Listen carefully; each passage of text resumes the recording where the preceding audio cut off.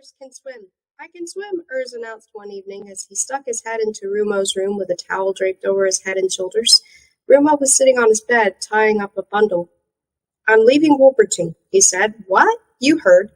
You're taking a little trip? Waiting for this Rala hysteria to die down and then coming back? Letting the dust settle? Good idea. No, I won't be coming back. But where will you go? No idea. Time will tell. You came here because of Rala, and now you're leaving because of her. Very logical.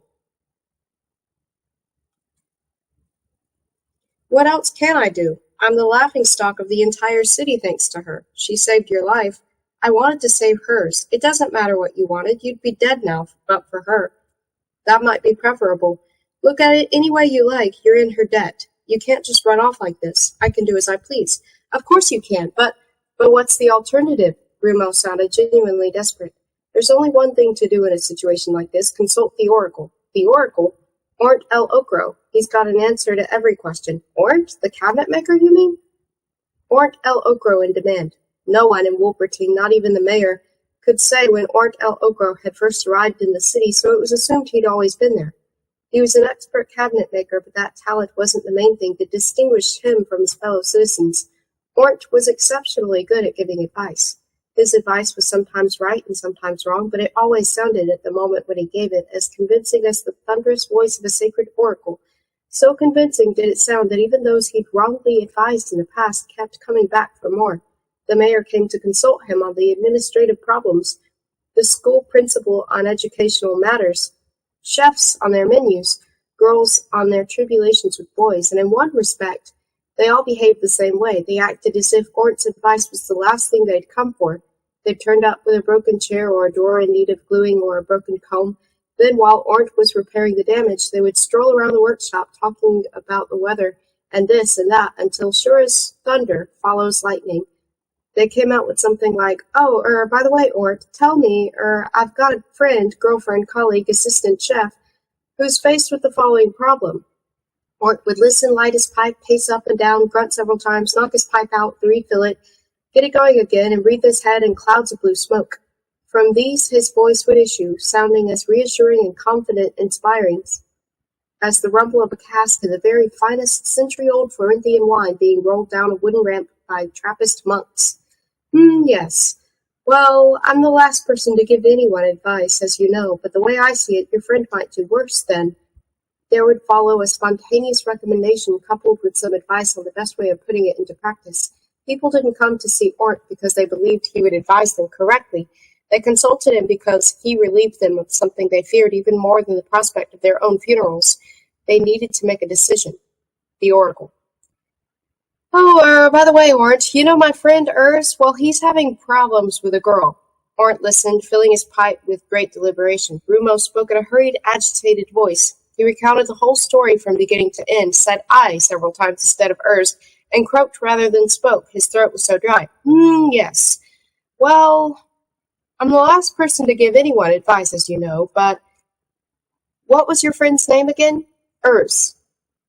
Yes, Urs. First, I'd ask him the following question. When did you last do something really exceptional for this girlfriend of yours? What do you mean? That's to say, I can imagine that, Urs? Yes, that Urs might ask you the same question. That he might wonder what a girl would consider exceptional, you mean? Well, for instance, a diamond wrested from the clutches of a giant, or the still-beating heart of a werewolf in a golden bowl, that sort of thing. What? Where would Urs get them from? Anyway, are girls keen on such things? Their exact nature is unimportant. The gift could be an old pebble, a rusty old doorknob. What matters is the element of danger associated with it. Rumo thought for a while. I don't understand, as Urs would probably say. Now stop this Urs nonsense. The whole city is gossiping about you and that girl. You're crazy about her, my boy. In fact, you've even got her name carved on your arm. Rala. One can see it when the wind blows your fur the wrong way. Rumo instinctively grasped at his biceps. Ornt grinned. I don't know if you've noticed, but the best jokes in the city have been told at your expense in the last few days. It hadn't escaped me, Rumo growled. The thing is, you owe her something. She saved your life. You can't just waltz up and propose to her, quite apart from the fact that you don't dare to. If Rumo had known their conversation would take such an unpleasant turn, he would have got involved in it. He wouldn't have got involved in it.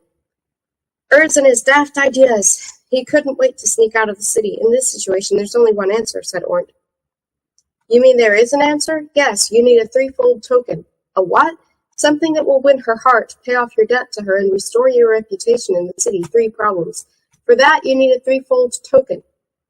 Ornt held up 3 fingers. I still don't see what you're getting at. Listen, what if you gave her a gold ring, let's say? That would be a single love token, but it wouldn't be good enough, of course. A gold ring you forged yourself would be a 2-fold love token, more personal and still not spectacular enough. So how about a ring you forged from a gold nugget wrested from the claws of a 7-headed hydra?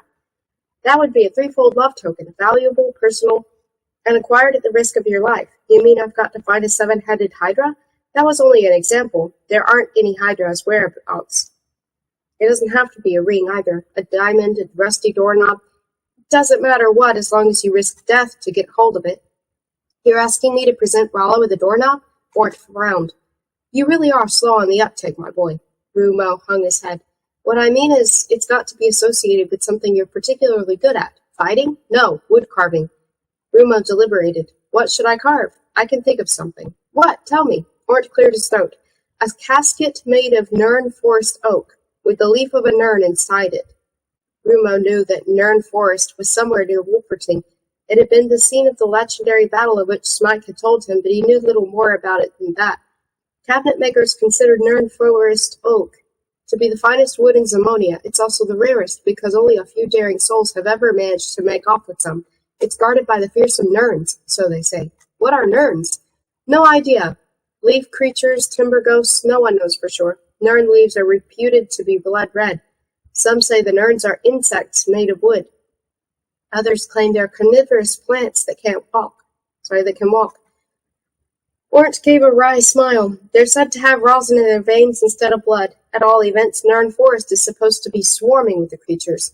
That's why so few people enter it, and why a piece of Nern Forest oak is worth more than any diamond. I see. If you brought some back, and being as skillful as you are, carved a casket out of it, it would be a gift of a very special kind. But if you also managed to steal a Nern leaf and put it inside, everyone would know you'd acquired that gift at the risk of your life. It would be at least as valuable as a golden casket filled with the diamonds and captured from an army of werewolves. Rumo was delighted. Ornt really was an aspired advisor. How long would it take me to go to Nern Forest? A day or 2. One thing, though, if you meet anyone on the way, I would let them know that you have in mind. The word will soon get back to Rala. If you really mean something to her, she'll be worried sick about you. Then you'll return in triumph and, ta-da, present her with the casket. She'll be knocked sideways. Rumo jumped out. Then that's what I'll do, he cried. He hugged Ornt, gave him a dramatic farewell, and waved from the doorway and hurried out. For a while, Ornt sat there in the kind of daze that always overcame him when someone had used him as an oracle. He spouted ideas like a fountain, together with detailed instructions on how to put them into effect. This phase was usually followed by a brief spell of relaxation, during which Ornt sobered up and tried to recall what advice he'd given. He had advised Rumo to go to Nern Forest. He had advised Rumo to cut a piece of Nern Forest oak. He had advised Rumo to carve a casket out of it and put a Nern leaf inside. Ornt El Ogro leapt to his feet. Had he lost his wits? He might just as well have advised Rumo to fill his pockets with stones and jump into the Wolper. He peered out into the darkness. Rumo! He shouted from the deserted street. Rumo, wait, where are you? But Rumo had already left the city. Nern Forest. Nern Forest was situated on a hill, an almost perfectly circular eminence about a mile in diameter. It was densely wooded, and at its highest point visible from afar stood the Nern Forest oak. The latter's dark leafless branches jutted into the sky taller than any other tree. Rumo had walked for 3 days and 3 nights, almost without rest or sleep. He had encountered no one on the way, only a few wild wolves that had prowled around him for a while and then slunk off. He put his hand on the hilt of his sword, and when he finally entered the forest and began to climb the hill. What forest is this? Asked Dandelion. Nern Forest, said Rumo. He hadn't exchanged a word with Dandelion since the episode on the bridge. So we're on speaking terms again, are we? Man, that's a weight off my mind. Said Rumo. Said Dandelion. He actually said, to me. What joy, Nern Forest, eh? What are we doing here? We're going to get ourselves a piece of Nern Forest oak so I can carve a casket out of it for Rolla. Aha, wood carving. Sounds great. A nice, peaceful occupation. I'm good at wood carving. The place is swarming with Nerns, so they say. Nerns? What are Nerns? No idea. I'm told you'll know one when you see one.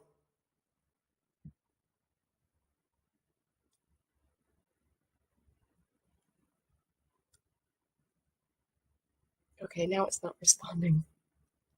What?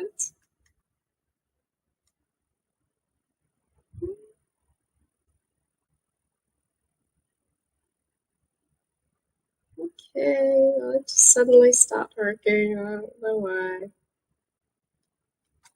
Okay, should I just... Okay, now it's not even responding to that. This is weird. Okay, well, at least I can just probably write down that I'm on page 276.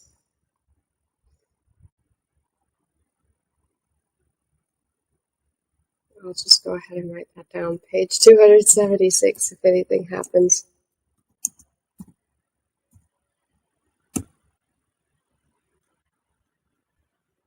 It's suddenly stopped responding. Like the page is stuck.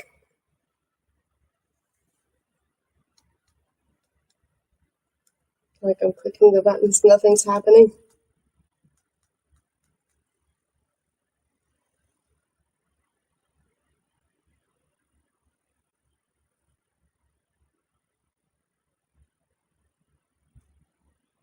Okay. That turned off the backlight.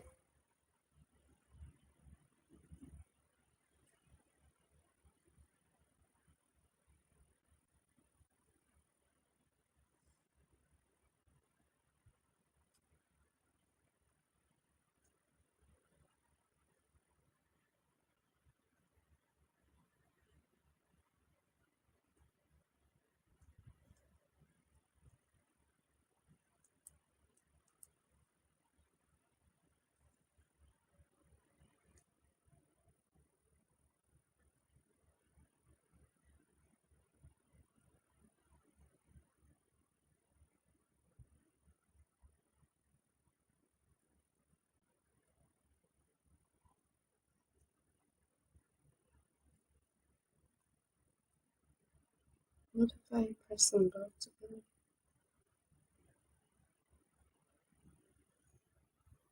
No? Okay, what if I press...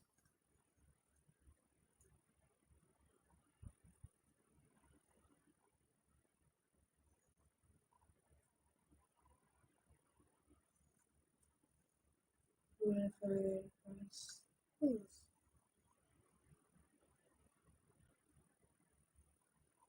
No?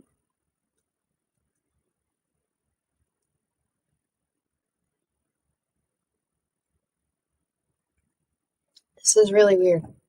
I've never seen it do this before.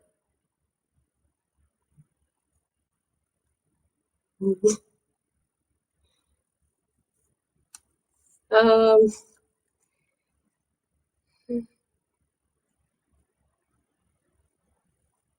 maybe I just hold the Nook button.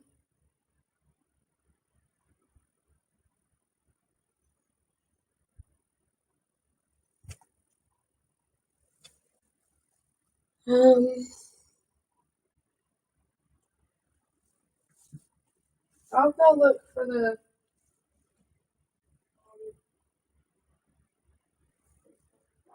somewhere.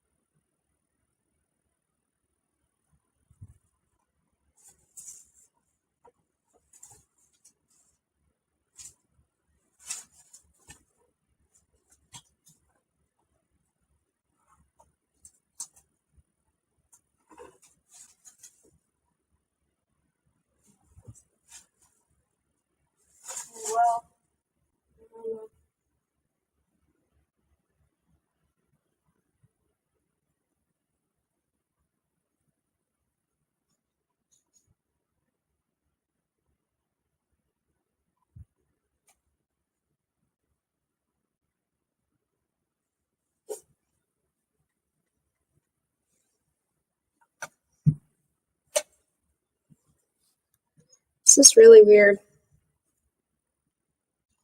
I've never seen it do this before.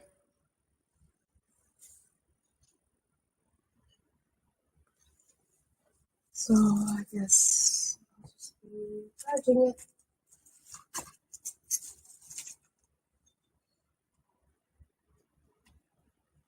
I'm confused about this too. This was the one that this came with this.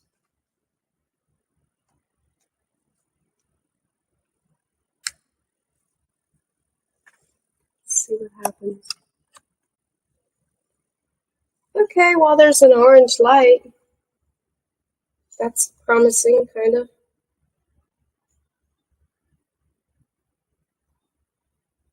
Okay, then it turned green.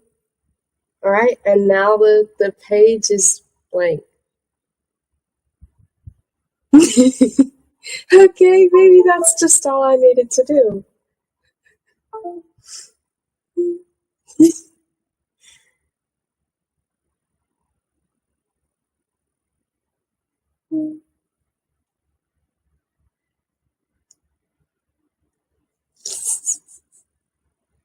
I don't know what happened. Okay. Yeah, that's okay if I'm offline.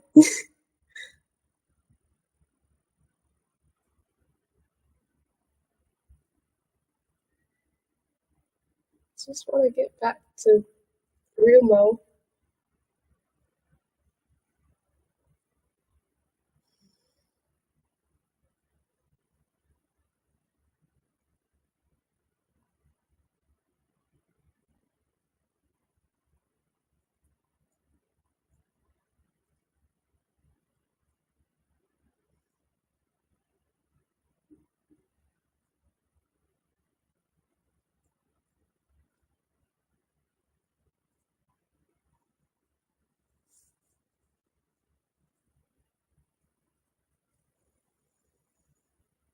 That is weird. It's not even showing us.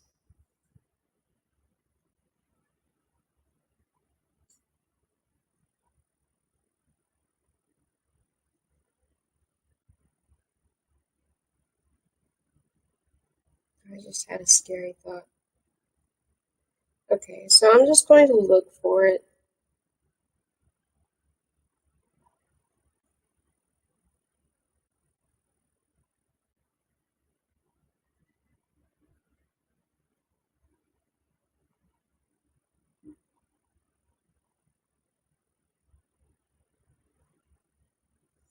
Okay, I found it.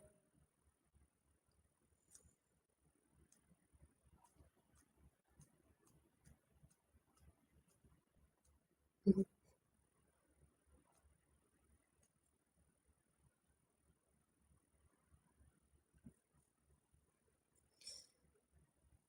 Yeah, okay.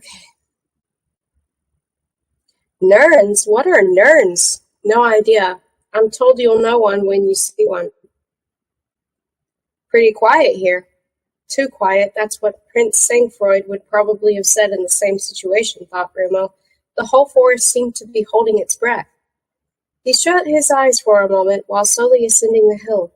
His nose could detect a lot of small forest creatures, probably asleep. That apart, nothing but the harmless scents of the forest. Rosin, pine needles, rotting wood. Opening his eyes again, he tried to visualize what designs he would carve on the casket. One of them must definitely be a heart, Dandelion suggested. Thought Rumo. And animals, cute, cuddly little animals. They'd look great on a casket. I was really thinking of dragons, Rumo retorted. Dragons and serpents and so on. Oh, sure, said Dandelion. Why not a few spiders and bats while you're at it? Rats, too, big fat ones. There's nothing girls like better than big fat... Psst. Rumo had halted and raised his head. Above them, borne by 8 withered branches, was a canopy of red leaves. Red leaves? He thought. Red leaves? Echoed Dandelion. Is it autumn already? The branches were stirring, almost imperceptibly, flexing a little like legs of an insect. A nern? Dandelion whispered. Yes, thought Rumo. He was puzzled because he hadn't smelt the creature. Its scent mingled unobtrusively with that of the moldering leaves. It obviously hadn't noticed him. All its attention was focused on a little white owl roosting on a branch nearby. The drowsy bird was having a hard time keeping its eyes open. The Nern was in hunting mode. It rocked gently to and fro on its 8 stilt-like legs as it neared the unsuspecting owl, which must simply have thought it a tree swaying in the wind. The Nern emitted a sudden snarl. The owl gave a start and spread its wings, but a tree tentacle had already darted from the red foliage, a thin green tendril that wrapped itself around its prey like a whiplash and dragged it off the branch. Before the owl could utter a sound, it had vanished into the leaves. The Nern's swaying became a little more pronounced, and crunching, lip-smacking noises issued from its interior. With a hollow plop, the owl's gnarled skeleton fell from the foliage. "Good heavens!" whispered Dandelion. "A carnivorous plant!" Rumo decided to avoid a confrontation with the Nern. It was an utterly unfamiliar, unpredictable creature, and he hadn't the faintest idea how to deal with it. Its leafy body was well out of reach overhead, and he didn't know what the monster was capable of. The gurgling noises he could hear suggested that it was busy digesting the owl, probably a good moment to make himself scarce. He scanned the ground. What? That fast? All I did was unplug it, and now it's gone. It says that I'm offline. Ah!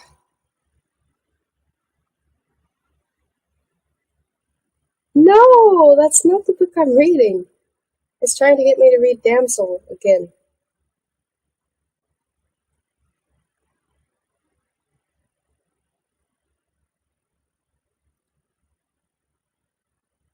I'm reading Rumo. Rumo.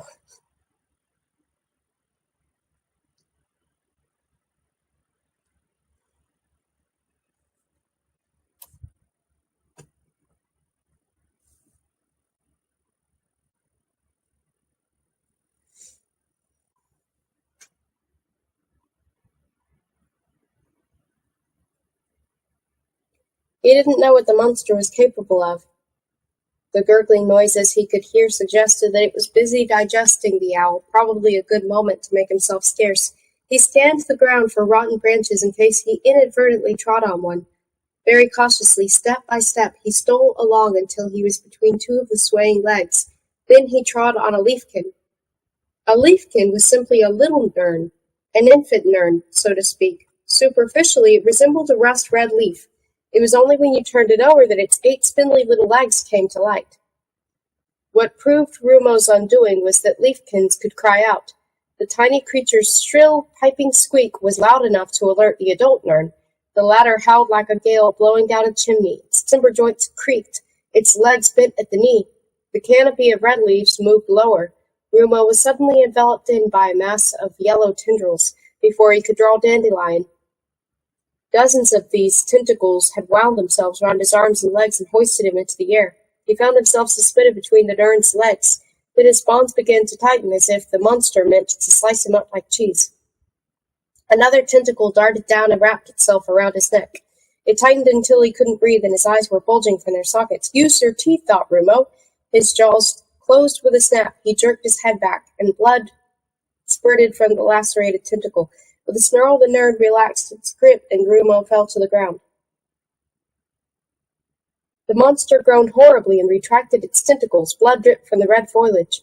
Rumo jumped up in a flash and drew Dandelion from his belt, but he didn't have the sword in his hand for long. Almost at the same moment, he sustained a violent blow on the back of the head. The Nern had kicked him from behind with one of its stilt-like legs. Everything went black. His limbs refused to obey him, and Dandelion fell into the leaves. Rumo reeled around like a blind man. Nern drew back another one of its legs and kicked him in the back. Rumo fell headlong. The monster reared up and uttered a howl of triumph over its prostrate form. "I'm here," cried Dandelion, "just behind you." Rumo reached behind him and seized the sword with both hands. "Watch out, it's going to kick you again." Rumo rolled aside and kick went astray. The tip of the leg buried itself deep in the forest floor and lodged there. The Nern snarled and strove to tug it out, staggered to and fro, back and forth. Rumo seized the opportunity to regain his feet. "Run for it," cried Dandelion, but Rumo made no attempt to do so. The Nern had freed its leg at last.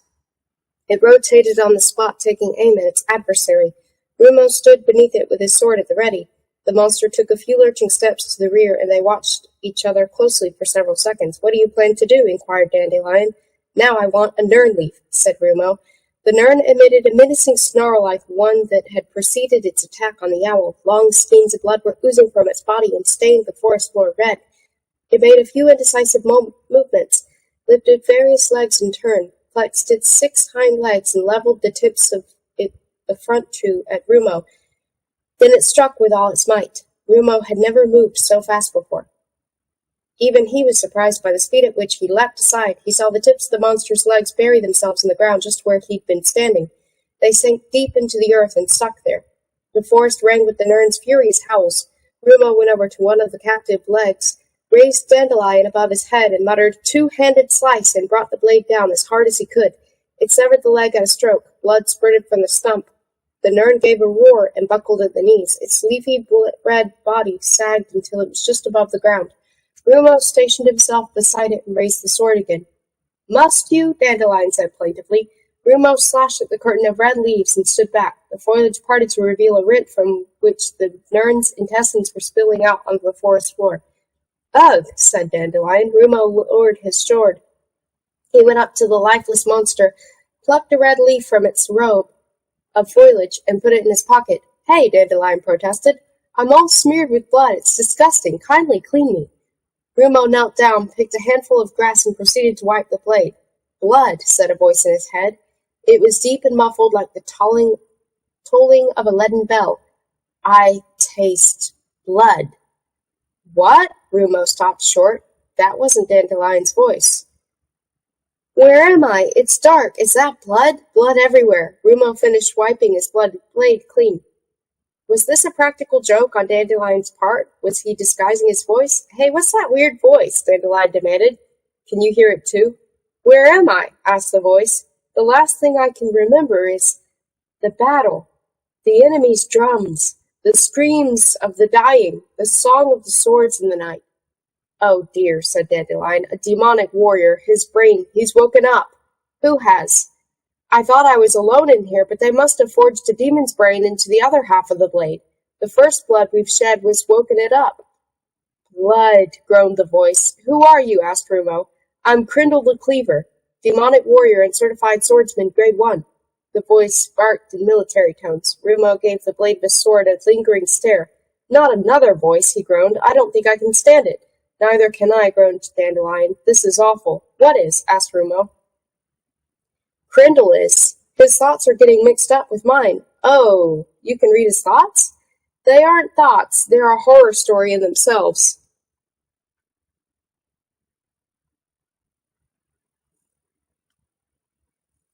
Crindle, the demonic warrior. Demons were a Zamonian life form that didn't have an easy time of it, no matter what period they were born in, but Crindle first saw the light at a period when demons were having a particularly hard time. They were thoroughly unpopular, whatever subspecies they belonged to, and would have probably been exterminated if people hadn't been so frightened of them. As it was, they banded together for mutual protection into warlike communities, ranging from small gangs and highwaymen to tribes numbering hundreds of members. If two tribes ran into each other, they either fought to the death or formed themselves into a demonic army, in which case they really got down to business. A demonic army would roam around, looting and murdering until another demonic army entered the fray against it. Demonic warriors displayed a brutality and commitment never to be found in other soldiers. No deserters, no surrender, no prisoners, and no mercy. Those were their watchwords. Demonic battle was the Simonian phrase for an engagement in which both sides sustained heavy casualties and neither emerged a clear-cut winner.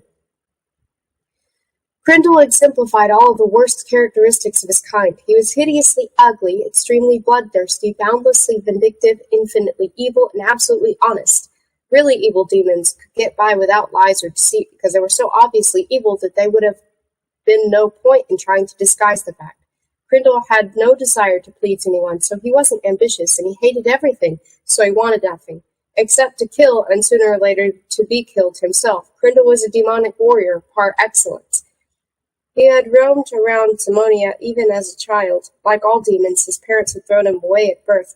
Demons considered this a mark of parental affection because it was all they could do not to strangle their offspring with their own hands. Crindle had landed in a capacious barrel situated in the backyard of a Grailsundian mouse abattoir.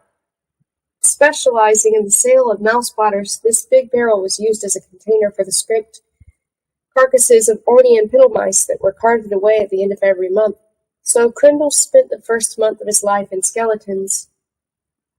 skeletons and blowflies, but also amid the cannibalistic mice that inhabited the barrel and lived on the gnawed remains of their own kind. Although still unable to walk, Crindle was already capable of defending himself with his powerful hands and sharp claws.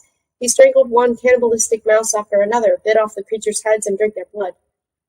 He lost an ear and 2 toes. The mice nibbled them off while he was asleep, but he survived. After 4 weeks, he was strong enough to climb out of the barrel and face the world. Even before learning to walk, he had gone through hell. Crindle did nothing for the next 5 years but kill, eat, and sleep. He killed mice and rats, but also cats and dogs, drinking their blood and eating their flesh. He divided his time between the sewers and the forests. Then he settled down for 3 years. He made his home in a cave in Devil's Gulch and preyed upon anything or anyone that came his way, be it wayfarer or mountain goat. At 8, he was a full-grown 7-foot demon, ready to go out into the world in search of action. He began by joining a band of demonic brigands. Within 24 hours, he had bludgeoned their leader to death and taken his place. They proceeded to raid a few farms and hold up small parties of travelers. When this became too boring, they joined forces with a demonic tribe numerous enough to raid whole villages. Crindle now received his first lessons in the art of warfare. He proved an apt and enthusiastic pupil, becoming an exceptionally proficient and successful swordsman. He liked to split his opponents down the middle, so his comrades in arms christened him Crindle the Cleaver. They taught him to speak so that he could not only obey orders, but later on, perhaps, issue some of his own. One day, the tribe encountered a big demonic army.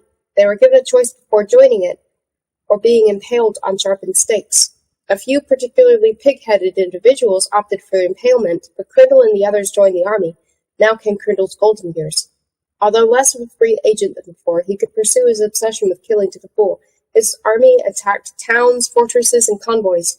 Crindle fought in the mountain labyrinths of Midgard, in the Demerara Desert Wars, and the Battle of Toadmarsh. He and his fellow demonic warriors sang raucous songs filled with a yearning for death, drank wine mixed with blood, and devoured the flesh of their enemies. His comrades rhapsodied him about the netherworld, the kingdom of death in which they would live on after being slain in battle.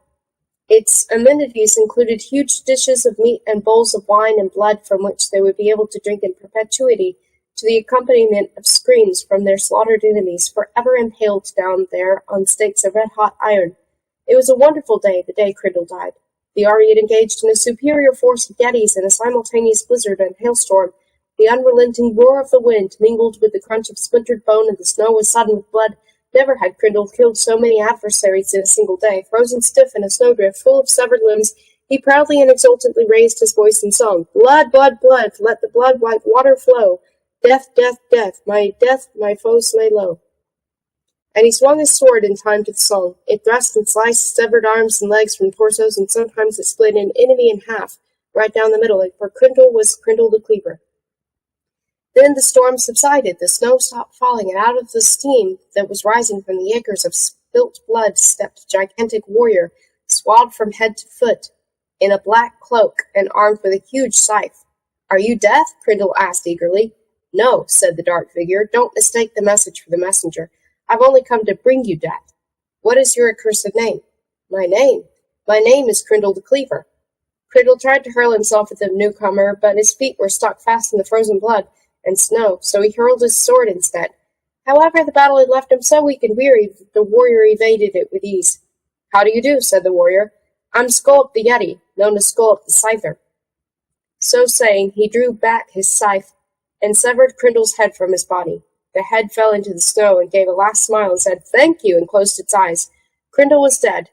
He had led a life of truly demonic happiness and fulfillment, but his head was collected with the others to be dried and shrunk.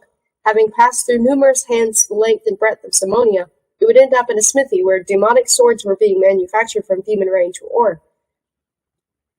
His desiccated brain was pulverized and the powder mixed with the molten metal, and that was how Crindle became immortal. Friends for life. Still rather dazed, Rumo tottered through Nirn Forest, sword in hand. Friends for life, he was looking for a spring, pool, or puddle in which to wash the Nirn blood off himself. "I've a feeling we're going to be the best of friends," said Dandelion. "Friends," said Crindle. He sounded puzzled. "Well, I'm afraid we're destined to spend a long time in each other's company, so it might be better for us to make friends, my dear fellow." "My dear fellow? What is this, a nightmare? The last thing I can remember is that Yeti with the scythe, and then you're dead." "Dead? Is this netherworld? Where are all the big bowls of blood? Where are all my slaughtered foes, impaled on red-hot stakes and roasting forever in the flames of hell? Yours isn't the kind of death envisioned by your barbarous, dim-witted comrades." "Dim-witted? Who's dim-witted? Where's my sword?" "You don't have a sword anymore. You are one." "What do you mean I'm a sword?" "What's going on here? Oh, my head." "You don't have a head either. Ha ha. No head? Who's that speaking anyway?" "I don't think I can stand much more of this," Rumo groaned. "Two voices. And who are you?" Crindle demanded. "Are you a demonic warrior?" "No. He's a Wolperting." "What's a Wolperting?" Rumo spotted a little spring gushing from among some boulders on the sloping forest floor. He knelt down beside it, stuck his sword in the ground, and proceeded to wash. "Before we go any further," he said, "I think we'd better discuss a few basic facts." "What basic facts?" asked Crindle. "Who are you people, anyway?" "Shall I tell him, or will you?" asked Dandelion. "You do it," said Rumo. "I'm not too good at explaining things." The forest's canopy of foliage was growing thinner. The slope was less steep, and protruding from the ground in places where some thick black roots could only belong to the Nern Forest oak. Rumo felt confident that he would soon reach the summit of the hill. Taking care not to tread on any more leafkins, he trudged steadily upwards. "So in short," Crindle recapitulated, "I'm a sword, I'm a dried brain, and I'm dead, but I'm also alive. You're a friend with horns who can speak, and this unpleasant voice beside me belongs to a dead troglotroll who's also a sword." Rumo nodded. "That's it, more or less." "What was that about an unpleasant voice?" asked Dandelion. "This must be a nightmare," Crindle groaned. "There's no pleasing you, is there?" Dandelion said reproachfully. "You're dead, my friend, but you can still live on in another form. Very few people get that chance. Show a bit of gratitude." "Very well, let's assume this isn't a dream, and I really am a sword. Half a sword. All right, half a sword. What will I do as a sword? Will I be used for killing, for shedding blood? No, for carving." "Carving?" "Yes," Dandelion whispered, "for carving a casket for a sweetheart. But first we must cut off some wood," Rumo decreed. "I'm Crindle the demonic warrior. I wasn't reborn to chop wood. I'm a killer." "Oh dear," Dandelion sighed. "The Nern Forest oak. Could the two of you shut up a moment? I think we're getting close." The roots growing through the forest floor were steadily multiplying in number. Their dark shapes proliferated everywhere. On the summit of the hill stood the biggest tree Rumo had ever seen, far wider than it was high. It was a wooden monster only 50 feet tall, but at least 300 feet in diameter. "The Nern Forest oak," said Rumo. "Enough wood for 1,000 caskets." Rollicking around in the branches of the ancient oak tree, and on the grass in front of it, were some forest creatures, among them a unicornlet, a twin-headed landchick, a cyclopean owl, and a raven. A Zamodian cuddle bunny sat just in front of the tree, nibbling grass. Rumo drew his sword. "That's the spirit," growled Crindle. "Let's kill that rabbit." Rumo went up to the tree and took some measurements. A short, thick branch growing at shoulder height was just the right size. He raised his sword. "I wouldn't if I were you," said a soft voice. "I'd strongly advise you not to go hacking away at Nern Forest oak without permission." Rumo spun round. There was no one in the clearing apart from the animals. "Who is that?" Crindle demanded. "Down here," said the voice. Rumo looked down. It was the cuddle bunny speaking.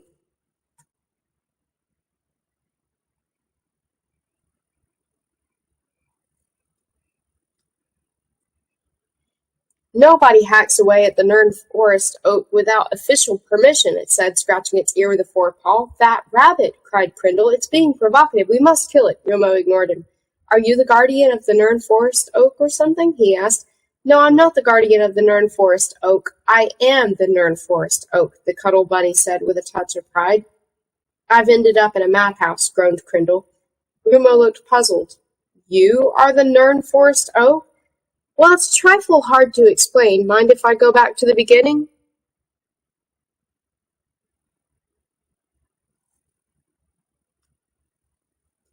"All right," said Rumo, "but I'm in a hurry.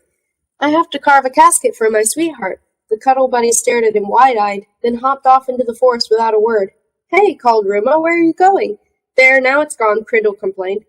"We could have sliced it in half on a single stroke. The thing is," the raven chimed in from its perch on one of the branches overhead, "all the creatures here are my spokesmen, so to speak. The spokesmen of the Nuren Forest Oak. I speak through them because, being a tree, I can't speak. My name is Yggdrasil." Rumo clasped his brow. "This is all rather confusing. It's quite simple, really. I'm a tree, but I speak via a raven, or a rabbit, or an owl, via any creature with vocal cords that happens to be in my vicinity. It's a kind of telepathic ventriloquism. Understand now? No. Then I'll have to go back to the beginning." "I'm sorry," said Rumo, "but I really don't have much time, and—" "Listen," said the raven. "You want my permission to hack off a piece of my precious flesh, so kindly find the time for a chat with a lonely old tree." Rumo sighed. "If you insist, we ought to kill that confounded crow," said Crindle. The raven uttered a final croak and flew off.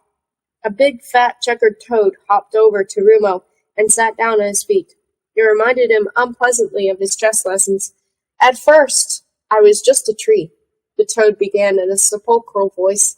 "I simply grew, you understand. A branch here, a branch there, one annual ring after another, the sort of things trees do. I didn't think, I merely grew.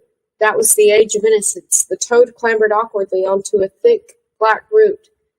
"Then came the age of evil," it went on. "For many years the air was thick with smoke and the stench of charred flesh. Ah, the demonic wars," Crindle sighed nostalgically.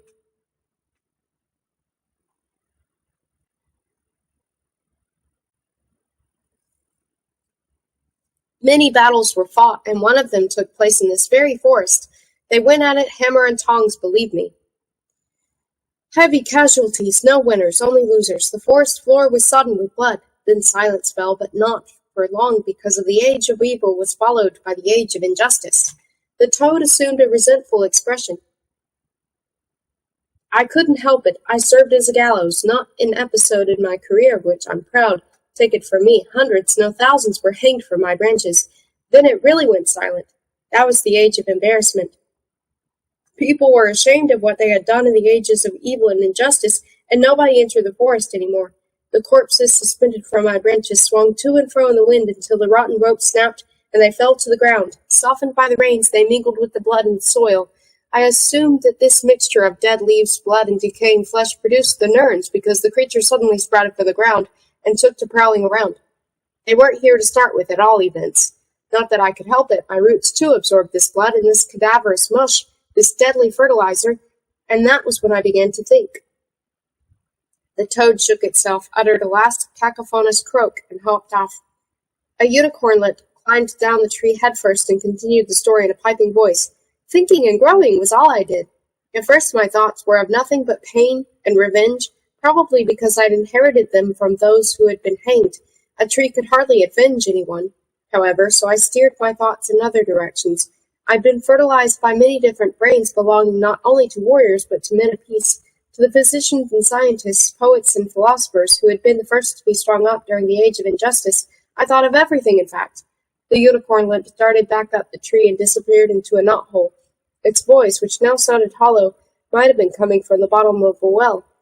"I grew below ground as well, sending my roots deep into the earth. Branches don't interest me as much. They're more for fresh air fiends and bird lovers. Hey, if I asked you what was the most immobile living creature in existence, what would you say?" "No idea," said Rumo. The unicornlet reappeared. It stuck its head out of the knothole and said, "Well, you'd probably say a tree, possibly even an oak tree. We're supposed to be the epitome of stability, reliability, imperturbability, etc. That's all nonsense. We're really the most mobile living creatures in existence. We're always on the move, always and in every direction, upwards, downwards, north, south, east, west. We're never still. We stretch out and expand, branch by branch, leaf by leaf, root by root, annual ring by annual ring. Oak trees are really the finest symbols of mobility, but people insist on misinterpreting us. It's no fault of ours." In 2 bounds the unicornlet leapt out of the knothole and landed on a branch with its bushy tail in the air. "My roots reach deep, deep down, deeper than the roots of any other tree. I could tell you where the most productive diamond deposits and veins of gold are to be found. I know where the finest white truffles grow by the sackful. I know where fabulous treasures lie buried. The unicorn lets spread its forepaws. And my roots are still growing. Do you know why Nern Forest is situated on a hill? The hill consists entirely of roots. That's why. My roots.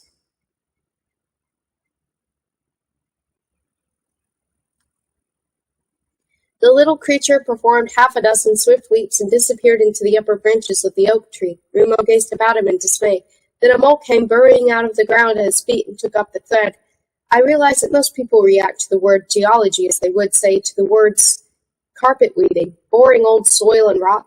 But then most people have no roots. You'd be amazed how exciting it is to send your tentacles snaking down through geological strata towards the center of the planet. It's like leaping through a book written by the Earth itself, full of secrets, full of surprises, full of mysterious marvels. The mole scooped a load of earth out of its burrow. I made some incredible discoveries. For example, light gushing from the rock in a subterranean cave like water from a spring and plunging into a lake filled with luminous air. I came across fossils that would make your ears flap, my young friend. I found a crystallized jellyfish 1,000 feet in diameter inside it.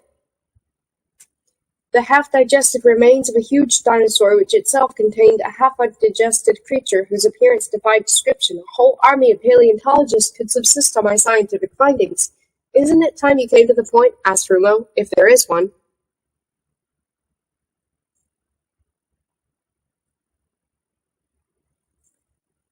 The mole burrowed into the ground head first, scooped another few loads of soil out of its hole and disappeared. The twin-headed lamb chick fluttered around Rumo's head and perched on his left shoulder. One of its heads said, Yes, I won't bore you with the geological details, because they pale into insignificance. Utter insignificance, you understand, beside the greatest discovery I made during my explorations down below. One day, the second head went on, when I'd grown my roots to a depth of several miles, they broke through a layer of ice. It formed the roof of a cavern of vast dimensions. You realize what this means?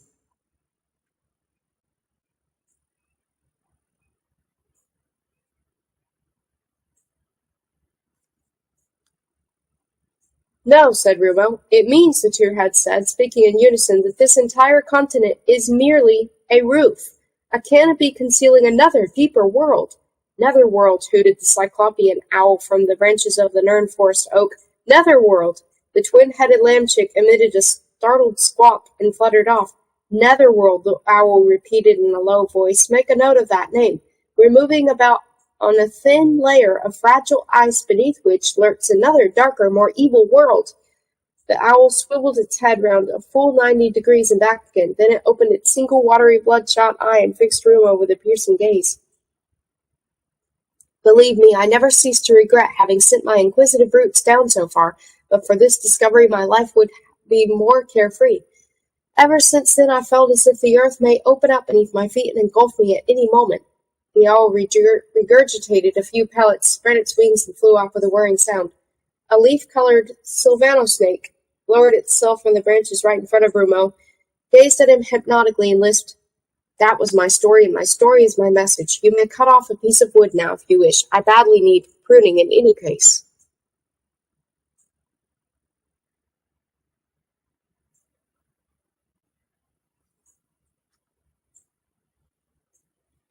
While Rumo was proceeding to cut off the branch, the snake crawled around in the leaves at his feet and watched him with interest.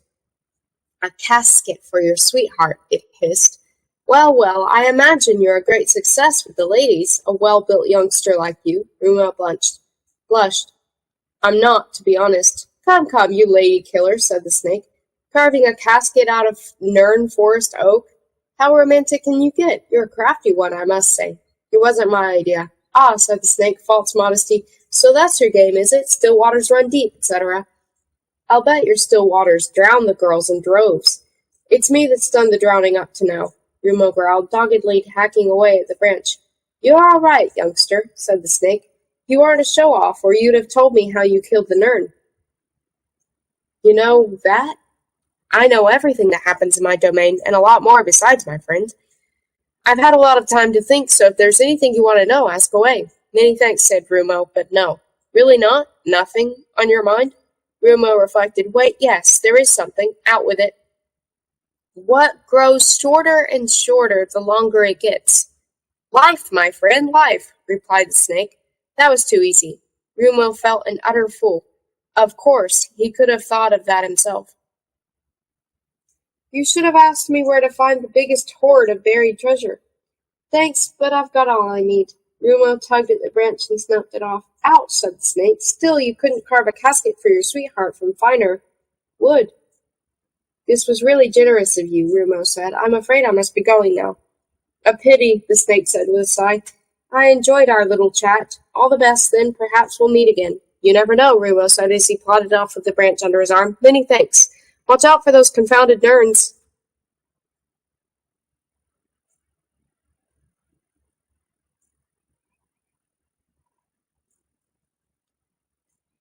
The snake called after him. Oh, by the way, what's her name? Rumo turned. Whose name? Your sweetheart's, of course. Rala. Rala, pretty name. What's yours? Rumo. Rumo? You mean like the card game? Yes, I know. That's funny. Very funny, Rumo said sullenly. The casket. What is it now? Crindle growled. The demonic warrior seemed to be still in shock after his resurrection because his response to every minor annoyance was irritable in the extreme. After leaving Nern Forest, Rumo had sat down on the grass, got out his sword, and set to work on the branch. Darkness was falling. We're carving a casket, warbled Dandelion, who was artistic by nature. A casket for Rumo's sweetheart. Crindle sighed. With a few well-aimed blows, Rumo cut the branch to the requisite basic shape, a slab of wood the size of a brick. Then he sawed off a flat lid and patiently hollowed out the slab. Having tongued and grooved the edges so that the lid would slide open and shut, he started on the fine work. He adorned the sides and back of the casket with stylized foliage and tendrils, roots and bark, and on the front he carved a half-relief of Yggdrasil, the Nern Forest oak, from memory. He modeled every twig and leaf with the greatest precision. On the branches and among the roots he carved the various creatures through which the tree had communicated with him. The cuddle bunny, the unicornlet, the cyclopean owl, the snake, the raven, the toad, the mole, and the twin-headed lamb chick. Dandelion assisted him with artistic advice to the best of his ability. What's all this fiddle-faddle? Crindle demanded impatiently as Rumo conjured a unicornlet's ear out of the wood with the tip of his demonic sword. Was that really why I died, so as to wind up carving sentimental gewgaws? Love is stronger than death, said Dandelion. Like H it is, snapped Crindle. Click, click, some tiny splinters of wood went flying, and in their place appeared some cross-hatching the thickness of a hair. Dandelion waxed positively ecstatic. More to the left. Whoa, half a millimeter to the right. Whoa, that's it. The tip of that root could do with a few more finishing touches. Yes, there, now. Click, another splinter detached itself from the workpiece. It was little bigger than the grain of dust, but the artistic effect was remarkable. You're very good at this, Rumo said approvingly. Details are the secret of all true art, said Dandelion. I don't think much of grand gestures. I do, growled Crindle. 3 heads lying in the snow at a single stroke. That's my idea of art. How much longer is this childish nonsense going to take you? Rumo went on carving far into the night. He had lit a fire and sat down close beside it. Much to Crindle's disgust, he and Dandelion kept thinking of minuscule improvements. Eventually, Rumo decided that the casket was finished. He eyed it appraisingly. It was by far the best piece of work he had ever produced. He inserted the blood-red nern leaf, slid the lid shut, and stowed the casket in the pouch attached to his belt. Then he lay down to sleep.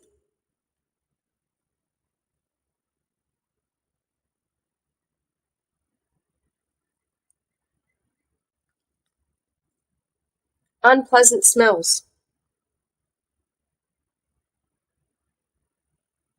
Rumo reached the environs of Wolperting after a 3-day walk.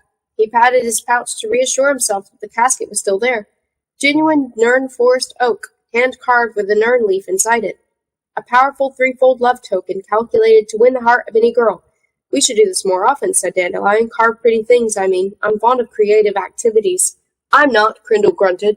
We could open a studio of our own, Rumo and Dandelion, artists in the wood, caskets and love tokens of all kinds. It couldn't fail. Shut up a moment, I heard something. Rumo had come to a halt and was straining his ears. The hilly terrain was sparsely wooded. and strewn with boulders the size of houses. A knee-high pall of mist floated between withered pine trees. Something dangerous? Asked Dandelion. Ah, danger, Criddle sounded hopeful. Will we have to defend ourselves? Will we have to do some killing? There are 3 of them. I know that scent, but where from? They aren't Wolpertines. They smell unpleasant. Not dangerous, just kind of moldy. Darnation, Crindle exclaimed. But we can kill them all the same, for smelling moldy, I mean. We can surprise them at least, said Rumo. They're beyond that big boulder in the dip down there. Zigzagging between the rocks, he stole down the hill as silently as the mist itself. The smell of mildew grew stronger as he rounded the great colossus in the hollow. Other unpleasant smells were also detectable. He drew his sword for safety's sake. Kill, Crindle whispered softly. Toadcrap, cried a shrill voice in the mist. Where's the toadcrap? How should I know? Another voice retorted curtly. Use the rotting lark's tongues. They smell roughly the same. Rumo came out from behind the boulder. Hello there, he said. Posco, Crasco, and Bisco, the 3 uglies from the annual fair, spun round and stared at him as if he'd caught them red-handed. They were standing round a black cast-iron cauldron in which some kind of evil-smelling broth was simmering. Behind them stood a large hand-cart piled high with all manner of alchemical equipment. It's you, cried Posco, leveling her forefinger at Rumo. You! What are you doing here? Crasco croaked, glancing nervously at Rumo's sword. Is this a raid? We've nothing that could possibly interest anyone who isn't an ugly. Rumo stuck the sword in his belt. I simply happened to be passing, he said. I didn't know it was you. Forgive the intrusion. You, cried Posco, I know your future. You'll enter a forest of legs, but you'll defeat the monster they belong to. You'll converse with the trees and animals. I already did, said Rumo. Crasco cackled with laughter. What a genius. She can foretell the past. Posco thrust out her chin. Pah, she snorted. Would you really like to know your future, youngster? Asked Bisco. We're just making some tarotic soup. We were going to bottle it, but it's best when it's fresh, of course. How about it? No thanks, I'm in a hurry. I won't keep you any longer. Rumo wadded through the mist on his way past the uglies. The smell alone was reason enough to quit the scene as fast as possible. So you really wouldn't care to learn something about your silver thread? Bisco said artfully. You seemed pretty interested in it at the fair. Rumo stopped short. He thought for a moment. I don't have any money on me. It's on the house, Crasco tittered. Because you didn't attack us. All right, said Rumo. What about my silver thread? Not so fast, said Bisco. We aren't magicians, you know. Her companions laughed wearily at this old chestnut. First, we must finish the ceremony, said Posco. Where's the toadcrap? I already told you we don't have any toadcrap. Use those confounded lark's tongues. Posco removed some slimy slivers of meat from a glass jar and tossed them into the seething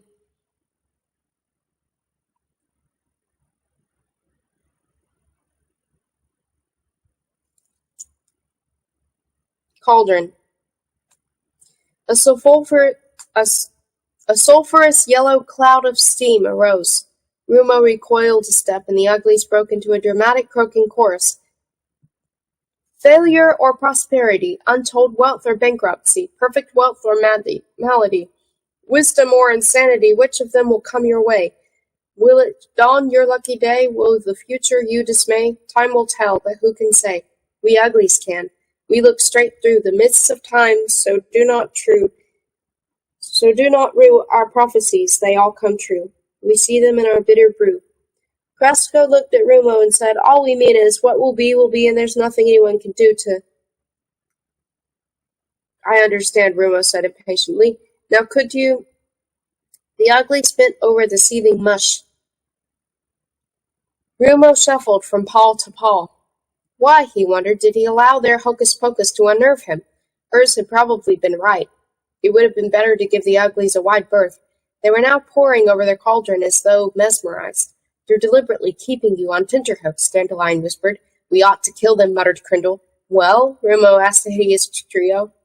How does it look? The uglies awoke from their trance. They exchanged meaningful glances and startled exclamations. Phew! Wow! Well, I never! They put their heads together and started whispering. Well, Rumo demanded brusquely, what is it? Posco was nudged to the fore by the other two. Listen, she said gravely, this is something we've never come across before in all the years we've been practicing our profession. We had a vision of your future, a crisp, clear-cut, highly detailed vision which none of the usual mistiness or blurring. It was definitely the clearest vision of my career. Mine too, sister, said Crasco. Bisco nodded. I never saw a clearer one, clear as glass it was. Pasco gathered her robe around her. Well, we saw what lies ahead of you, and we're jointly decided, go on, not to tell you about it. What? Believe me, said Pasco, it goes against the grain, professionally speaking. On your way, youngster, cried Bisco, or we'll have to sew our lips shut. Rumo felt cheated, but I thought it was your job to predict the future. Kill them, Crindle pleaded. Predicting nice things, that's our job, said Crasco. Let me give you an example. I once told a Grailsundian bricklayer that he'd be crushed to death by a load of bricks the very next day on his own building site. What did he do? He steered clear of it and took the day off. Then he became restless and went for a walk. One thing led to another, and at some stage he found himself outside the building in question.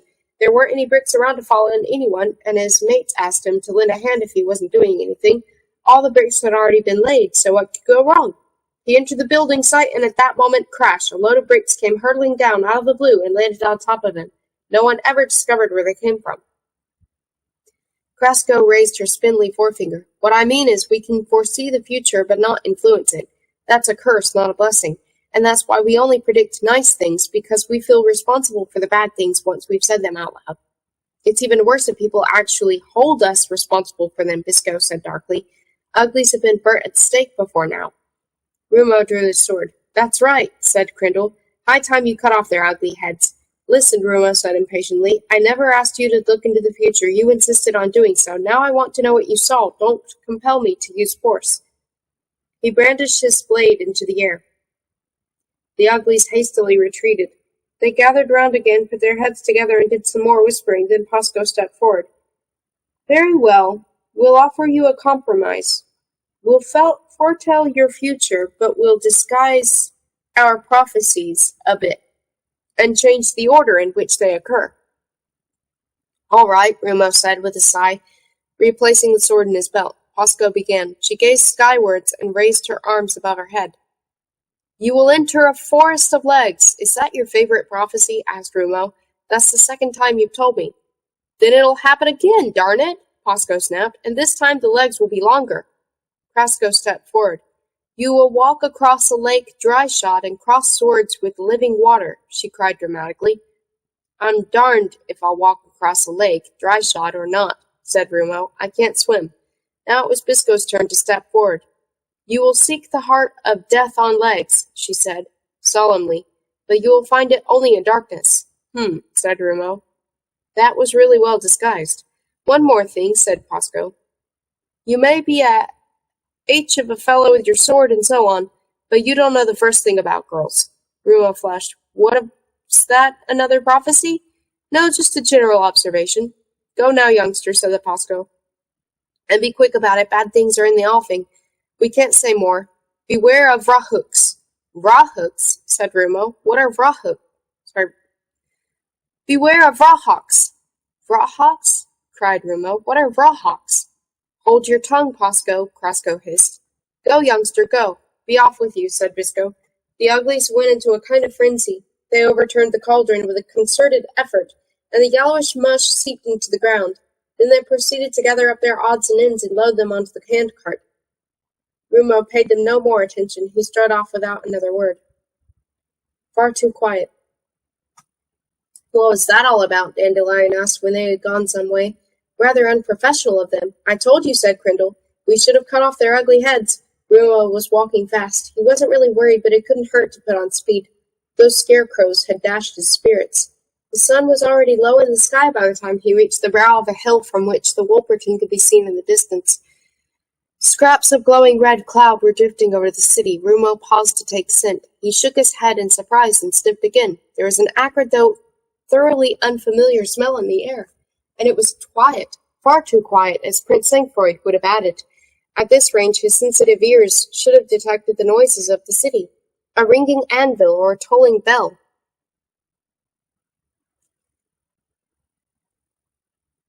Anything wrong? Asked Dandelion. I don't know, it's so quiet.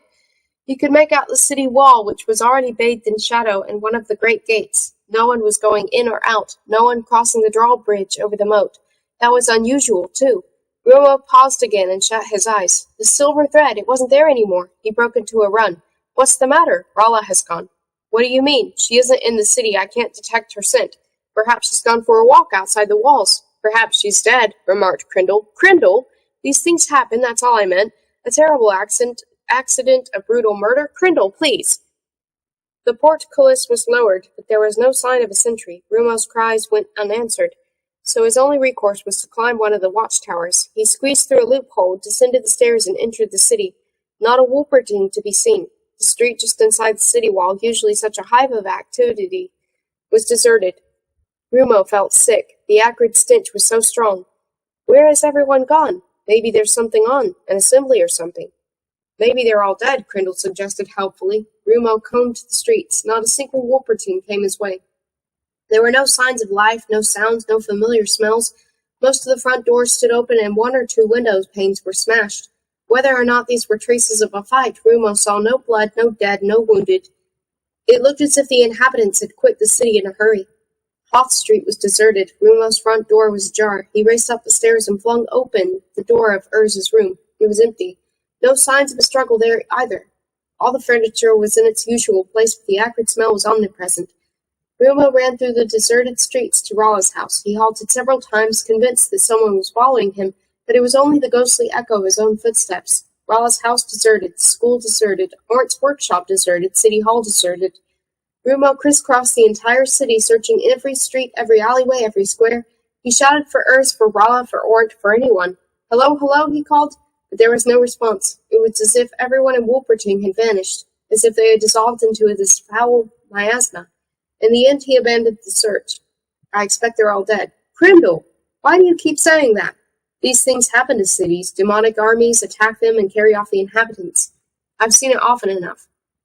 But this was a city full of Wolpertines, Rumo muttered wearily. The toughest warriors in Zamonia with the finest fortifications imaginable. No army could have taken this city, however strong. You see? Any city can be taken, it's just a question of how. Where's the Black Dome? Rumo said suddenly. He came to a halt, looking thunderstruck. Where's what?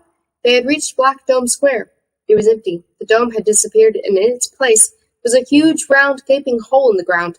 The Black Dome has gone. There used to be a big building here. It's vanished. Rumo drew his sword and walked slowly over to the hole. All that could be seen where the mysterious dome had stood was a dark chasm, with thin wisps of vapor rising from its depths, as if the earth had been rent asunder. Rumo cautiously approached the edge of the chasm and held his sword poised above it. Below him was a yawning abyss, a dark circular shaft with a flight of broad stone steps spiraling into its depths. The acrid stench stung his nostrils and made him feel faint. Black and white sparks danced before his eyes. He swayed for a moment right on the lip of the murky crater, then managed to step back. Good heavens! Dandelion exclaimed. What's that? Netherworld, replied Crindle.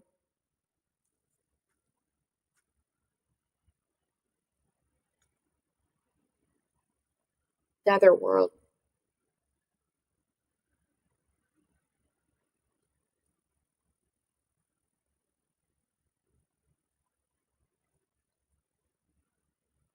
Book 2, Netherworld. Oops.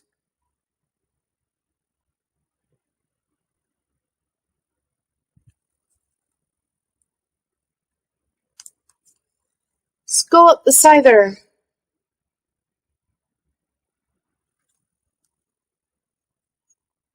Rumo.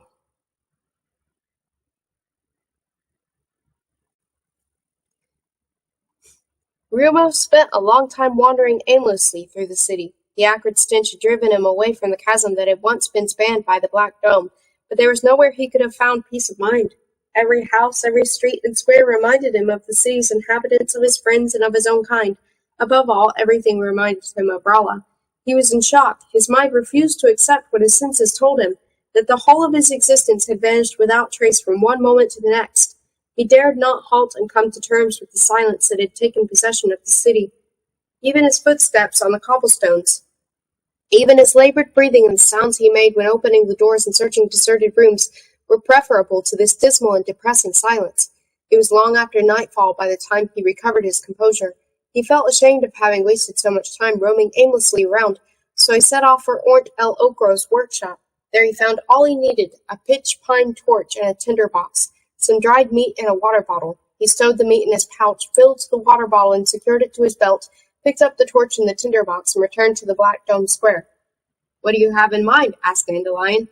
"Are we going to do some killing?" asked Pindle. "We're going on a journey," said Rumo. The acrid, biting smell had almost disappeared by the time they got to the square. Rumo lit his torch, stationed himself on the rim of the chasm, and held it over the edge. The Black Dome. It hasn't disappeared after all. It's still there. Rumo circled the hole, illuminating the sides with his torch. The Black Dome had divided into 6 equal segments and sunk into the ground like retractable knife blades. The Black Dome isn't a building or a monument, it's a gateway. Now that the acrid smell had evaporated, Rumo could shut his eyes and take scent. The silver thread was there again, thin and tremulous, but clearly perceptible. It snaked down this huge shaft and disappeared into its gloomy depths. "What do we do now?" asked Dandelion. "Climb down there," said Rumo, drawing his sword. The Blood Song. The spiral staircase was so wide that a whole army could have marched down it. The flat stone slabs of which it was constructed were slimy in places. There must have been thousands of steps leading down into the earth's interior, an impressive architectural achievement. Rumo had underestimated the depth of the shaft. He had gone a considerable way down it when his torch suddenly went out, plunging him in total darkness. "I can't see a thing any more," he said. "That's bad," said Dandelion. Crindle groaned. "One false step and we'll reach the bottom quicker than we'd like." "I can usually see with my eyes shut," Rumo said, "but only if there are sounds. Everything's so silent down here." "Then you'd better make some sounds yourself," Dandelion suggested. "How do you mean? You could sing, for instance." "I can't sing," said Rumo. "Nonsense, some people sing better than others, but anyone can." "I don't know any songs." "I do," said Crindle. "You know a song?" Dandelion said incredulously. "You bet I do. I know any number of songs. We used to sing them in battle." "Oh dear, still anything's better than nothing. What's your favorite?" "The Blood Song." "Sounds delightful." "I could sing it first and Rumo could sing it after me. I suppose there's no alternative," Dandelion sighed. "All right, 1, 2, 3. "Blood," sang Crindle. "Blood?" Rumo queried. "Don't ask questions, just sing." "Blood," Crindle sang again. "Blood," croaked Rumo. "My goodness," Dandelion exclaimed.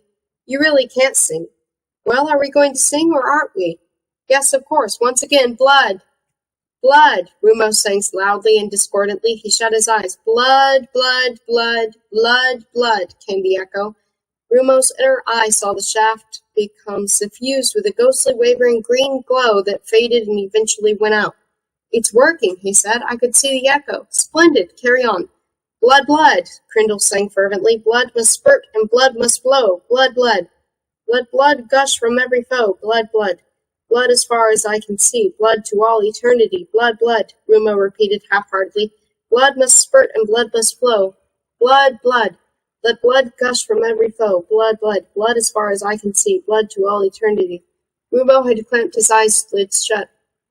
He could make out every detail in the subdued green glow that filled the shaft, every step, every block of stone in the walls. He resumed his descent. "Swing the sword with all your might. Cleave your foe from head to heel. Let your blade his innards bite. Lay them open with cold steel. Swing the sword with all your might. Cleave your foe from head to heel. Let your blade his innards bite. Lay them open with cold steel. Blood, blood. Blood must spurt and blood must flow. Blood, blood. Let blood gush from every foe. Blood, blood. Blood must spurt and blood must flow. Blood, blood. Let blood gush from every foe. Swing your axe, behead the troll. Let him not his fate escape." "What?" Dandelion exclaimed indignantly. "In the dust the wretched shall roll, with his gory neck agape. Swing your axe, behead the troll. Let him not his fate escape. In the dust the wretch shall roll, with his gory neck agape." "Here's another song for you. At last. Brains, brains. Cleave the skull and out they seep. Brains, brains. Killing's fun and life is cheap." "Ugh," said Dandelion, still singing. Rumo descended ever further into the interminable shaft, guided by the faint green light of the echoes.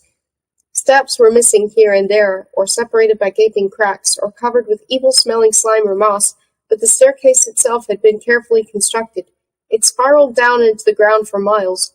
Rumo was growing hoarse, and Crindle's monotonous demonic songs were getting him down as well as Dandelion. He was about to suggest calling a halt when the staircase leveled out.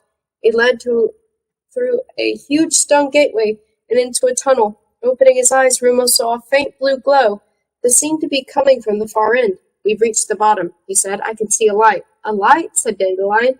"Where would a light be coming from, so far below ground?" "We'd better take a look," said Rumo.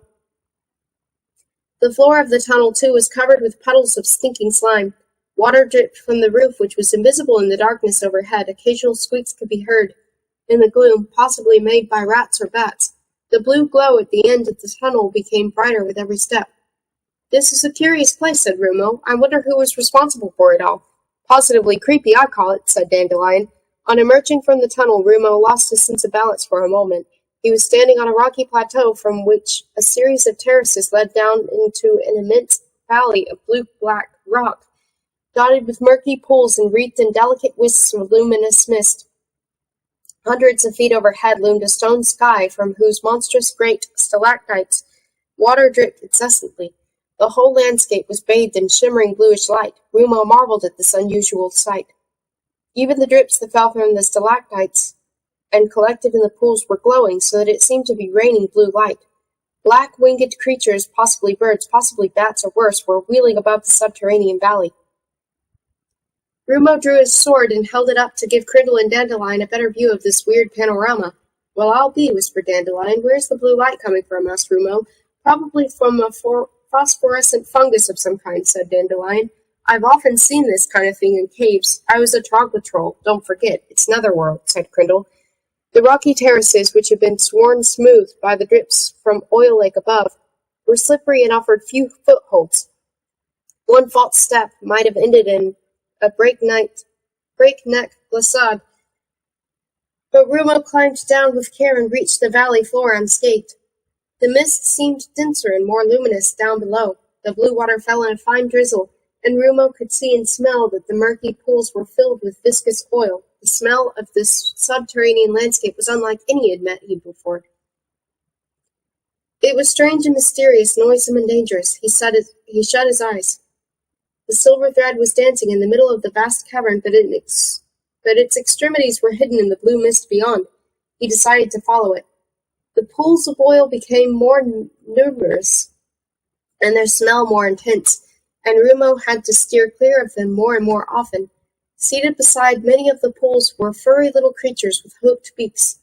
They cast inquisitive, suspicious glances at the intruder and sped him on his way with nasal squawks of indignation. The noxious smell eventually became so overpowering that it almost took Rumo's breath away. He climbed a slope, reached the summit, and halted abruptly. "What is it?" asked Dandelion. Rumo was gazing out across a huge expanse of oil. It stretched from one side of the cavern to the other and disappeared into the distance. This was no pool, it was a lake. Rumo's route was barred. When he shut his eyes, he was shocked to discover that the silver thread had vanished. Either the powerful stench of the oily lake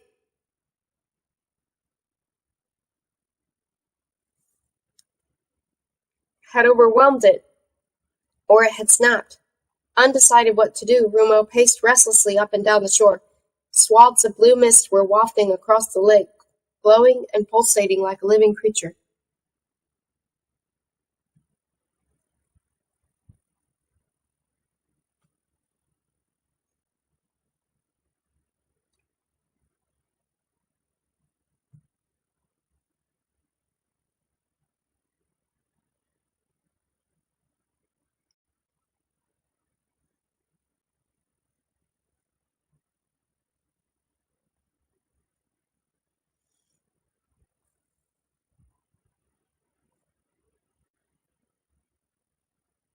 Gralla wakes up.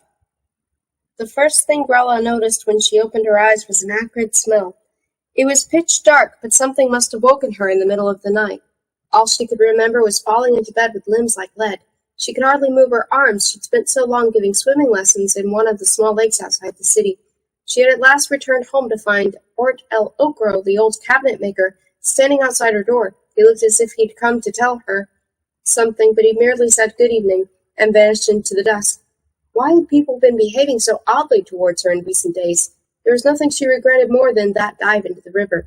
She ate some bread, drank a mug of milk, and flopped down on her bed where she had just had time to think of Rumo before falling asleep. And now she was awake. Her aching limbs still felt heavy. So heavy she could scarcely move a muscle, let alone stand up. So heavy she couldn't move at all. Overcome with panic, she tried to kick and cry out, but all she produced was a terrified growl. Instinctively, she sniffed the air. There was this vile, acrid stench that seemed to cling to her, but there was another smell, too. Metal. Yes, her nose told her that her body was encased in metal, in a leaden sheath that enclosed her completely. That was when panic really gripped her. She was in a coffin. She'd been buried, alive. The dead Yeti. Rala! Rumo called desperately across the lake. Rala! Rala! Rala! Rala! The echoes replied from overhead. They seemed to bounce off the stalactites like bagatelle balls. There was an ominous crack, and fragments of rock came shattering down from above. The furry little creatures with hooked beaks darted behind boulders and into the nooks and crannies. Then, with an almighty crash, the stalactite the size of the tree trunk broke off the roof of the cavern and plummeted into the pall of mist that floated above the lake. It sang with a mighty gurgle, then silence returned. Nice place, this, Dandelion remarked. Hey, said a low voice from somewhere in the mist. Are you crazy? Rumo drew his sword. Action stations? Asked Crindle. I don't know, said Rumo. There's someone out on the lake. An unfamiliar, unpredictable life form? Taking mist? Living oil? Nothing would have surprised him. A shadow detached itself from the mist, and a small craft glided into view. A gigantic figure in a black hooded cloak was propelling it along with a pole. Are you out of your mind, youngster? The figure whispered. Fancy shouting like that. That confounded stalactite only just missed me. I'm sorry, said Rumo. Shh, hissed the huge muffled figure. We only talk in whispers around here, understand? Rumo nodded. What are you doing here? The giant had gently grounded his punt. I'm looking for my friends. Hey, are you another one of those hounds? Yes, you are. Were they your friends? Who do you mean? Listen, youngster, your friends did come this way, and you should thank your lucky stars you weren't with them. You're alive. They're doomed to die. So go back where you came from and enjoy life. You're a lucky dog, ha-ha. The giant prepared to push off again. Wait, Rumo shouted. Rock dust came trickling down from the roof of the cavern. Shh, went the giant. Are you tired of life? Do you know where my friends went? Rumo whispered. Maybe. Can you take me there? No. Why not? Because I'm not as crazy as you are. Can you ferry me across the lake? I could, but I won't. Rumo deliberated. What if I yell and bring the house down? You wouldn't dare. Rala! Rumo shouted at the top of his voice. Rala! Crack! Another stalactite broke off and came hurtling down.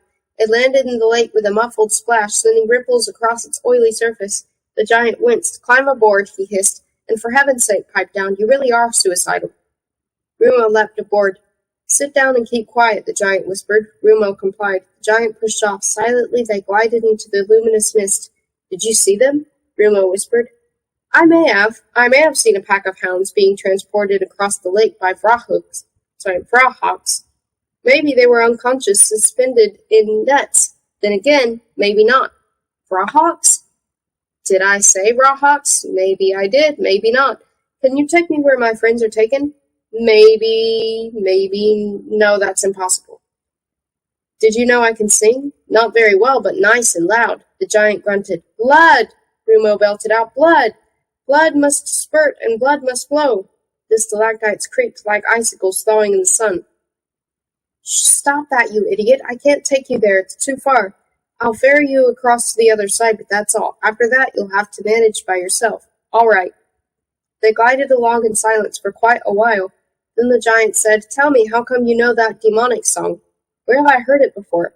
Hey, Criddle exclaimed inside Rumo's head. I know that voice. May I ask who or what you are? Rumo hazarded. The figure turned to face him. A wisp of glowing blue mist floated past its cowl and lit up a death's head with huge close-set eye sockets and a massive prognathous lower jaw. Weirdest of all, the skull was composed of black bone, not white. I'm dead, replied the skeletal ferryman. Rumo gave a start and recoiled a little. Hey, no need to be scared. I said I was dead. Not that I was death in person. Don't mistake the message for the messenger. Just a minute, said Crindle. I've heard that somewhere before, that voice. I know that voice. And take care how you shuffle around on that seat. You could cut yourself on my scythe. Rumo looked under the seat. Sure enough, a gigantic scythe was lying there. Scythe, of course, Crindle growled. It's him, by all the demons. It's the one who killed me. A scythe? Rumo looked puzzled. I don't see any grass down here. I use it to cut off heads. You bet he does. Mine, for instance, Crindle said eagerly. That's him. That's my murderer. Let's kill him, please. Shut up, Rumo muttered. What did you say? The skeleton asked suspiciously. Nothing, said Rumo. Ask him what his name is. Ask him what he's called. Rumo thought for a moment.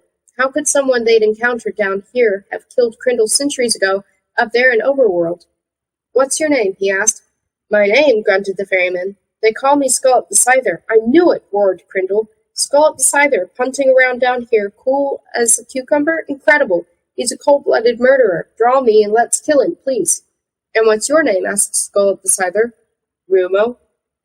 Rumo? Hey, has anyone ever... Yes, they have. Rumo, you've got to kill him, please. He's got me on his conscience, so kill him. Kill him as brutally as possible. Rumo tried to ignore Crindle's nagging voice. Do you have a story, Scullop the Scyther?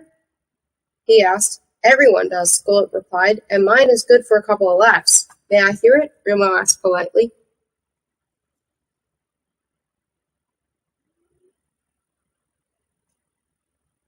Like a ghost ship, the punt glided through the luminous mist and across the dark surface of the lake. Scullop pushed his cowl back and fixed Rumo with his empty eye sockets. Actually, he began, I was bragging a bit. I'm not really dead, or I wouldn't be pushing around so happily, would I? He gave a hoarse laugh. I'm pretty lively compared to a real corpse, but compared to you, let's say, I'm a semi-corpse at best. My story sounds far-fetched, and I don't expect anyone to believe it. On the other hand, if anyone claims it's a pack of lies, I take my scythe and slice his head off. Clean as a whistle, understand? I understand, said Rumo.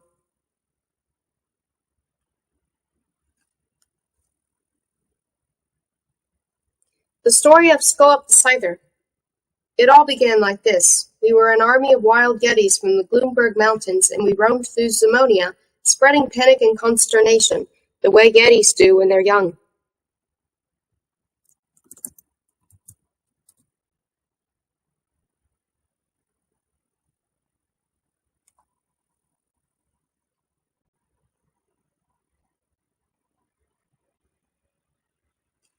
We thought we owned the world, which we did when you came down to it.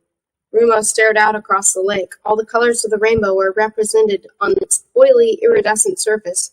Hi, old times, those were. I burnt the candle at both ends. No matter what tavern we walked into, the band stopped playing and we were plied with free beer.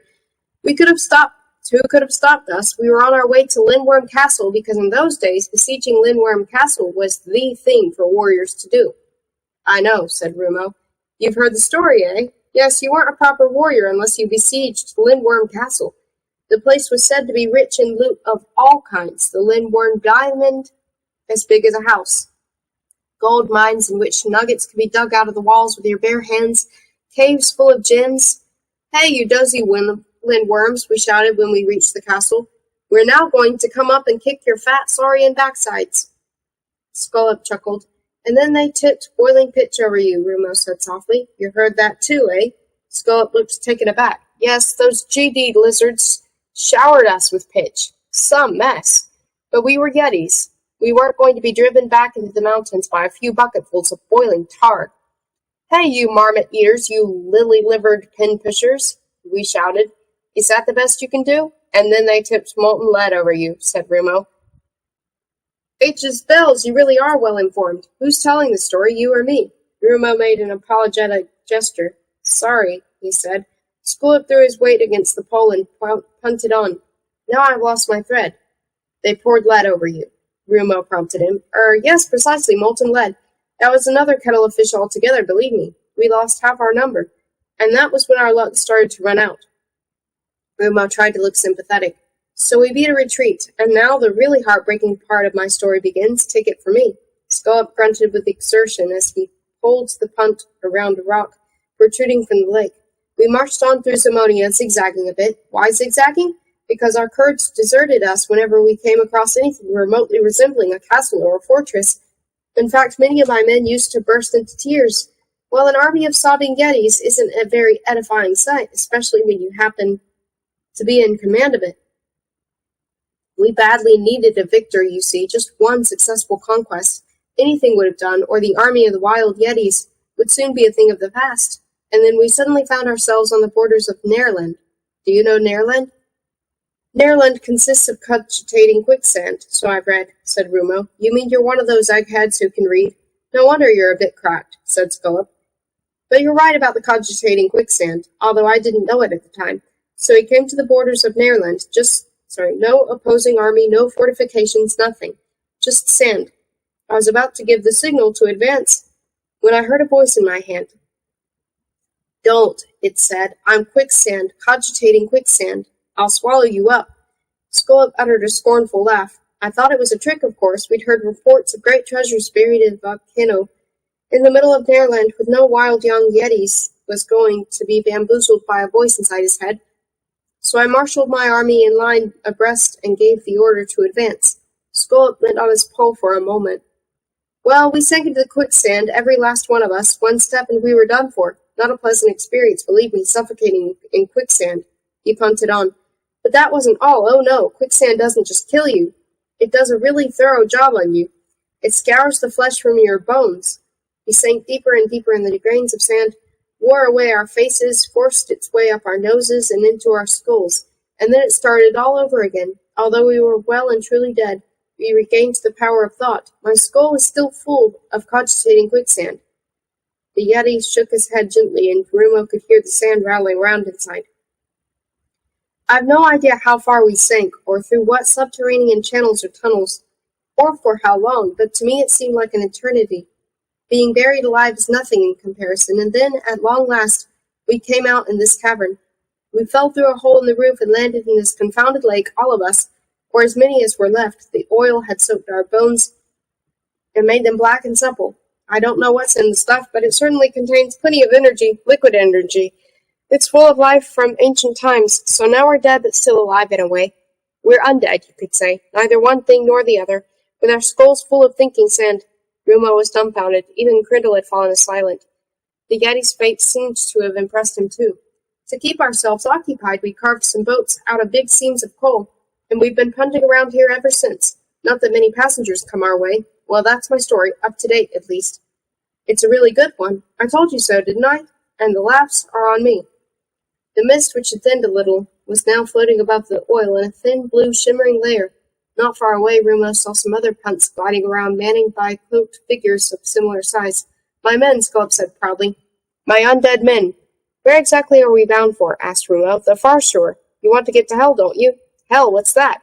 A city, the capital of Gornab's crazy kingdom. The place they took your friends to. You mean there's a city down here? And what a city! Who is Gornab, the ruler of Hell? He's insane. Scullop tapped his bony forehead. If that's where my friends are, that's where I want to go. Okay. Just to show you how that's spelled.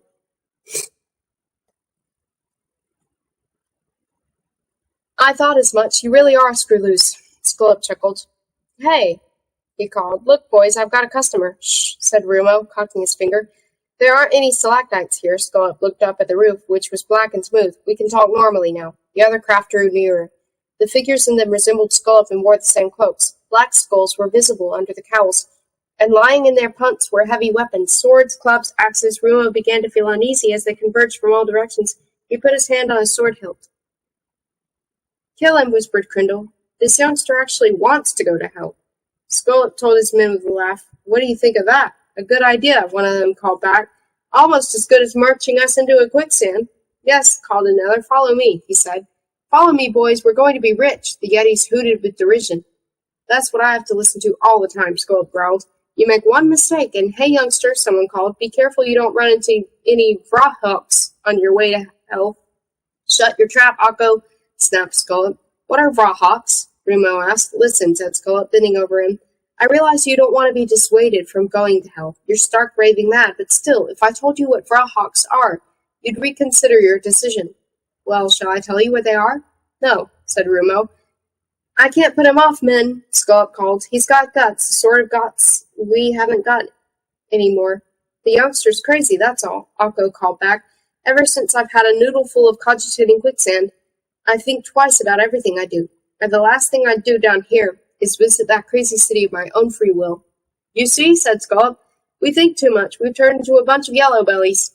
Go with him, then, called Akko. Show the youngster the way to hell, like you showed us the way into that quicksand.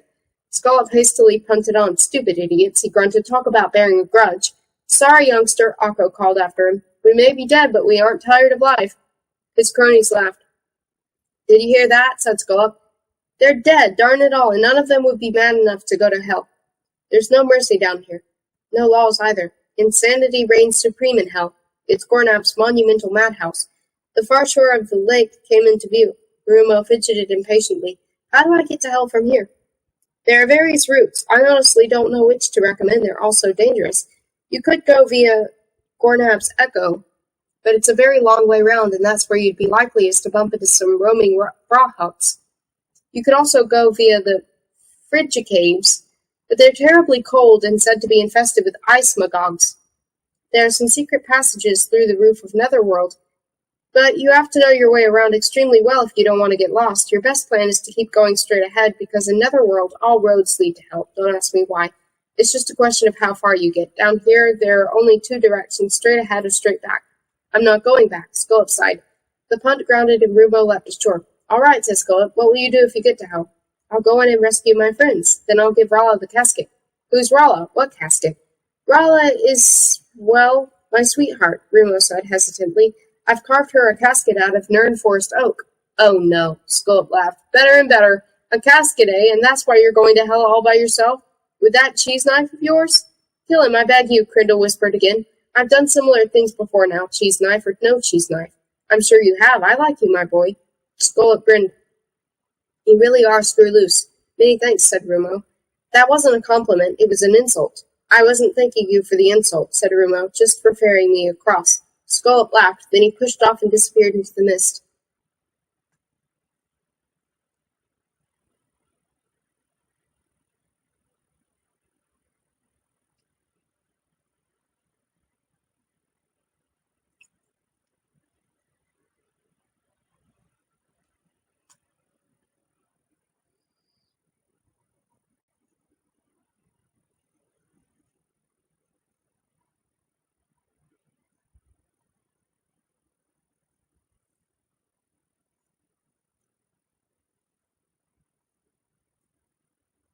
Hope it's okay if I do something really quick before we resume.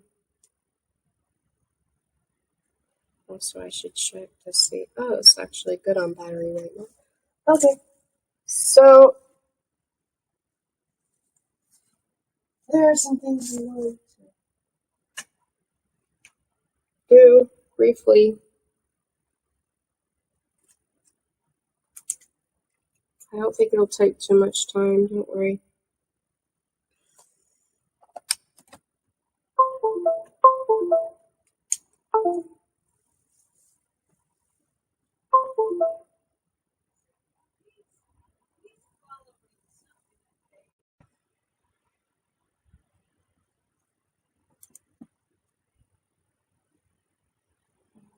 I'm just going to open the photo.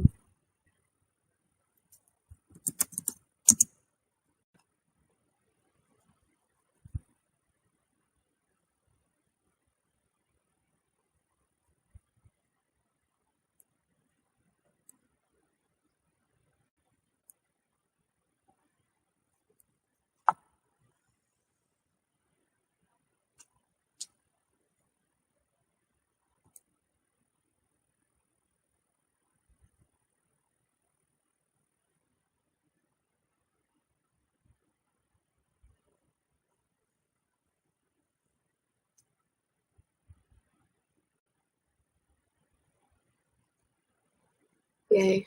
Okay. Now I'm just going to wait for the photo app to start.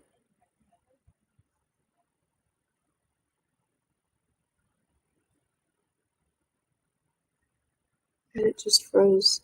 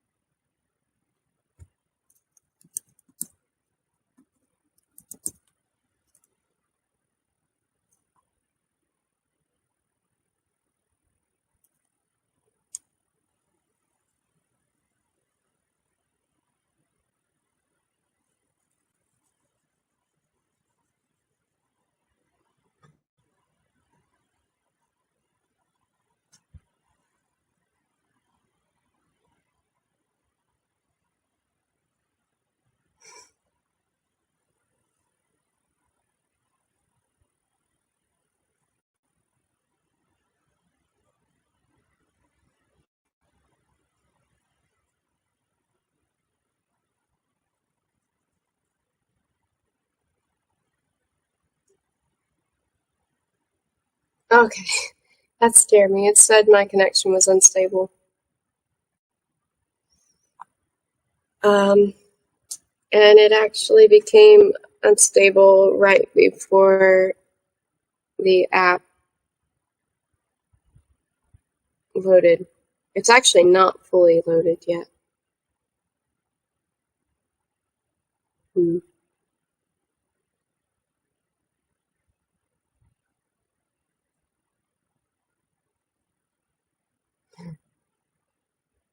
Let me just go ahead and save this and close it.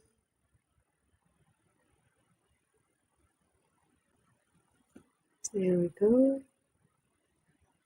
And then we'll go here and close this.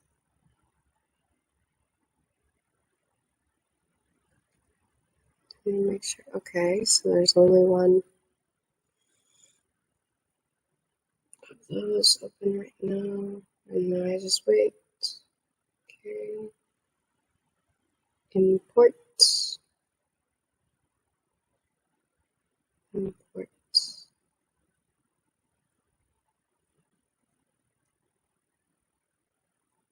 Yay! And now it's going to show things that I'm going to select.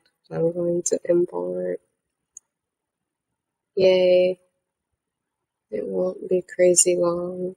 It won't be long. I don't think anyway. I don't think it'll be long before it loads.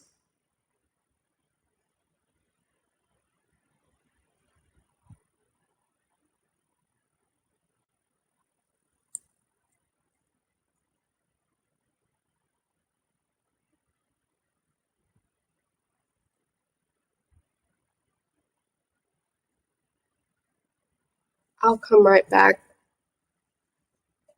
I'm going to get maybe some lemon tea.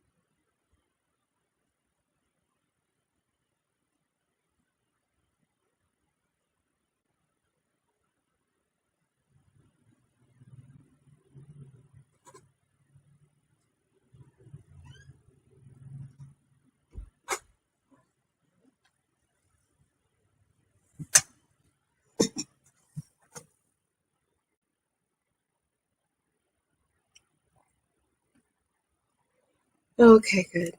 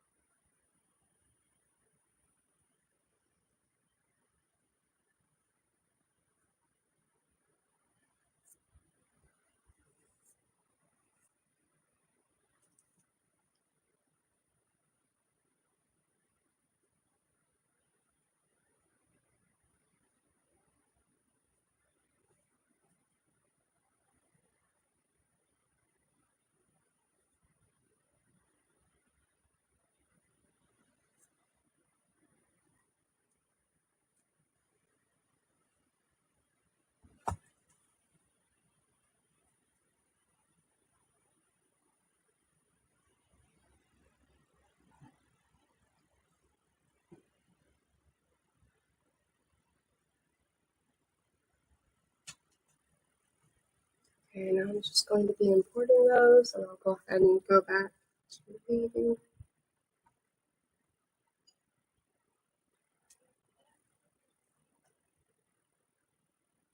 2.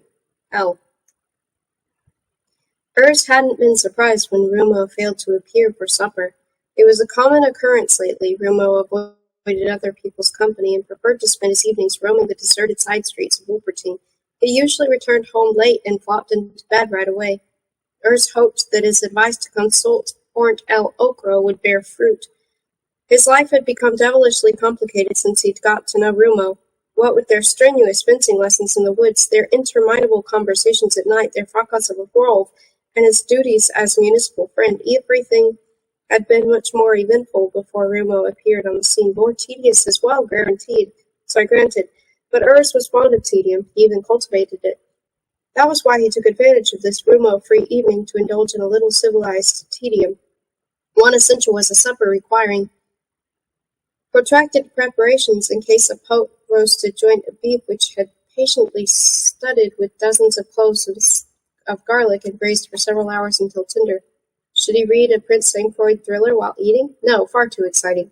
He thought a while. What did his meager library have to offer in the way of suitable, or in other words, tedious reading matter? 55 Ways of Caramelizing Sugar? No, he knew it by heart. Wait, how about Culinary Delights from My Garden, an unspeakably boring treatise on the cultivation of vegetables by Denzelat Wardspinner, one of Lindworm Castle's hopelessly outmoded authors? Yes, that was ideal. He decided to reread the chapter on blue cauliflowers. Urs removed the beef from the saucepan, opened a bottle of long-hoarded Florentine Burgundy, and sat down at the kitchen table with his meat, wine, and book, and bored himself rigid. In the end, he fell asleep face down on the tabletop. The first thing he noticed when he awoke was an unpleasant smell. Had he been sick? Nonsense. He hadn't drunk that much. How had he got to bed? Why was the bed so hard? Oh, he was lying on the floor. He tried to stand up. There was a jingling noise in the darkness, and he felt something cold round his wrists. He was handcuffed. What was this, one of the triplets' practical jokes? Or was he still dreaming? He heard a long, drawn-out scraping sound. A chink appeared in the gloom, and the room was filled with a fitful glow, like the flicker of firelight. This wasn't his room. He was in a cell built of rough-hewn black stone, bare and windowless. Its only noteworthy feature was a pair of round, fist-sized holes in the floor, and from them issued chains attached to his handcuffs. What was that noise drifting in from outside? Confused voices and laughter? A commotion of some kind? Urs got to his feet. He gave an involuntary belch, and the sour taste nauseated him. Then he tottered over to the door. The chains did little to restrict his movements. The further he went, the more links emerged from the floor. Urs's nightmare. Once outside the cell, he saw that flames really were the source of light. It came from 2 large torches secured to the wall on either side of the door. He was dazzled for a moment, but then his eyes became accustomed to their new surroundings. He had emerged into a passageway. Stretching away to the left and right of him was a wall interspersed with more doors flanked by torches. It was dark overhead, and on either side of the passageway was another stone wall. This was where the babbles of voices and laughter seemed to be coming from. Urs was familiar with dreams of this kind, animated, colorful nightmares full of sensory impressions and realistic architectural scenery. They usually culminated in some terrible catastrophe that woke him up: earthquakes, floods, conflagrations, meteor showers. They were the price to be paid for his midnight feasts, nightmares induced by his overtaxed digestive organs. The sensory impressions were exceptionally strong this time. Urs could detect an overwhelming and abundant smells that he had at the last fair. Smells of cooking, perspiration, burning oil. Another Wolperting emerged from the door on his left.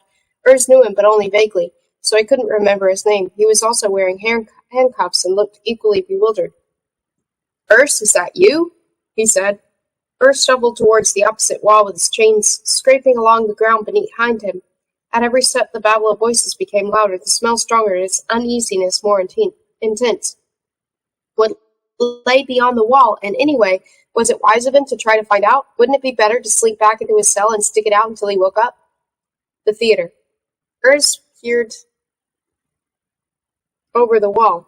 He found himself looking down into a big circular, no octagonal area, lit by hundreds of torches and braziers, a deserted expanse of pale, neatly raked sand. He was clearly in a gallery of some vast theater, a sort of balcony running right round the 8 segments of the auditorium. Above and behind him was another tier that seemed to be unoccupied, and a symbol below him, in the largest tier of this nightmare theater, were the spectators. Urs recoiled at the sight of them. It confirmed that he really was dreaming, for no place on earth could have harbored such a weird assortment of creatures. He leaned over the wall for a closer look. Roughly half the audience consisted of 2-legged creatures notable for their grayish, sometimes almost deathly pallor. Their heads, which were cloven above the eyes, stuck out their either side like bulbous horns. They wore sumptuous robes of velvet and shimmering silk, and their jewelry, gold rings, diamond brooches, silver bangles, glittered in the torchlight. The front few rows of seats were reserved for the pale-skinned creatures, whereas sitting behind them were other spectators, whose most salient characteristic was their diversity.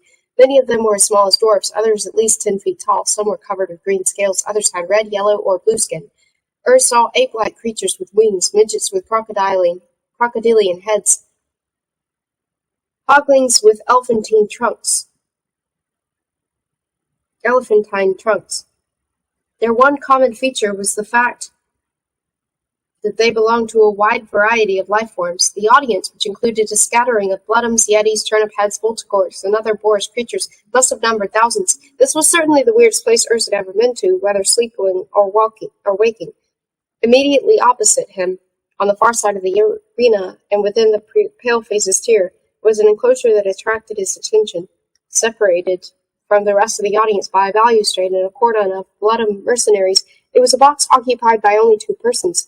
In the center of the box stood a bizarre throne resembling a big 4-poster bed. The hideous dwarf. "I'll be right back."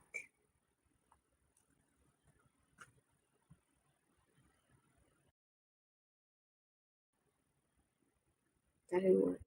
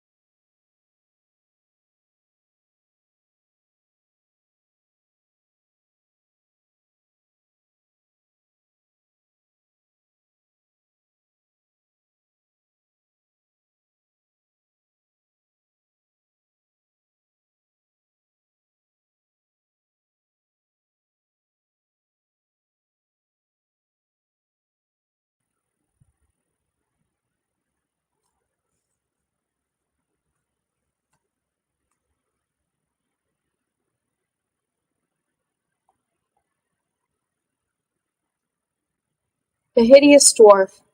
When Urs focused his gaze on the figure seated on the throne seated on the throne, he recoiled a second time. He had never before set eyes on such a grotesque dwarf.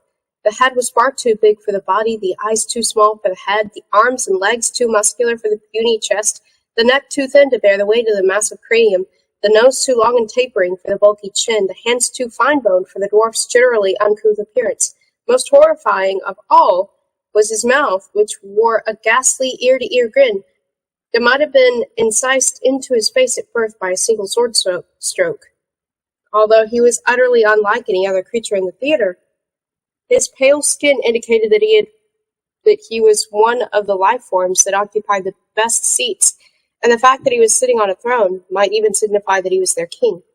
Over and above all this, however, Urs was particularly fascinated by another non-physical characteristic. He had never seen anyone look so brazenly and unashamedly evil. The dwarf rolled his eyes theatrically until only the whites were visible, narrowed them to menacing slits, opened them wide once more, swept the audience with his piercing, hostile gaze. He was forever pulling faces, forever licking his gritty lips with long, thin, darting tongue, forever cackling so spitefully that those around him flinched as though he lashed with a whip. Urs couldn't understand how such an utterly repulsive creature had managed to insinuate itself into his dreams. The figure in black. The second figure in the box was hovering in the background. It displayed the same graveyard pallor and cloven head, but was tall and gaunt, unlike the dwarf, so unlike the latter. It did not appear to relish its prominent position. In fact, it almost seemed to be skulking behind the throne. The dwarf sat up on his throne. The gaunt figure gestured imperiously with its right hand, and the hum of voices in the stadium died away. Having licked its grinning lips once more, the dwarf proceeded to speak in a high-pitched, strangled voice. Ingrates, new tithe caps of the theatra of thread. You have been through here to tithe. You have been through here to repish. O you torfunate ones, O you Sochin ones, you are destined to tiff and repish for the internment of this cinctuitished idiots. And tiff you will, and repish you will. That is your inescapable destiny. Let the gillink minicum. There were words that rang out across the arena. Couched in a mixture of familiar and unfamiliar sounding language, they seemed to be directed straight at the Wolvertines. Indeed, it seemed to Urs, despite the distance between them, that the dwarf's sparkling little eyes were focused on himself. The Wolvertine beside Urs gave him a look of incomprehension. Did you get that at all? He asked. Urs noticed only now that a number of other Wolvertines had emerged from their cells in chains and were lining the parapet. In the distance he spotted Rolf, Vasco, Bella, and many others. Bouchon de Luca was standing on the opposite side of the auditorium. He suddenly remembered his neighbor's name, Corin Darkfarm. No, he replied, I didn't. Where are we? Asked Corin. Is this a dream? The spectators had listened to the dwarf's peculiar speech in silence. Almost as if they felt embarrassed, they now began to shuffle their feet and utter nervous little coughs. Urs thought, he asked me whether this is a dream. If it is, which one of us is dreaming it? Where are we? Corin asked again. Who are all these creatures, and who the devil is that hideous dwarf?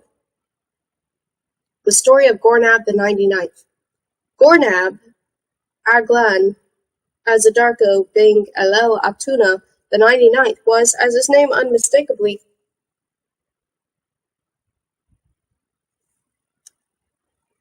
implied, the 99th ruler of Hell. In addition to granting him certain prerogatives and imposing certain obligations, this meant that he was the scion of a long family line, that his immediate successor, if any, would become the 100th sovereign of Netherworld, charged with fulfilling the Red Prophecy.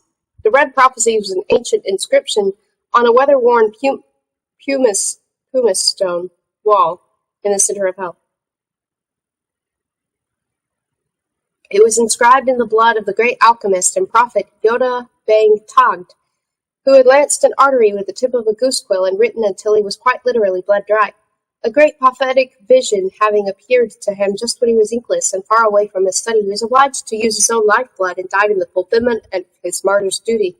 or so it was reported in the Annals of Hell. The Red Prophecy. Although the Red Prophecy was written in an archaic script and badly defaced by the elements, the alchemists of Hell had spent centuries laboriously deciphering and translating it. It was subdivided into 20 predictions, of which the first 18 were incomprehensible to anyone but an expert. They were composed in a kind of alchemistic secret code and teamed with words that had been long obsolete. If the translators were to be believed, however, all of these 18 predictions were favorable. They foretold that the inhabitants of Hell would be blessed with wealth, health, and good fortune, but only if they held the art of alchemy in high esteem. This was one reason why the alchemists of Hell had enjoyed such superior status over the centuries. The 19th prediction, by contrast, foretold a terrible catastrophe, either a great flood or a subterranean volcanic eruption or the collapse of the vast cavern in which Hell was situated. However, this disaster would come to pass only if the art of alchemy had not been held in high esteem.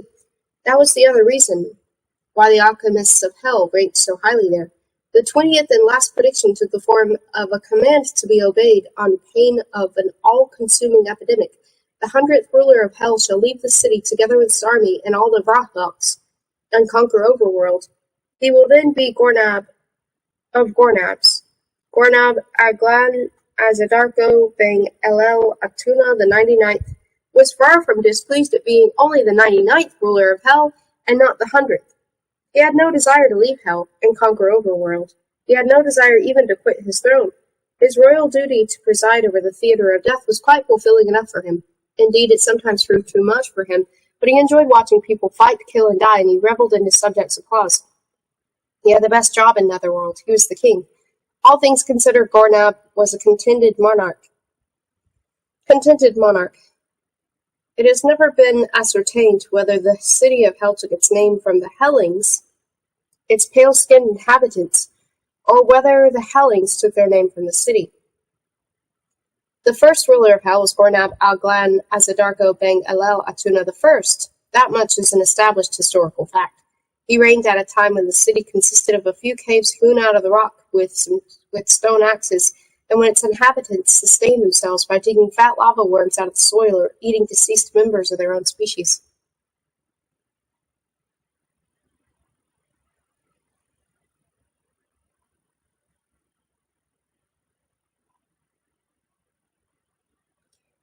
Another unanswered question is where the Hellings originated, but it can be inferred from their pale skin that they had always lived in a sunless subterranean environment.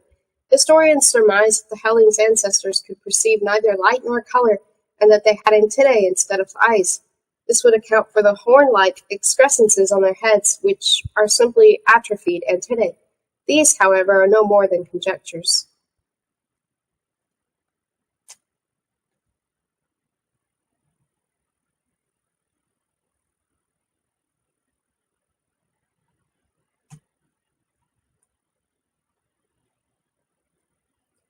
Gornab I. What is certain is that the attested history of the Hellian nation begins with Gornab I, although to call it a nation in the strict sense would be mistaken. The Hellings were then only a few hundred subterranean creatures, beings with poorly developed brains and eyes, snow-white skin, and silver hair, who had banded together by chance and been intimidated and subjugated by Gornab's strength and brutality. There are many legends concerning the physical strength of Gornab I. It is said that he could split whole boulders with his head, and that he single-handedly carved hell out of the rock with his own bare fists. Anyone aware of the immense strength latent in his stunted descendant Gornab the 99th or last was inclined to believe these legends about him. The Gornabian dynasty can be divided into 10 periods, each of them embracing 10 generations. Thus, the first epoch extended from Gornab I to Gornab X, the second epoch from Gornab the 11th to Gornab the 20th, third from Gornab the 21st to Gornab the 30th, and the 10th, the only one to span just 9 reigns, from Gornab the 91st to Gornab the last. The despotic dynasty. According to the Red Prophecy, the accession of Gornab the 100th would mark the beginning of a new era, so the 100th Gornab could also be referred to as Gornab the 1st and Gornab the 99th as Gornab the last. One Gornab succeeded another without a single break in the line of succession, and each bequeathed to his heirs the burden of spiritual, moral, and physical decline. It may justifiably be wondered whether the history of hell and its inhabitants would have taken the same course had its very first ruler been a less malign individual. The Hellenes were not incorrigibly evil or vicious, they simply knew no better. They did include some thoroughly pacific and good-natured souls, but there were relatively few of them. Gornab the First combined all the qualities that go make up the ideal tyrant. He was power-hungry, bloodthirsty, quick-tempered, cunning, unscrupulous megalomaniac. His character and political views colored the ruling dynasty's style of leadership, the culture, and the mores of an entire civilization for nearly 100 generations. Gornab the First's 12 sons took after their father to such an extent that when he was frail and defenseless enough, they joined forces and stoned him to death. They then engaged in years-long feud until, after 9 perfidious murders, only one of them was left to ascend the throne, Gornab II, a parricide and fratricide of whom we all know is that he had 11 fingers. And so it went on for 20 generations. One tyrant followed another, and hell gradually developed from a system of caves into a city. The conduct of the royal family, however brutal and barbarous, was considered exemplary. Oppression, corruption, lies, torture, murder were not only commonplace, but taken for granted even by peace-loving members of the community. It was to their credit that the city never subsided into chaos. Most alchemists and architects who constituted the intellectual elite of hell belonged to their number, but so some of their other citizens from various sections of the city's population. Alchemy and architecture were only arts recognized and practiced by the early inhabitants of hell. The city was growing continuously, so architects and construction workers were always in demand. Alchemy was a strange mixture of arts and sciences, embracing literature and medicine, physics and philosophy, chemistry and biology. Music and painting were virtually unknown in hell, and sculpture played only a subsidiary role in its capacity as an offshoot of architecture. The Hellenes' diet included worms and insects, many varieties of which lived in the volcanic soil, as well as fish, crabs, snails, water spiders, and the non-light-dependent plants that grew in the netherworld's subterranean sewers. Regarded as special delicacies were cacker bats, which were hard to catch, wool spiders, large numbers of which inhabited the tunnel systems of Netherworld, and various kinds of mushrooms, which proliferated in the city's sewers.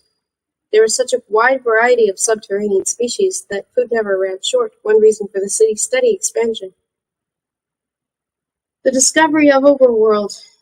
It was only after more than 25 generations in the reign of Gornab the 27th, the Hellian alchemists and soldiers ventured on their first expeditions to the surface of the planet.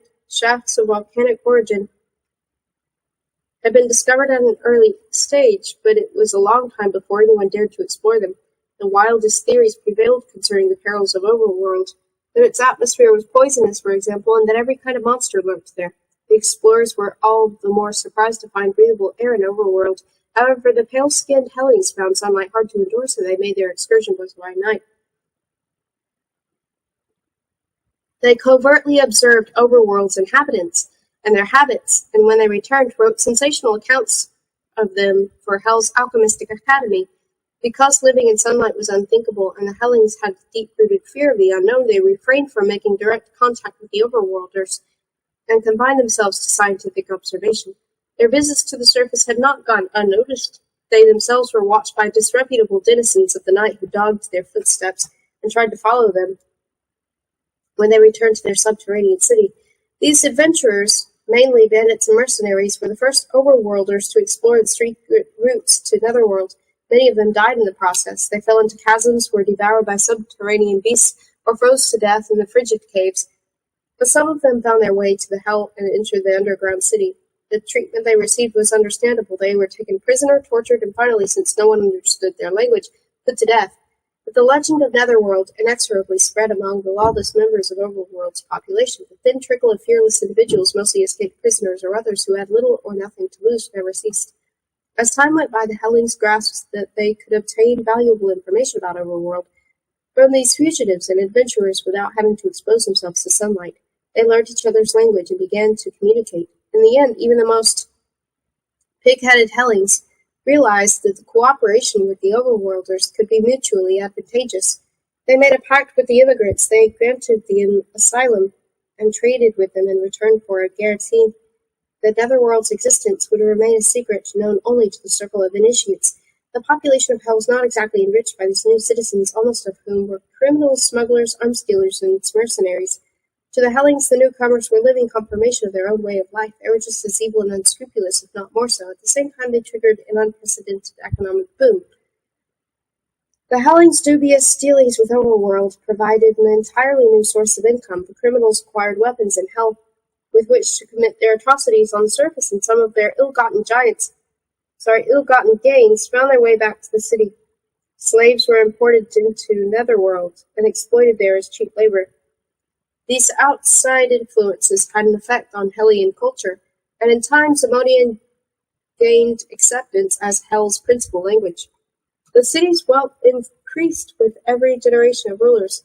Mineral deposits, gold, diamonds, coal, were discovered in its environs. The caves beneath it were explored and developed into sewers, and it progressively expanded downwards. Hell became more and more to resemble a huge metal processing plant. Every street had its melting ovens, and urban life took its rhythm from the clang of hammer on anvil. The Vrahak Wars. It was in the fourth epoch that the so-called Vrahak Wars began. To describe them thus is misleading, however, because it conveys the impression that there were a series of armed conflicts between the two nations. Far from being a civilized people, the Vrahaks were creatures wholly devoid of intelligence and obedient only to their instinct for survival and procreation. They were a scourge of nature, though one of vast dimensions, and they hailed from another world region, reputed to have connections with the sea, perhaps because of the inhabitants of Hell were always alerted to an impending Vrahak attack on the city by an overwhelming stench of brackish water and rotting fish, which were often proved their salvation. For all that, the warlike ferocity with which Hell was besieged by hordes of monstrous Vrahaks during the fourth epoch created the impression that they were an organized army, so the numerous battles the Hellings fought against them went down in the annals as wars. Terrible and costly though the Vrahak wars were, the inhabitants of Hell not only prevailed over their attackers, but managed to train them for their own purposes. This was attributable mainly to an alchemistic discovery based on a novel form of hypnosis employing the sense of smell. It was the alchemist Kamon Zyphos who subdued the mighty monsters with the aid of an acidic perfume. From then on, the taming and control of the Vrahaks developed upon the Guild of the Alchemists, which thereby reinforced its influence on the royal family.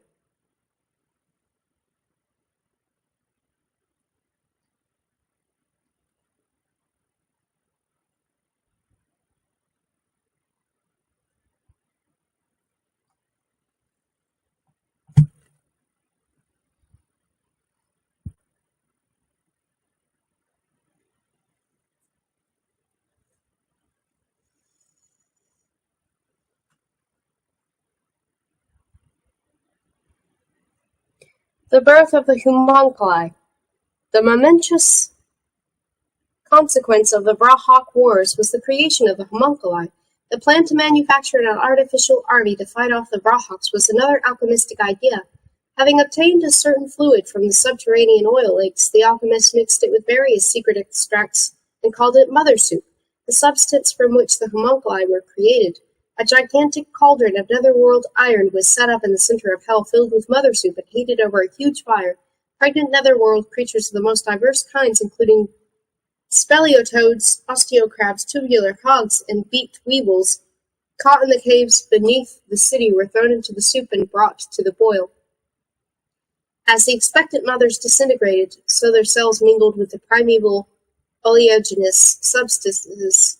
In due time, the homunculi arose from the seething, bubbling brew, hybrid beings equipped with trunks or beaks, crab's claws, or pig's trotters.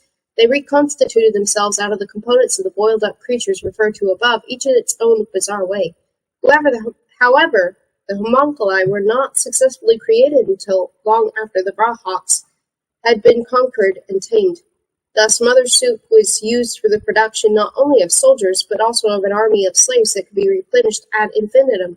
This never-ending stream of homunculi, cheap labor and capable of performing the most arduous and dangerous tasks without demur, became a mainstay of Hell's prosperity. The homunculi formed a third caste inferior to the Hellenes and the immigrants of the overworld. They became an ever-growing section of the population, burdened with the heaviest obligations, the fewest rights, and the lowest life expectancy of all.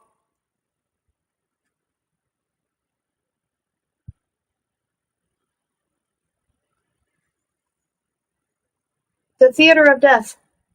When the Rawhawk Wars ended, the citizens of Hell wanted some recompense for all their tribulations and privations. It was Gornab the 51st who had the idea of building the Theater of Death. Having watched the last of the Rawhawk Wars from the safety of his palace balcony, Gornab the 51st thought that the most entertaining spectacle he had ever witnessed. The cessation of hostilities plunged him into utter despair, and he did not recover his spirits until the idea for a theater occurred to him. He ordered his architects to construct in the center of the city a huge octagonal stadium where exhibition bouts between Rawhawks and slaves could be staged for his enjoyment. They were originally intended for his personal delectation, but shrewd advisors persuaded him to admit the general public as well. Experience showed, however, that this was not a good idea to stage fights with the Rawhawks.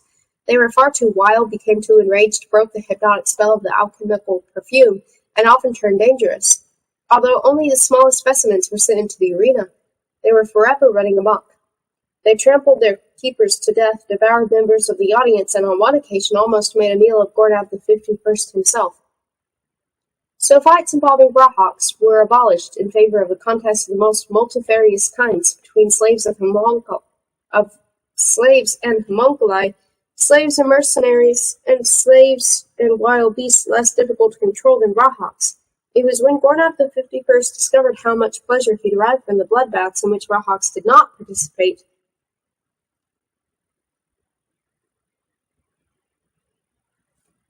that the Theater of Death really came of age. From now on, it was destined to be the cultural center of Hell.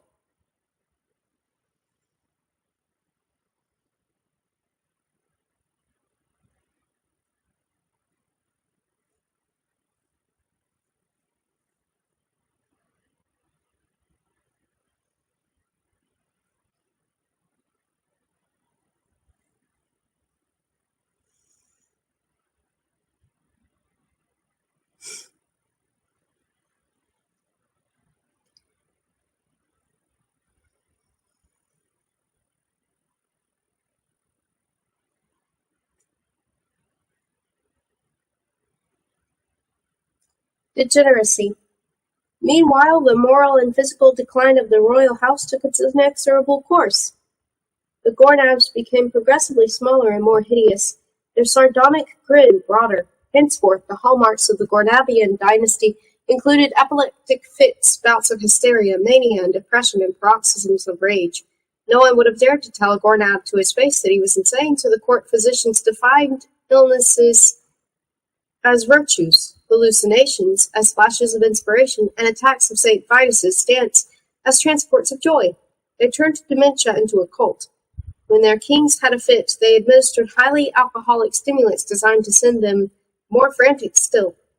When they were suffering from melancholia, they did their utmost to depress the royal mood.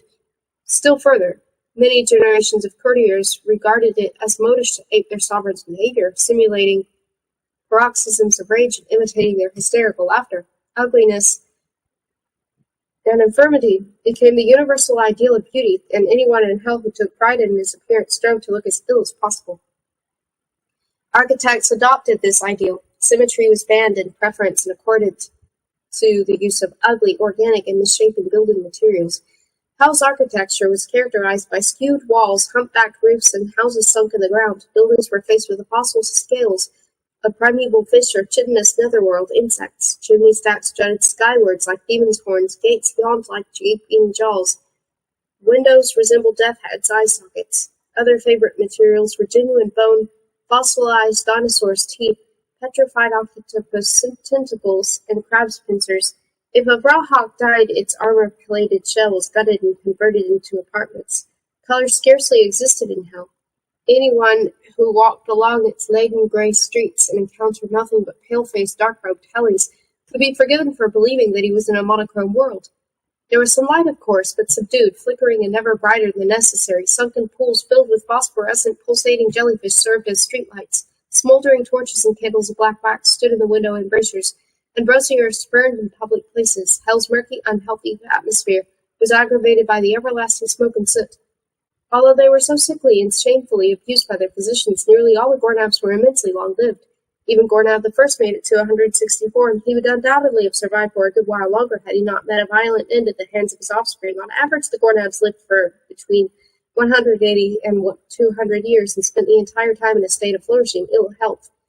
Although it was customary at court to believe that the king was at death's door, most of Hell's rulers died of old age. Discounting a few cases of arson and some bizarre legislation, the Gornab's illnesses and peculiar whims had little effect on public affairs in general. The disease was confined to the palace. Their doctors used to say in jest because the king's demented ideas were largely self-imposed.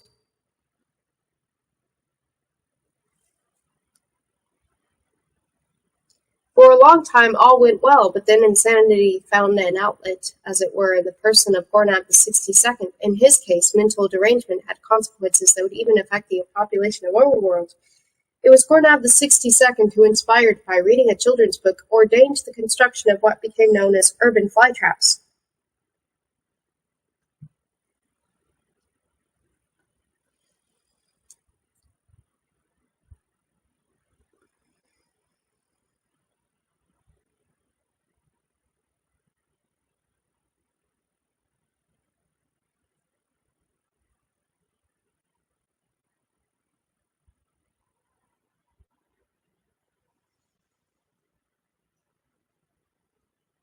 Nongo Tolk's picture book.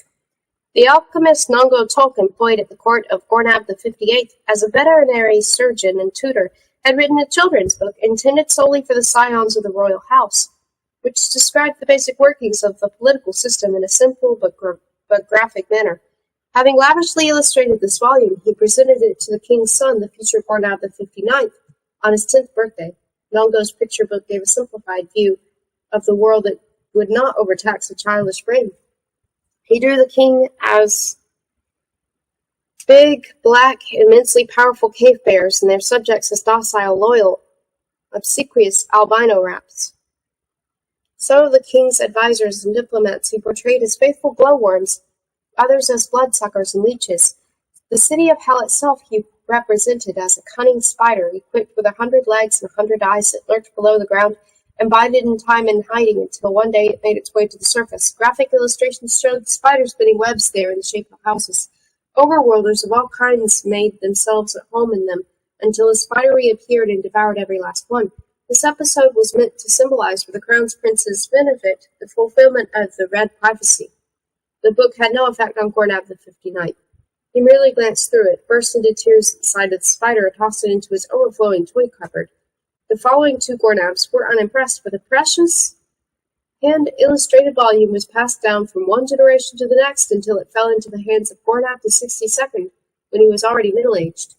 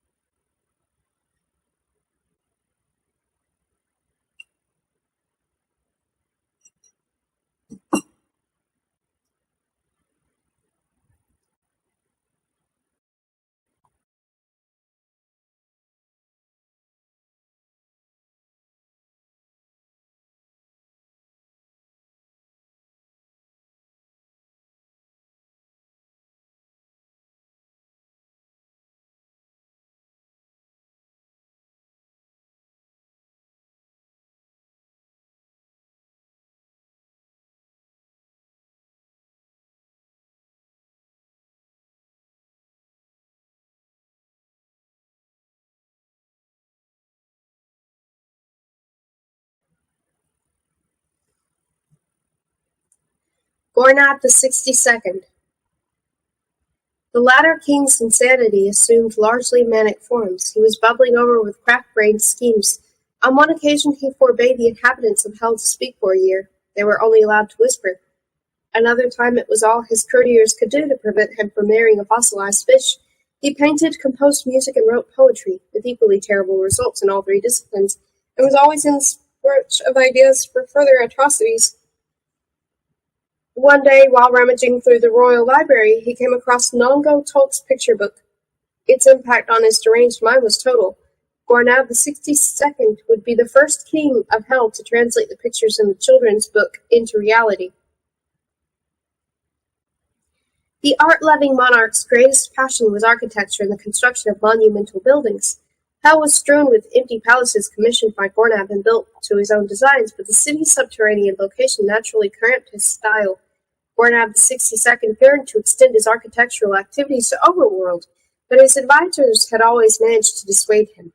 The alchemist's failure to come up with an antidote to sunlight rendered building on the surface impossible, they told him, but they were sure that such an antidote would soon be discovered. While Gornab the 62nd was leafing through Nongo's picture book, his overwrought brain had a flash of inspiration that set off a chain of reaction of megalomaniac visions and ideas. His architectural ambitions, the theater of death, the homunculi, the Vrahawks, the alchemistic arts, Nongo's illustrations, Overworld and Netherworld, all became fused into a plan which, although malign, had its attractions. Gornab summoned his advisors and architects, his generals and alchemists, and the directors of the Theater of Death. He proposed to have a city built in Overworld by homunculi who were capable of working in the sunlight and connect it to the Netherworld by a flight of steps. Once the city was built, they would leave it and return to Hell. The king's advisors exchanged puzzled glances and applauded wearily, yet another of Gornab's insane, ruinously expensive schemes. Then, he went on, they would wait. Wait like a patient, hundred-eyed spider. Wait until the city filled up with Overworlders, which it would, he added, for nothing attracted ordinary folk more than a well-built city. The architects nodded. That made sense to them. At length, one night when the densely populated city was wrapped in slumber, the Hellion army would ride to the surface on Vrahawks, anesthetize the inhabitants with alchemical gases and bear them off to Hell. Now the generals nodded. They approved of putting the Vrahawks to practical use. The alchemists who controlled the Vrahawks nodded likewise. The captured slaves, Gornab went on, would be found employment as laborers in the lead mines and sewers, smelting works and armories, etc. As for those prisoners who were particularly strong and good at fighting, they would be put on show in the Theater of Death for the entertainment of the masses. At this, the directors of the Theater of Death broke into rapturous applause. They had always dreamt of butchering slaves on a grand scale. Then, cried Gornab the 62nd, when the empty city had replenished itself, it would be harvested a second time, and a third, and a fourth, and so on ad infinitum, to the benefit of Hell and the glory of the Gornabs. The advisors and architects, generals, and theater directors were dumbfounded. No Gornab had ever before had such an appealing idea. They conferred in low voices. This was truly the first royal idea in the history of Hell that made sense. It would solve a whole series of problems at a stroke. Gone would be the difficulty of procuring slaves. The army of the Vrahawks would at least have something more constructive to do than wait generation after generation for the far-off day when the Red Prophecy would fulfill itself. The theater would acquire some new attractions, and the demented king would at last be too preoccupied to keep everyone on top with a deluge of harebrained ideas, an urban flytrap. It was crazy but brilliant.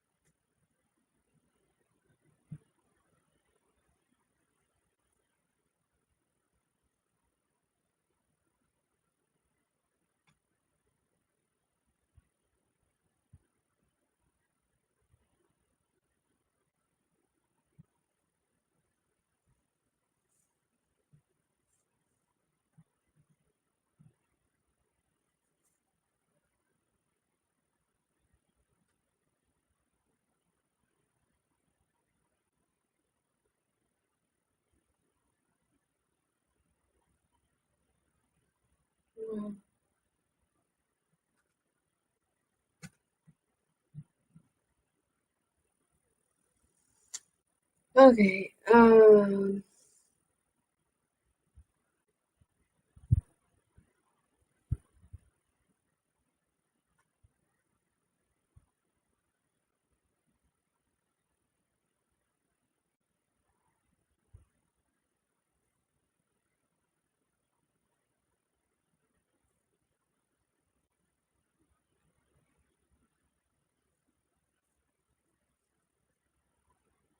I'm going to have some more of this.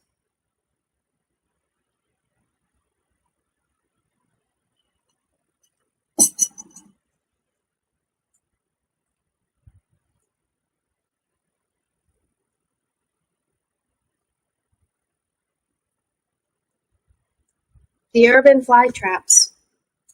A tumultuous period of planning and preparation followed. To avoid endangering hell itself, the architects decided to build a stairway up an existing volcanic shaft located at a safe distance from the city, one that led to a sparsely populated region of overworld. Then they went to work. Having surveyed the area, they proceeded to design the urban flytraps buildings and lay out its streets in contemporary overworld style. The homunculi had to carve a spiral staircase into the sides of the volcanic shaft, a formidable task that left many of them dead from exhaustion. Then the city itself was constructed. One of the architects suggested enclosing it with a massive wall that would create a well-fortified impression, thereby attracting exceptionally warlike individuals with whom to stock the theater of death. Last of all, the top of the spiral staircase was cunningly concealed by roofing it over with a black dome of impregnable netherworld iron. Accessible only from below, this sank into the ground when opened. At last, when all was complete, everyone withdrew to hell. The seed had been sown, and it only remained to wait for the first harvest. Gornad the 62nd, who found the waiting almost unendurable, gave orders for the first harvest to commence after barely a year. His soldiers rode their Vrahooks to the surface by night, opened the dome, and found the whole city asleep. They anesthetized its inhabitants and bore them off to hell. As luck would have it, the city had been occupied by thousands of sturdy mercenaries. These provided excellent material not only for the Hellion army, but even more so for gladiatorial contests in the theater of death. The urban flytrap's very first harvest had proved to be a bumper crop. Gornab the 62nd closed the entrance to Overworld in preparation for the next harvest. Spurred on by his success, he ordained the design and construction of more urban flytraps. The second one, which was built to the north of Hell, was not a great success compared to the first. The surrounding district was densely populated, and rumors soon spread that there was something suspicious about this city that had sprung from the ground overnight. The only people who stayed there were shady individuals, and the ensuing harvests were poor. Because it snowed a lot in this area, and the roofs of the mysterious city were nearly always covered with snow, the Simonians christened it Snowflake. The third and last urban flytrap to become operative under Gornab the 62nd did not have to be built at all. It already existed.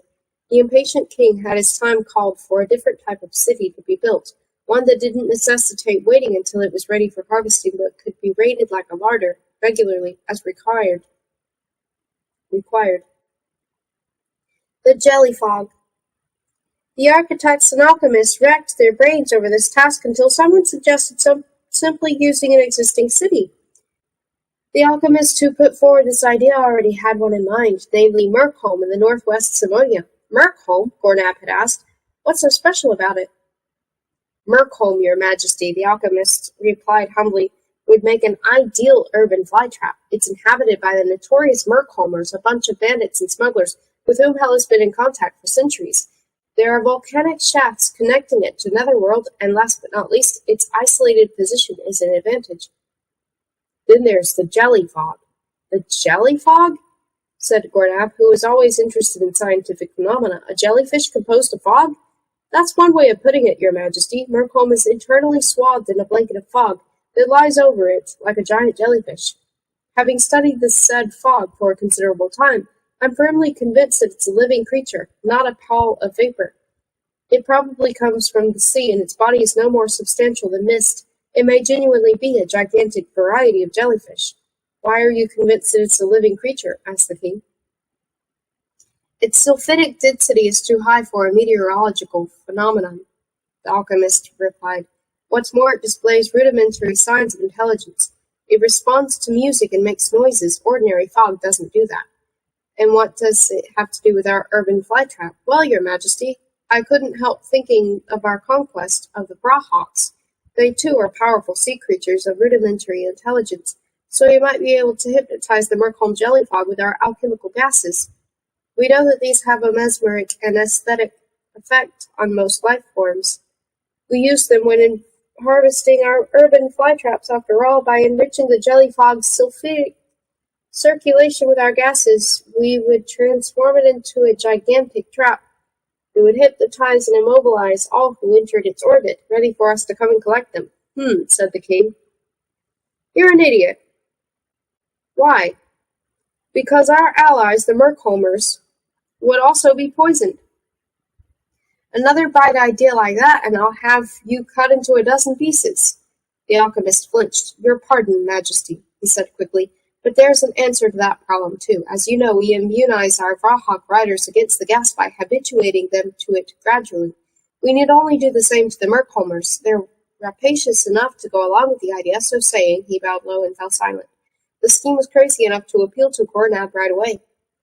The Hellings came to an agreement with the Merkholmers, immunized them, and hypnotized the jelly fog with gas. Unlike Snowflake, Merkholm was a total success. The gas permeated every part of the city and hypnotized everyone it engulfed, while the jelly fog remained profoundly and lastingly asleep. Its slumbers, to judge by its restless stirrings, were filled with realistic jellyfish dreams.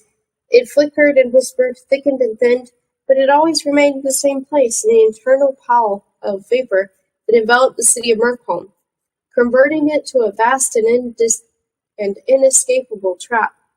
As for the alchemist who had devised this abstruse but effective idea, he became the king's personal advisor.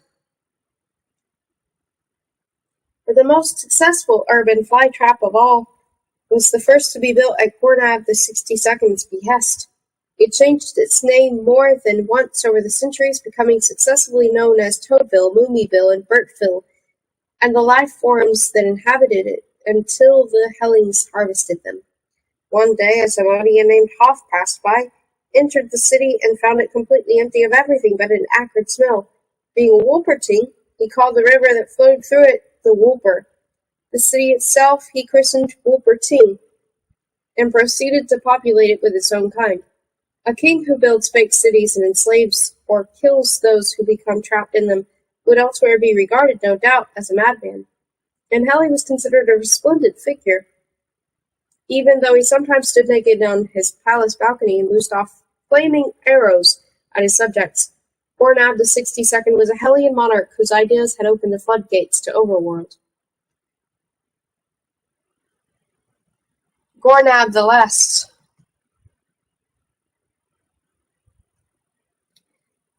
Although the history of Hell had hitherto been one of continuous growth and prosperity, Gornabian victories and conquests, the seventh epoch dealt the city some hard knocks, disastrous epidemics, a subterranean earthquake, a plague of insects. It was as if all the red prophecies' dire predictions had come to pass in quick succession. The city had long been too big for such tribulations to destroy it entirely, and life went on regardless.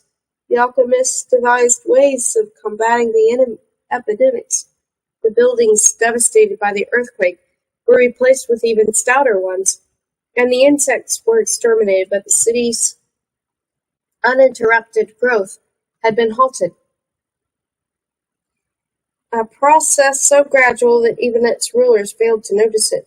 Gornab succeeded Gornab. The theater of death had its ups and downs, and the urban flytraps were regularly harvested, but little else happened.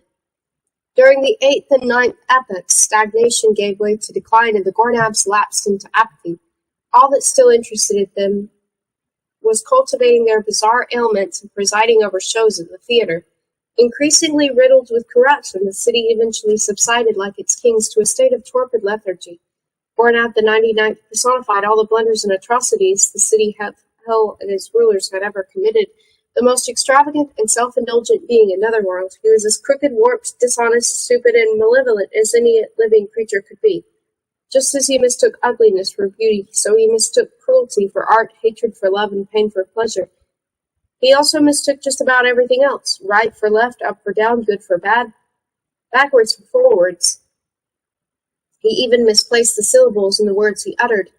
If there was anyone in whom evil and insanity had managed to join forces and come to life, it was Gornab Aglan Azadarko Bang Alel Atuna, the 99th ruler of Hell, king of Netherworld, an arbiter of life and death in the theater of death. Urs awakens. Urs rubbed his eyes. He was sure of it now. This was no dream. The sensory impressions were too convincing, too realistic, and he was feeling too wide awake. His stupor and the acrid smell had worn off. By whatever means, the Wolvertings had been abducted and carted off to this awful place.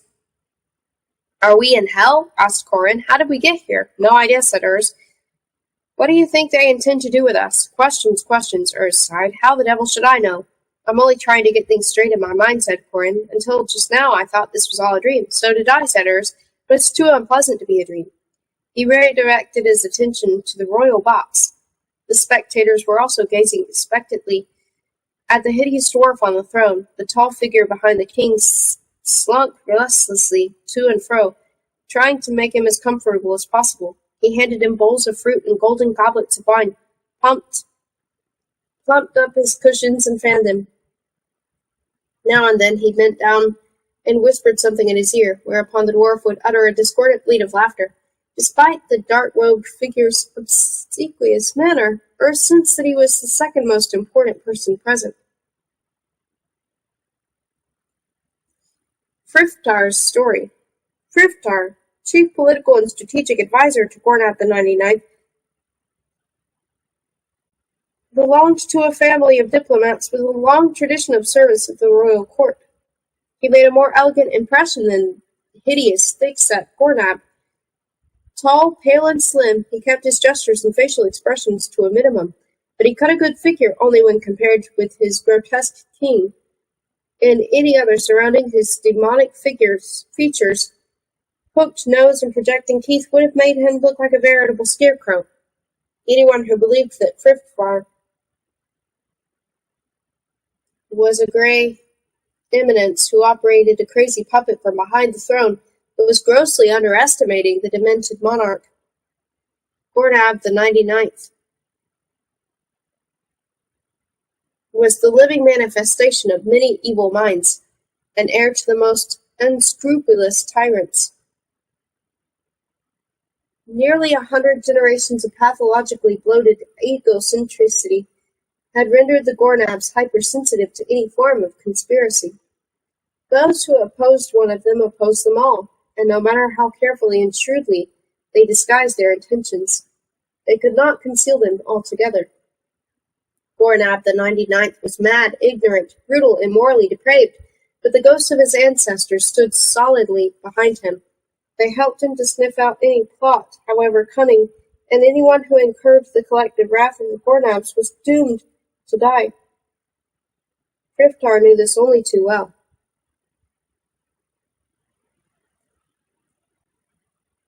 What the king's chief advisor feared most were his master's unpredictable moves.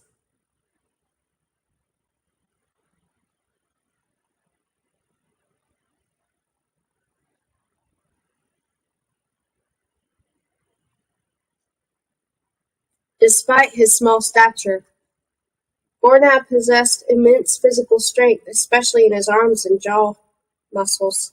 When he lapsed into one of his black moods, as he could from one minute to the next, he was capable of attacking people and literally tearing them to shreds. The only advance warning of such an outburst was a sudden introspective silence on the king's part as if he were listening to some inner melody. His gaze became fixed and abstracted, his smile still more grotesque.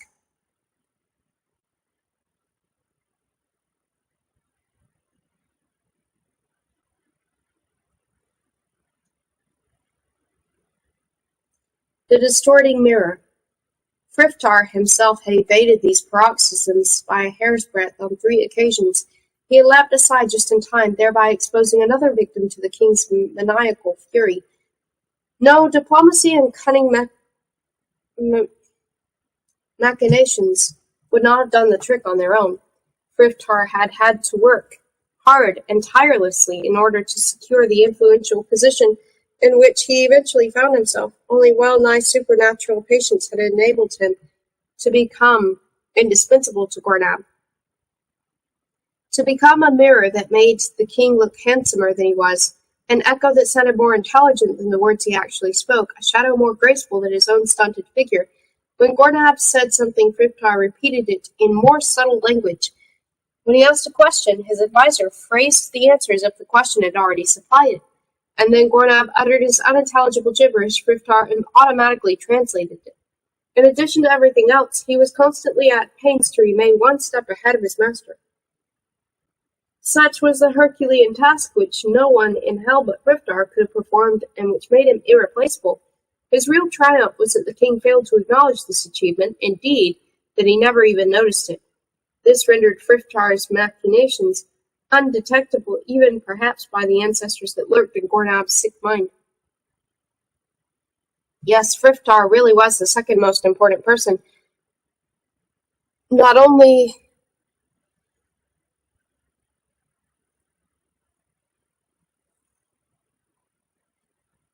in the theatre of death, but in hell and the whole of Netherworld.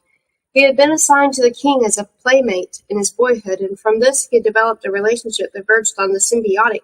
One could not exist without the other. To Frithtar, power was as essential as the air he breathed. Gornab, by contrast, needed Frithtar as a crutch, because without him he could not even have communicated his subjects. The court authorities had soon noticed that Frithtar's presence exerted a soothing effect on the unpredictable tyrant, that he was capable of translating His Majesty's curious gibberish, so they appointed him his constant companion and personal attendant. As such, Frithtar realized from the very first that he would have to develop his power base very slowly and patiently.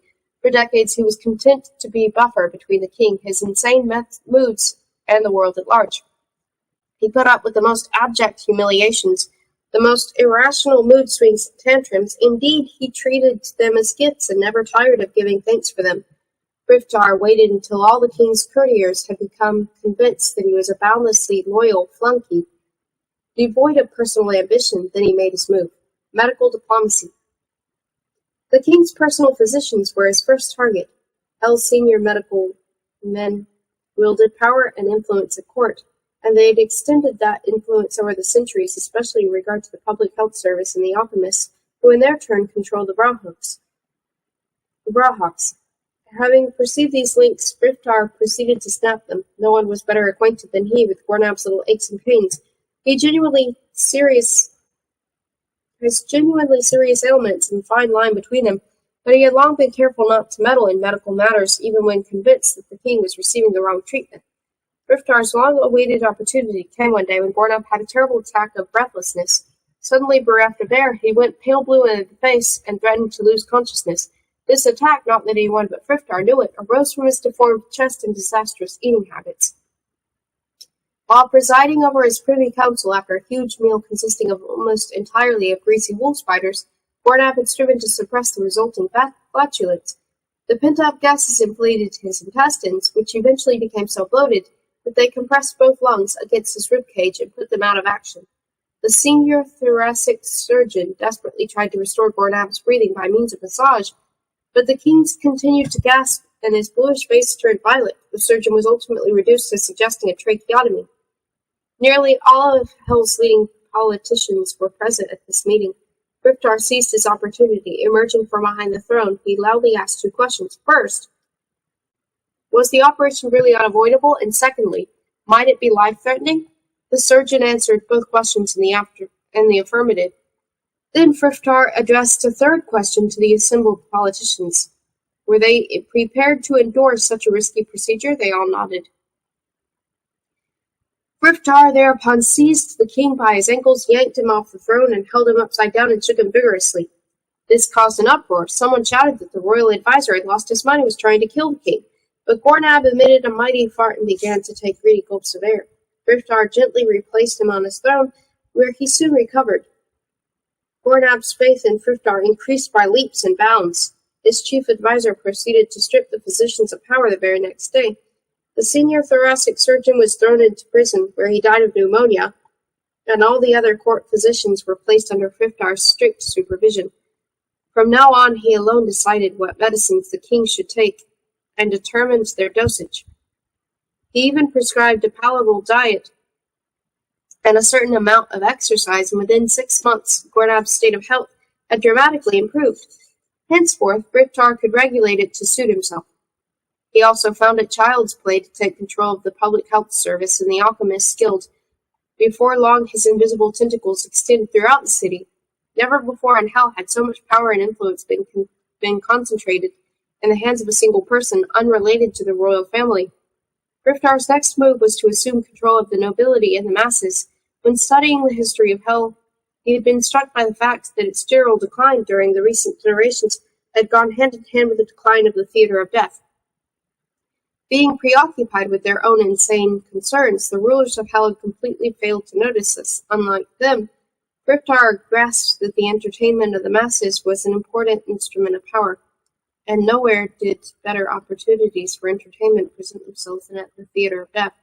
In its heyday, the theater had been the throbbing heart of hell, with daily gladiatorial contests and an ensemble numbering over 1,000, including fighters, trainers, guards, and keepers. An intricate underground labyrinth housed a whole menagerie of dangerous wild beasts and the complex theater machinery that raised and lowered them in their cages. It was hard to tell exactly when the theater of death had started to go downhill, but it must have been during the 8th epoch. The directors became more and more corrupt and their shows more boring because they made false economies and were more concerned to feather their own nests than stage exciting shows. They neglected to obtain replacements for the wild beasts slaughtered in combat, so their menagerie dwindled to a few dozen. The underground machinery grew rusty and eventually ceased to function altogether. Fights were still held in a dilapidated stadium, but usually to half-empty houses. One direct consequence of the theater's decline was growing disorder in the city at large. Criminality increased, alternative fights were staged in the streets, and illegal betting offices sprang up everywhere. It was only a question of time before these nefarious activities got completely out of hand.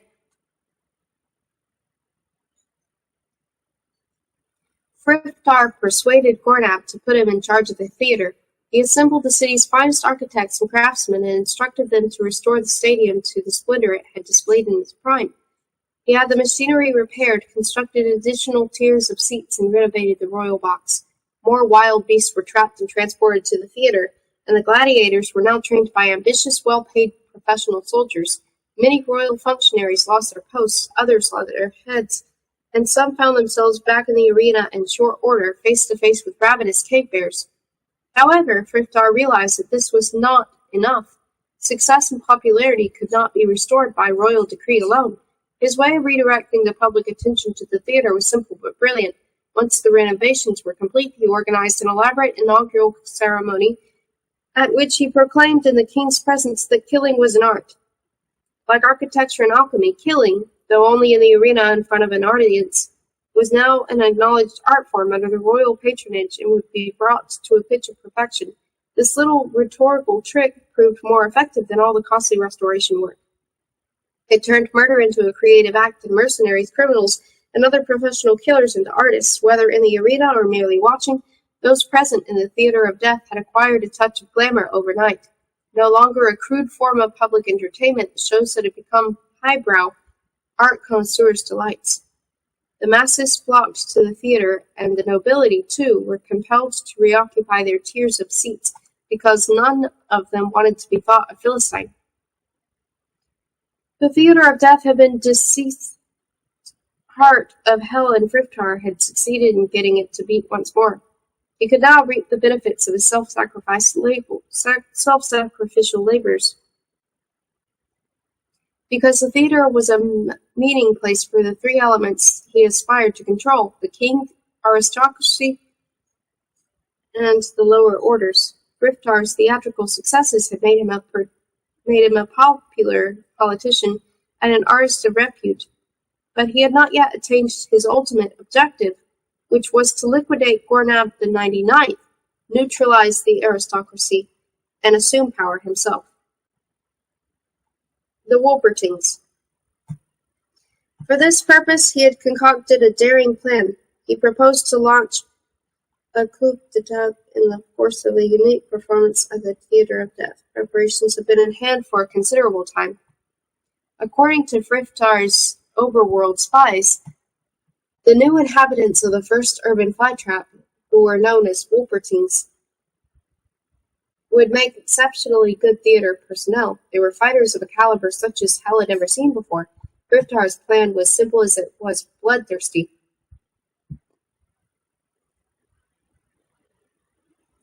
While the Wolpertings were killing each other in the arena in the most spectacular fashion, and while the king, nobility, and lower orders were stupefied and intoxicated by the sight of blood, you would have the theater surrounded by the army and the Brahawks.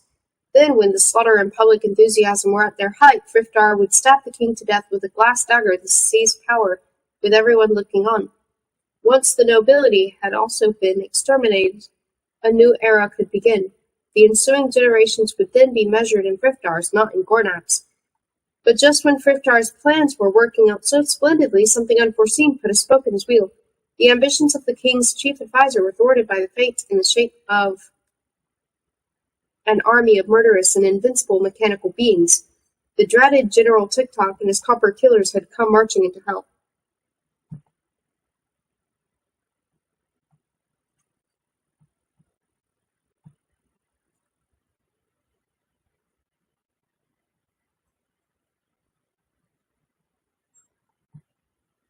The Repak Relic. All eyes were on the throne as Gornab's garbled address rang out across the arena. The king bleated with laughter like a demented goat. Then his mood abruptly changed and he subjected Friftar to a furious glare. "Why aren't they a-glopping?" he hissed. "Are they fed? Didn't I express myself intelligibly? Why no emotion?" Friftar bowed low. "As so often, your majesty, the acoustics are to blame for the lack of applause. Of course you expressed yourself intelligibly. Your words were like the clear ringing notes of a silver bell, like an elfin song, ringing its way through the ether. At present, however, all sounds are being absorbed by another temporary surge in the earth's natural magnetism. Permit me, therefore, to repeat your speech in the vulgar tone, loudly enough for it to reach even the most unwashed ears in this low-born audience." "Permission granted, Cipro," Gornab growled, gesturing impatiently. "Spooted rabble. It's waysal the same limb prop." "Greetings, new captives of the Theatre of Death," Friftar declaimed, repeating the king's speech in the correct syllabic order. "You have been brought here to fight. You have been brought here to perish. Oh, you fortunate ones! Oh, you chosen ones! You are destined to fight and perish for the entertainment of this distinguished audience, and fight you will, and perish you will. That is your inescapable destiny. Let the killing commence." The audience treated the king to a standing ovation. "Humph," grunted Gornab. "Why couldn't they have all plotted in the stirfclape?" Friftar raised his arms and the applause died away. He turned to the Wolpertings. "Just so you understand the rules once and for all, we shall now give you a demonstration. It will feature one of your own kind." "Show them the Repak Skrellik," hissed Gornab. "The Repak Skrellik." Friftar smote his brow. "Ah, yes," he cried. "How could I have forgotten?" He pointed dramatically to the topmost gallery, which still seemed unoccupied. "Kindly observe the copper killers above you." The changed Wolpertings heard noises issuing from the gallery above them. Clicking, clanking, whirring, jingling noises. And out of the darkness behind the parapet stepped some mail-clad warriors. Only a few at first, then more and more until there were hundreds of them. Their burnished armor glittered in the torchlight. The Wolvertines broke into a murmur. The spectators rose and stamped their feet in delight until the auditorium shook. Gornab clapped his hands. "The Rapak Skrellick! The Rapak Skrellick!" he croaked. "The Copper Killers!" yelled the spectators. "The Copper Killers!" Griftar lowered his arms, and they all resumed their seats. In the absolute hush that followed, he made his way to the front of the royal box. "This will not be a very spectacular fight," he cried, "not a fight destined to entertain the audience, just a brief demonstration of the rules for the new fighters. The rules are simple, and they are only two. The first is fight. Fight, the audience chorused. Griftar raised 2 fingers. And the second rule is there's no second rule. There's no second rule, yelled the audience. Griftar smiled. That shouldn't be too hard to remember. There's no on seculur. Gornab laughed. No on seculur.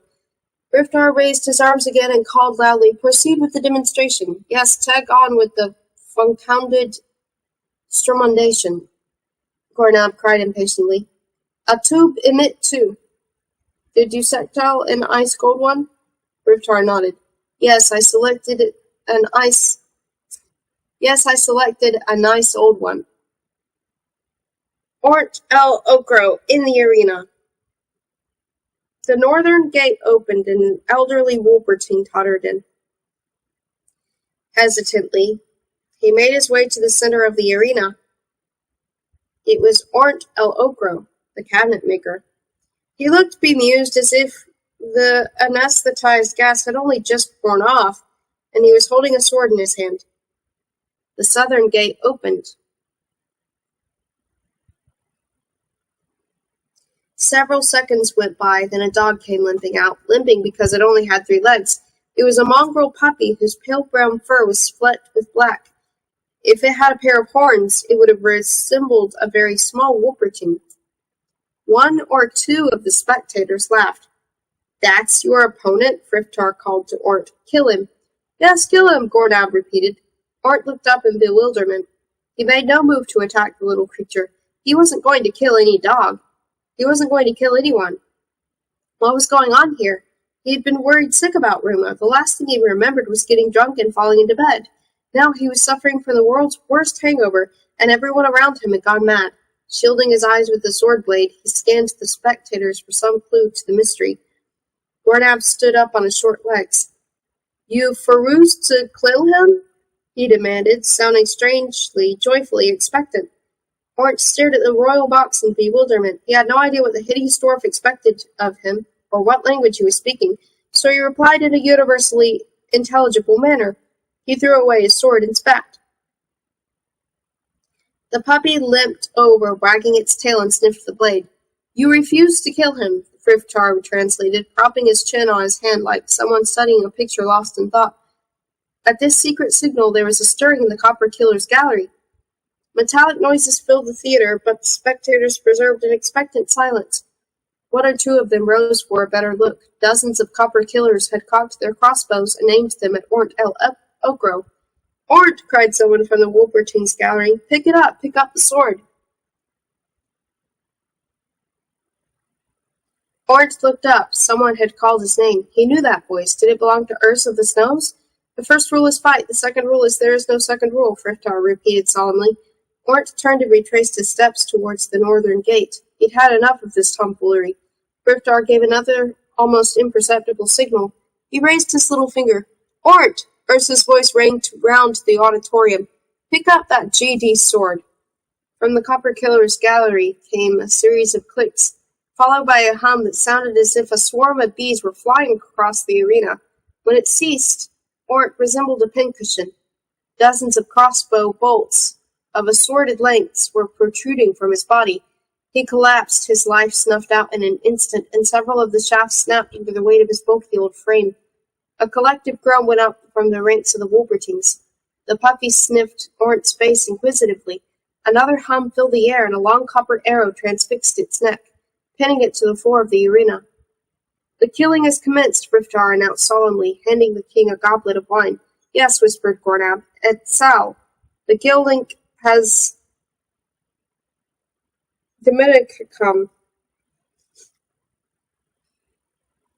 Rigid caves.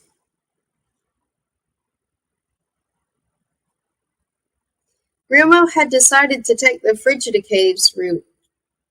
In accordance with Scollop's instructions, he had simply followed his nose for an entire day until he reached a precipitous wall of rock, pierced by at least a dozen wide tunnels. Some led steeply upwards, others downwards. After a moment's hesitation, he entered one of seemed to descend in a gradual manner. While making his way along this tunnel, he couldn't help noticing that it was getting steadily colder and more draughty. Rumo had never been so cold in his life, but he was steadfastly determined not to turn back, so he passed on regardless.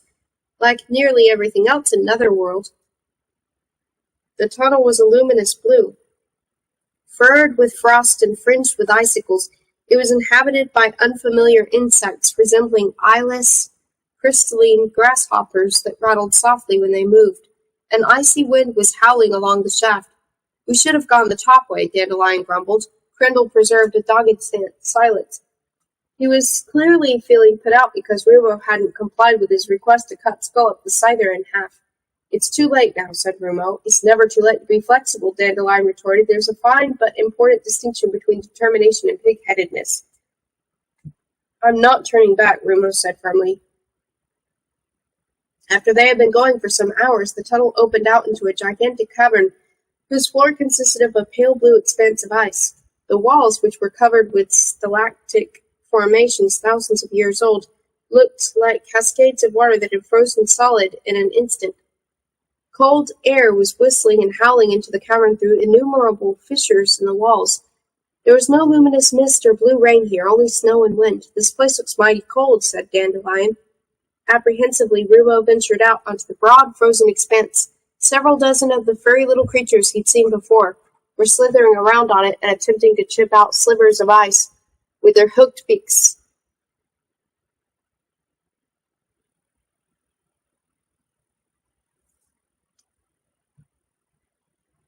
Dandelion goes too far.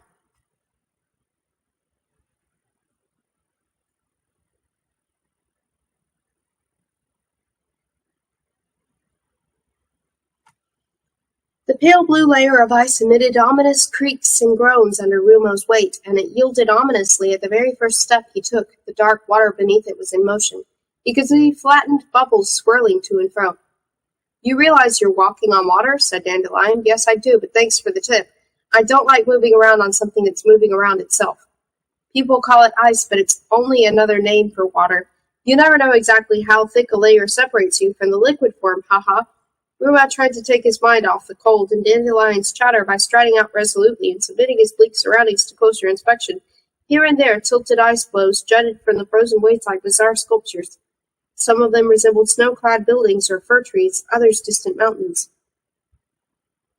The wind blew steadily across the ice, driving fine snow between Rumo's legs. Its monotonous piping whistle, the occasional ominous crack of the ice, and the crunch of powder snow beneath his feet were the only sounds he heard for the next few hours, apart from Dandelion's periodic comments. Drowning in cold water is said to be one of the worst deaths of all. You freeze to death and drown simultaneously, Dandelion remarked after a while. "You die twice over, so to speak." Rumo trudged on without a word. That was still the best policy. Contradicting Dandelion only encouraged him. Ignore him and he might eventually dry up of his own accord. It's also conceivable that it's the kind of death that keeps you fully conscious to the last. Dunked in freezing water? You'd be wide awake. Rumo would almost have preferred Crindle's cynical life and death-defying comments. "I'm wondering which works quicker. Does icy water freeze you to death before you drown? Or do you drown before you freeze to death? Another remark like that and I'll stick you in the ice and leave you behind. Empty threats don't scare me. I'm the only weapon you've got. You'd guard me like the apple of your eye even if I were a rusty knitting needle. Ha!" Rumo growled. "Blockhead? What did you say?" "I called you a blockhead, you blockhead," Dandelion said impudently. Rumo gave another growl. "That's right, growl away. I can call you anything I like and you can't do a thing about it. You're dependent on me. From your angle, I'm the world's most precious weapon. Aha! I warn you." "Sure, warn away, nincompoop, imbecile, card game. Don't push me too far." But Dandelion's exuberance ran away with him. He broke into a childish sing-song. "Rumo is a card game, Rumo is a card game, Rumo is a—" Rumo drew Dandelion from his belt, stuck him in the ice, and plodded on. "Hey, Rumo!" Dandelion called. What are you playing at? Rumo's figure rapidly receded.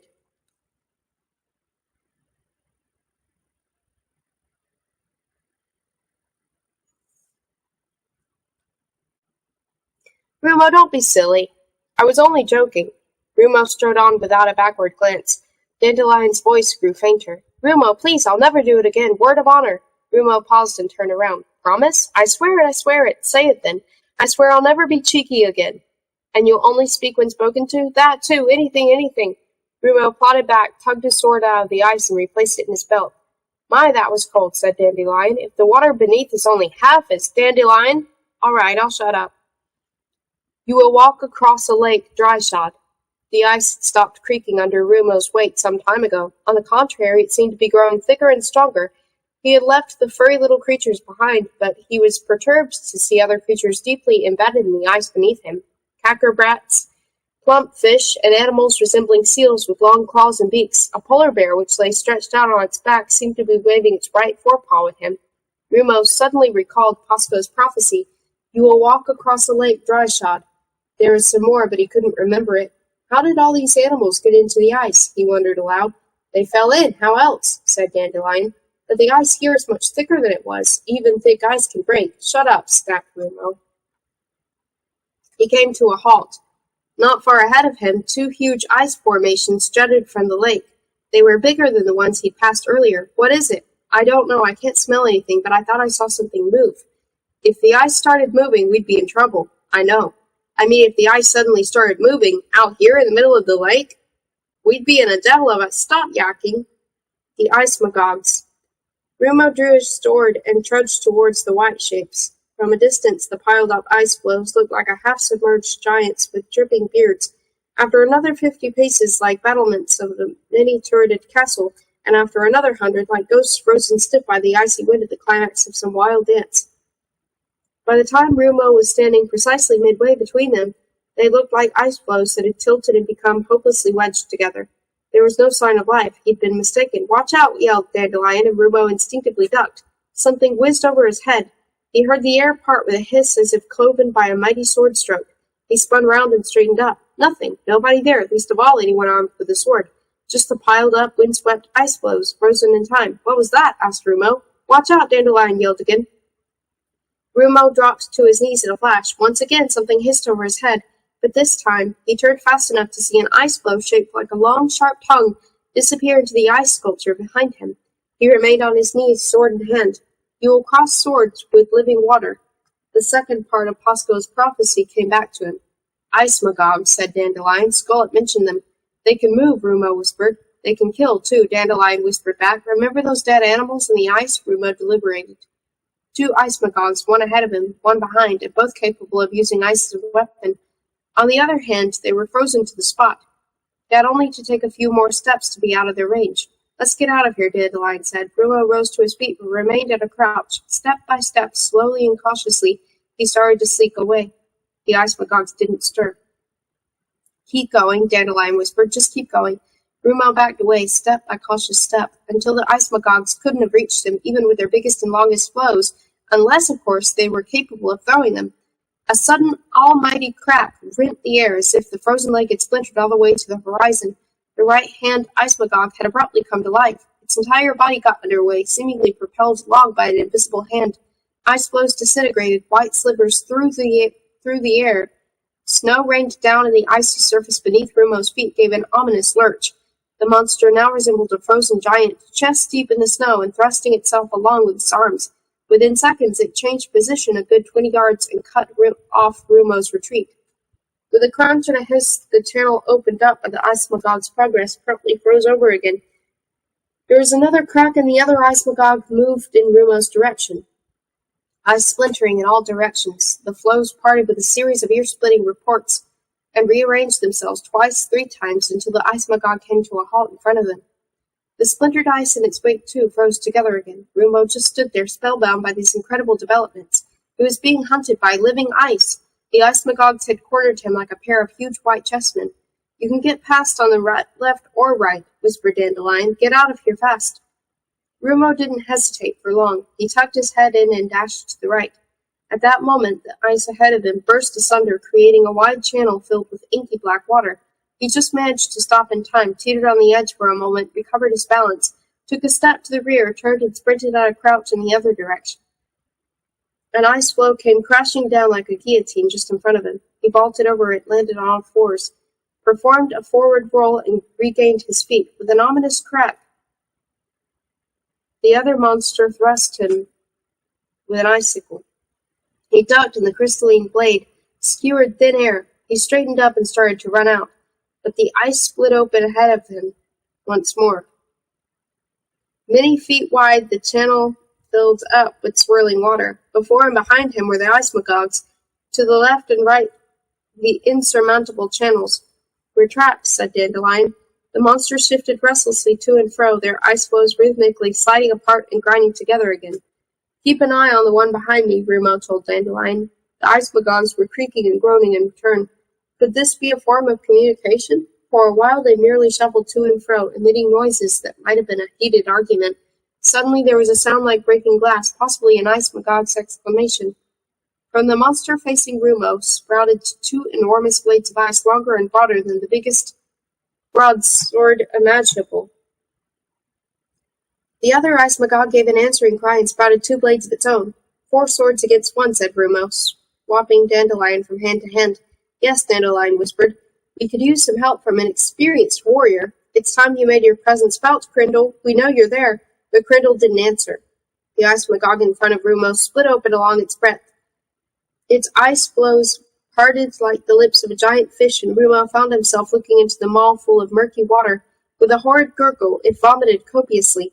The stream of water landed right at Rumo's feet, swirled round his boots, and instantly transformed itself into a glassy sheet of ice. 3 plump, shiny golden fish flapped around on it, desperately gasping for breath. "I wouldn't put anything past them," Dandelion exclaimed. Rumo positioned himself, legs apart, so that one of the monsters was on his right and the other on his left. He raised his sword and prepared to resist their onslaught. "The first attack will come from the right," Dandelion said. "You mean you can hear what they're thinking?" "Yes, but I don't understand their language. It's too icy. Somehow, though, the thoughts are coming from the right sound angrier," so there was another clatter. In the first attack, a fierce horizontal thrust really did come from the right. Rumo decided to duck instead of parrying it. The blow whistled overhead, missing him, but a second one was already on its way, this time from the left. Rumo evaded it with a backward somersault. Under prevailing circumstances, acrobatic feats of this kind were inadvisable. No sooner had his feet touched the ice than he performed a brief, grotesque dance and landed on his back. Rumo had no choice but to parry the next blow from a supine position. He was astonished at how easily Dandelion shattered the big blade of ice. It disintegrated into countless little fragments that peppered him like a hailstorm.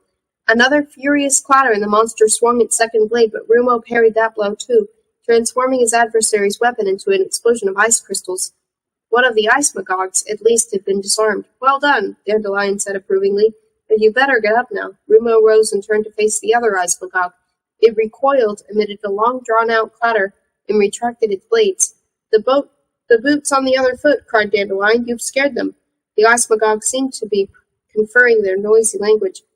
"They don't know what to do," Dandelion whispered. "Frozen water is their only move." His words were interrupted by a sudden crack, and the ice yawned beneath Rumo's feet. The monsters had abruptly reared up, shattering the lake's frozen surface into a number of small ice floes. Rumo flailed his arms wildly in an attempt to keep his footing on one of them. "Stick me in your belt," Dandelion screamed. "Don't let go of me, or we'll both be done for." Rumo thrust the sword into his belt, but in so doing he finally overbalanced. The ice floe capsized, pitching him into the inky water. He came to the surface, took a deep breath, and saw the ice magogs bending over him curiously. Then the swirling water dragged him under again. To his horror, he heard the ice floes grind together as they closed over his head. "You'll have to swim for it," Dandelion cried. "Swim away and cut a hole in the ice. It's the only hope." "I can't swim," thought Rumo. "I don't know how." "That makes 2 of us," said Dandelion. "I can't swim either." "Then I'll have to die." "I can swim." That was Crindle's deep, dark voice. He was back again. "Crindle, where have you been all this time?" Dandelion demanded. "I haven't been anywhere. I was insulted." "Can you really swim?" "Yes, I can." "Teach Rumo, then, quickly." No, I'm only breaking my silence to tell you that I could help you, but I won't. Why should I help someone who won't even do me the tiniest little favor? Crindle, Rumo pleaded. I'm running out of air. So what? I couldn't care less. Crindle, Dandelion said fiercely. If you don't help us, the following will happen. Rumo will drown, but the two of us will sink to the bottom of this lake and lie there for a very long time, just us two, all alone in the icy water, and I swear I'll drive you insane with my yakking. Grindel seemed to be considering this. Will you promise to kill Skullock the Scyther if we meet him again? Yes, yes, Rumo telepathized desperately. I promise. Very well, said Grindel. You must raise your hands above your head with the palms facing outwards, then force your arms to the rear. Rumo followed Grindel's instructions. His head collided with the layer of ice. You see, it's easy. You simply push the water away, but you must also move your legs. Ever seen a frog swimming? Rumo imitated the leg movements of a frog and forced his arms backwards at the same time. He glided along under the ice. And again, Rumo's lungs were bursting, but he resisted the fatal temptation to open his mouth and gasp for air. And again, every stroke put a little more distance between Rumo and the ice magogs. But every stroke made the pain in his chest more unbearable. And again, I can't go on, thought Rumo. I've run out of air. And again, Crindle ordered sternly. Rumo performed the final stroke. Red lights were dancing in front of his eyes, and his head was ringing like a bell. Here, said Crindle, this is where the ice is thinnest. Rumo drew his sword and drove it into the ice with all his might. Harder! He thrust it in again. Harder still, Crindle commanded. Go on, cried Dandelion. Another thrust and the blade went right through. Rumo applied his lips to the hole and sucked air deep into his lungs. Ice crystals filled his mouth. He replaced his sword in the hole and levered it to and fro, breaking off bigger and bigger chunks of ice. Before long, the hole was wide enough for him to put his head through. He drank in the ice-cold air like someone dying of thirst. Not far away, he sighted the ice magogs. They were still bending over the frozen expanse between them, probably wondering where their prey had got to. Rumo can swim, said Dandelion. Rumo leaves the frigid caves behind. Rumo reached the end of the frozen lake after another half-day's march. Although he hadn't encountered any more ice magogs, he felt as if they were keeping up the pursuit by trying to freeze his body at his feet. The lake's frigid expanse seemed to be a single coherent organism whose sole aim was to kill anyone crossed it. Rumo dared not call a halt. He knew that it would have been fatal to sit down and rest. Parts of his clothing and fur were glazed with ice, and physical exertion was all that could save him from freezing to death. He trudged on and on until he suddenly spotted one of the furry little creatures with hooked beaks. It was staggering clumsily around on the ice. Look, he said, an animal. He spotted another, then a third, and a fourth. The black dots beyond them could only be more of their kind. Where there are animals, Dandelion observed, there must be land, unless they're fish, of course. The ice was now swarming with more and more of the furry little creatures.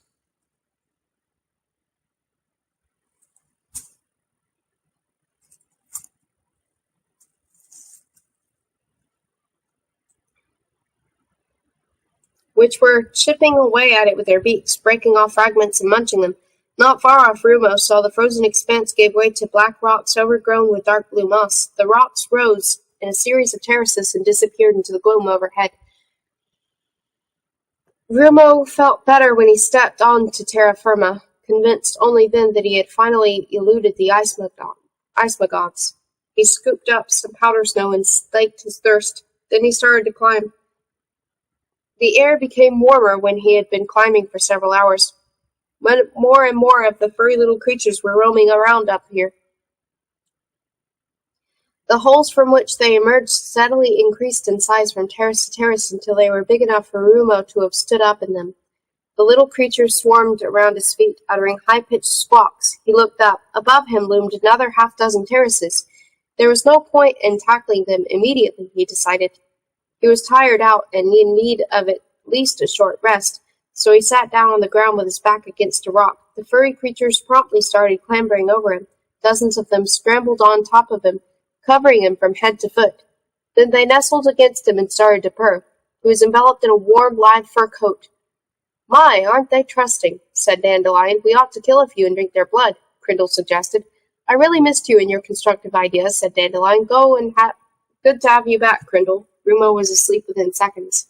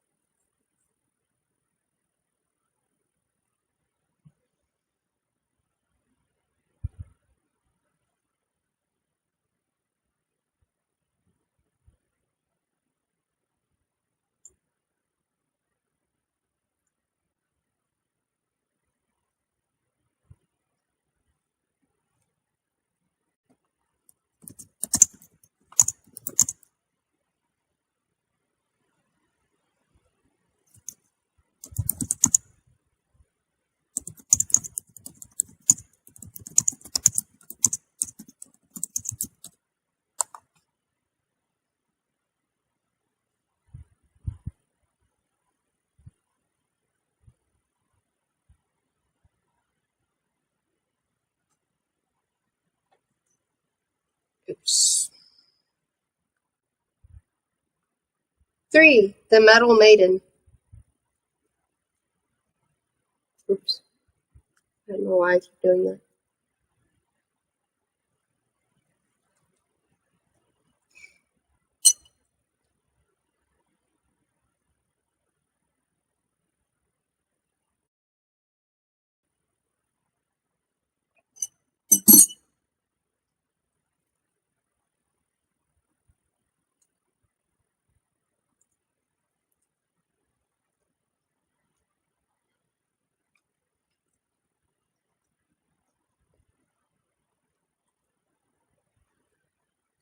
Lying down or standing up, Rolla couldn't have said what she was doing. She tried to speak, but she couldn't move her lips. She tried to open her eyes, but her eyelids refused to obey. Was she frightened? No, she was awake, alive, and undaunted. That was strange. She ought to have been at least a little bit frightened, but although she couldn't see, she couldn't move, and was imprisoned in something. Her composure steadily increased. It was strange, yes, but true. Had she gone mad? Mad people sometimes felt irrationally calm in hopeless situations, so she'd heard. Rolla consulted the instincts of her species. Sniffing the air, she detected the smell of metal, the smoky aroma of lead. She'd been buried alive. Or was she dead? No, she felt so alive, so wide awake. If only she could receive some sign from outside that would prove she was alive, but there was nothing to be heard. She lay in the dark for a long time, just lay there and waited. There, at last, a click followed by the unpleasant sound of metal grating against metal. A long, drawn-out, excruciating sound that set her teeth on edge, but it was music to her ears. Someone was scratching on the outside of her coffin. Then she heard a voice that seemed to come from everywhere at once, a low, unfamiliar whisper. It sounded cold and dead, and mingled with that soulless whisper was an irregular mechanical noise like the ticking of a defective clock. "Rolla," said the voice, "are you, awake at last? Yes? Talk. My instruments, tell me you are. Talk. Then we can begin. Are you, ready to die? To die more slowly? Talk. Anyone has ever died before?" General Tick-Tock's story. When General Tick-Tock and his copper killers vanished from the face of Zamonia, a legend arose that they had fled straight to hell. Like all legends, this one contained a grain of truth, and the truth is always stranger and more exciting than fiction. Yes, General Tick-Tock had fled straight to hell, but that was the beginning of his story, not the end. Down there he found everything he had always dreamed of. He found a home, he found eternal death and dying. What was more, he surpassed himself in the truest sense, becoming something far, far greater than he had ever been in the overworld. But that was far from being the best thing that befell General Tick-Tock in the netherworld. No, the best thing he found there was love. He never looked back after fleeing Lindworm Castle and leaving his soldiers in the lurch. He marched for hours, days, and months without ever calling halt or glancing over his shoulder. After about a month, General Tick-Tock paused for the first time and turned around. His entire army, or what was left of it, was standing respectfully to attention. Several hundred copper killers had followed him every step of the way and were humbly awaiting his orders. That was when he realized his soldiers would follow him anywhere, no matter what he did. He could have marched them straight into a smelting oven, and they would have obeyed without question. That was blind obedience in its most perfect form. With bodyguards like these, he could still achieve all he wanted. "We are yours to command, General Tick-Tock," cried the copper killers, smiting their armor-plated chests. So they marched on through Zamonia, attacking villages and small, unfortified towns. Unlike traditional armies, however, the copper killers pursued no definite objective. They did not aspire to enrich themselves or capture towns in order to occupy them and enslave their inhabitants. They merely did what they had been trained to do: kill, destroy, and then march on with a view to killing and destroy anew. The copper killers enjoyed this merciless routine and would, if it had been up to them, have continued to perform it ad infinitum.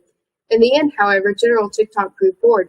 He would have killed to wreak still more destruction and kill with greater refinement, but there seemed to be no prospect of doing so within the confines of Zamonia. One day the copper killers were opposed by the army of demonic warriors. Although the demonic army was numerically superior to them, all that remained of it by nightfall was a handful of captured warriors impaled on stakes at the edge of the battlefield, kicking and struggling as they waited for death and put out of their misery. General Tick-Tock, who was immensely interested in anything to do with death, stationed himself in front of the dying warriors and asked, Where do you think you go to talk when this is over? To Netherworld, they replied in unison. Netherworld? What does Netherworld have to offer that attracts you so? Eternal death and eternal dying, croaked one of the warriors. Wine laced with blood, groaned another. Murder and torture are as universal there as birth and death are up here, gasped a third. I'm intrigued, said General TikTok. How do I get to this wonderful place? You? The demonic warriors laughed. You can't. You're only a godforsaken machine. You can't die. The only passport to Netherworld is death. Well, I mustn't detain you, said General TikTok, and he personally slit their throats. From now on, he was obsessed with the idea of getting to Netherworld.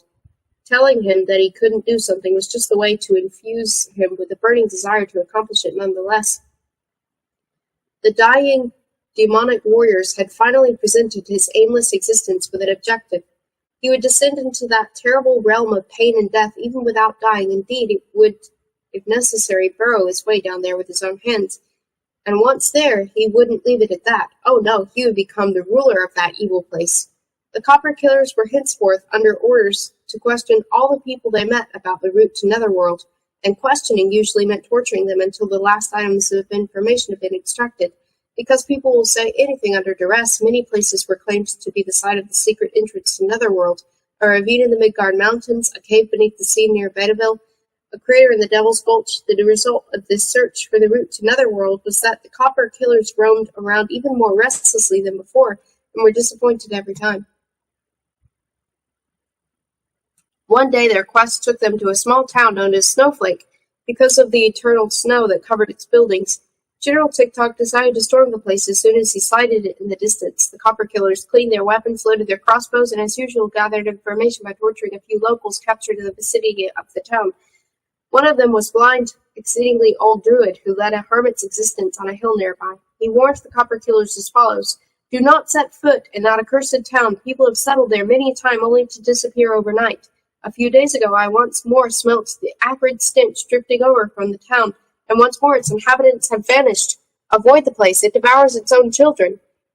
General TikTok, who was intrigued by this story, decided to be merciful to the old druid, so he had him killed on the spot instead of being slowly tortured to death.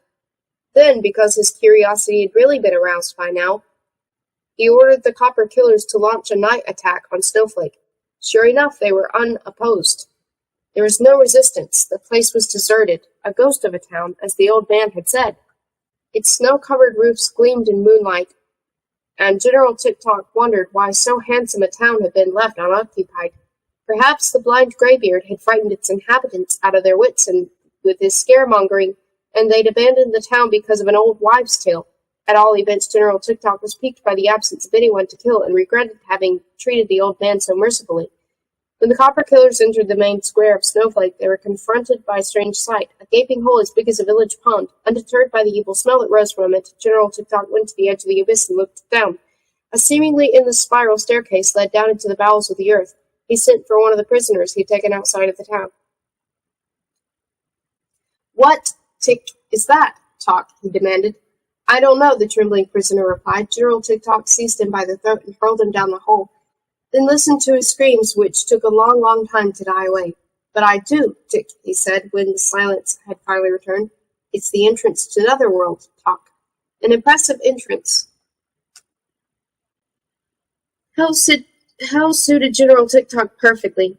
It was not only bigger, but wilder and more evil than any city he'd ever seen before. The dark alleyways, the ghostly lighting, the weird architecture, the bizarre inhabitants, the soot and grime.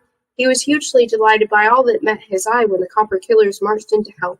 For the first time in his life, he had no wish to destroy a place. He wanted to become a part of it. The most important part, naturally. The general's army encountered no resistance as it clanked unspeaking through the soot-blackened streets. Anyone who saw the metallic warriors coming shrank back and disappeared into the gloom. From time to time they all met small bands of bloodums or other mercenaries who respectfully stood aside to let them pass, but most of the inhabitants seemed to be either pale-skinned creatures with horns or peculiar hybrids, whose strange physique was perfectly in keeping with the city's general appearance. General TikTok was delighted. He paused to torture a few of the locals, the quickest and most reliable method of briefing oneself on a strange city. They spouted information like a fountain.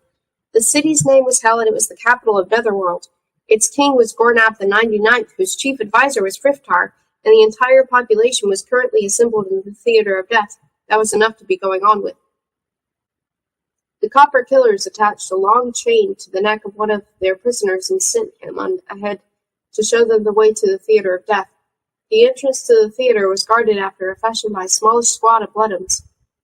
They were so dumbfounded by the sight of their intruders that a volley of crossbow bolts mowed them down before they could draw their swords. The Copper Killers marched over their dead bodies and into the theater.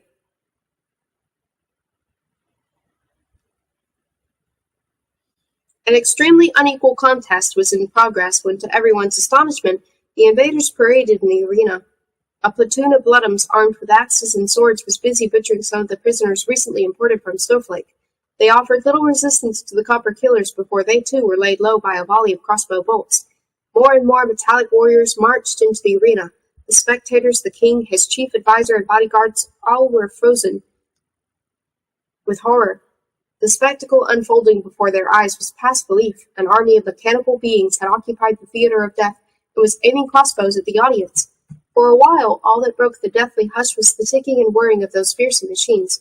When General TikTok himself entered the theater and strutted into the middle of the arena, scattered cries rang out as the audience caught sight of the biggest of the metallic warriors. He was even more massive, terrifying, and nightmarish than the rest. Several of the Copper Killers ostentatiously spat fire from their steel mouths. "Which of you, Tick, is the king?" General TikTok called loudly. "I am the Jink," replied Gornab, who had leapt on his throne and was trembling with agitation. "Yes, this is King Gornab Aglen Azadarko Bang Elil Atuna the 99th, Vriftar announced, giving his monarch a cursory bow. "I am Vriftar, his chief advisor and director of the Theater of Death. May I, on his majesty's behalf, inquire your name and ask about what possessed you to burst in here and kill our soldiers?" General TikTok spun out the interval between Friftar's question and his reply until the suspense became unendurable. The audience held its collective breath. "My name, Tick, is General TikTok," he declared in a voice that carried to the furthest row of seats. "And these, Talk, are my Copper Killers. We have come—" The general inserted another pause for effect.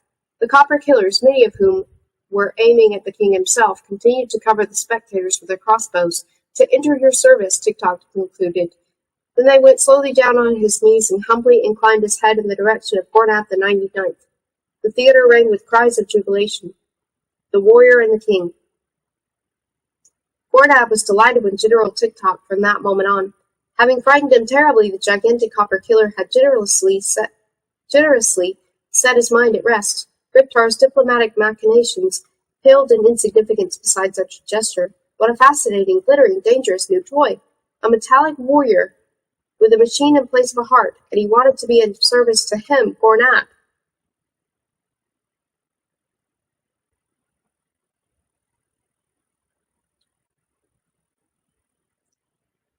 How dearly he himself would have liked to be an immortal, heartless creature of this kind. General TikTok possessed every attribute of which Gornab could only dream. Everlasting good health, invulnerability, inexhaustible energy. Compared to him, Gornab's generals were inexperienced shirkers who had never set eyes on a battlefield larger than the theater's antenna arena, and even then from the safety of the VIP's box.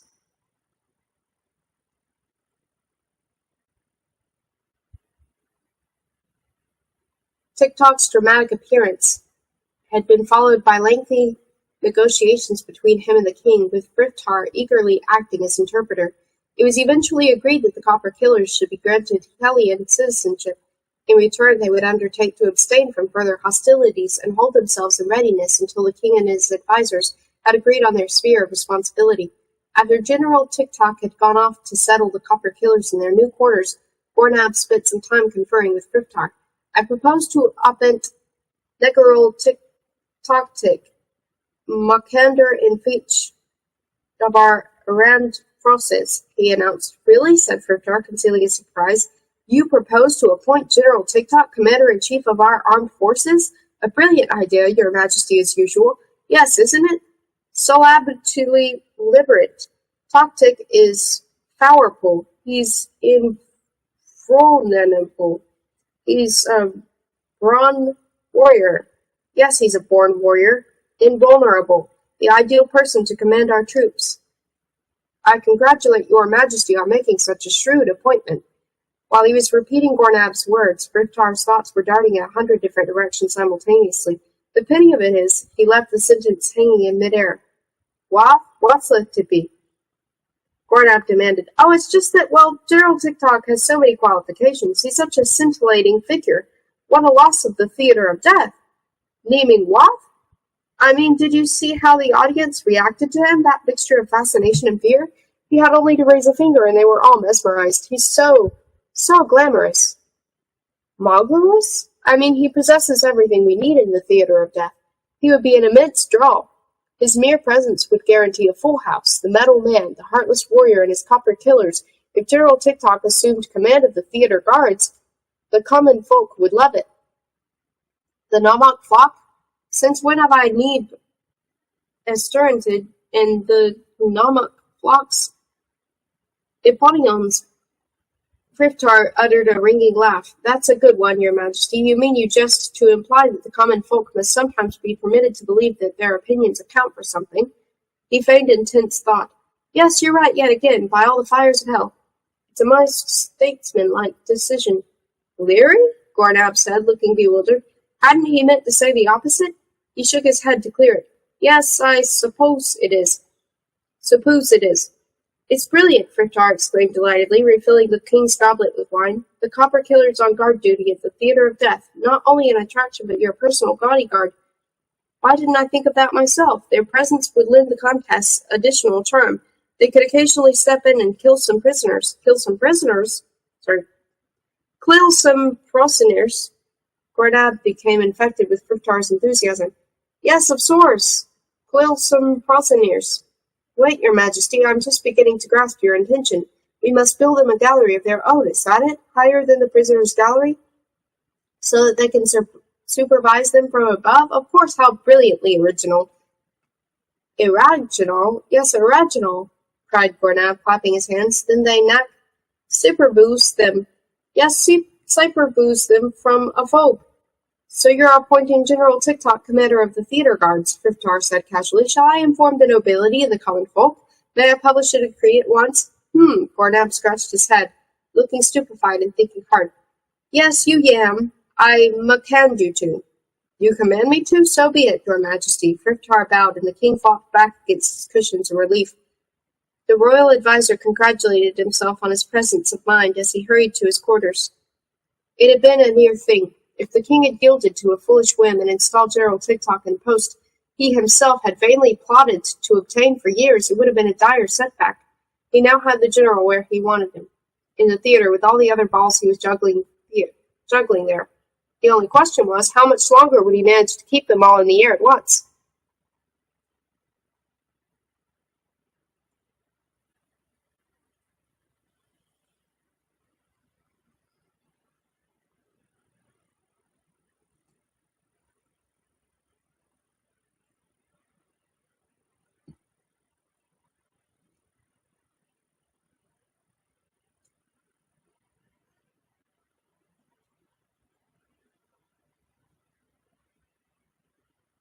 I'll be right back. And I'll also get some water, probably.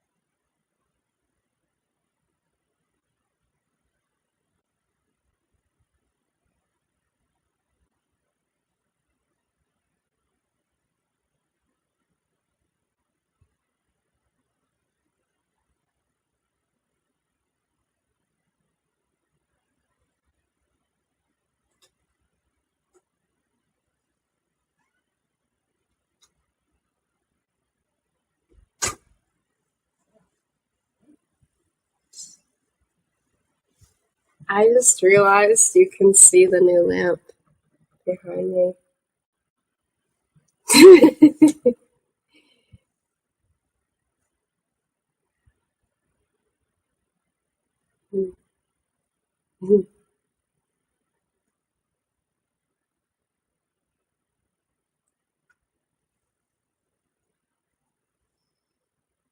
It's so nice though. Like I can switch it, like it has two different light bulbs, so if I don't want it to show as much light from there, sorry, from the top of it there, I can actually switch it so that the light is just coming from down there. You can't see where I'm pointing, but the lower light would be shining instead. Oh, I forgot to bring the water back.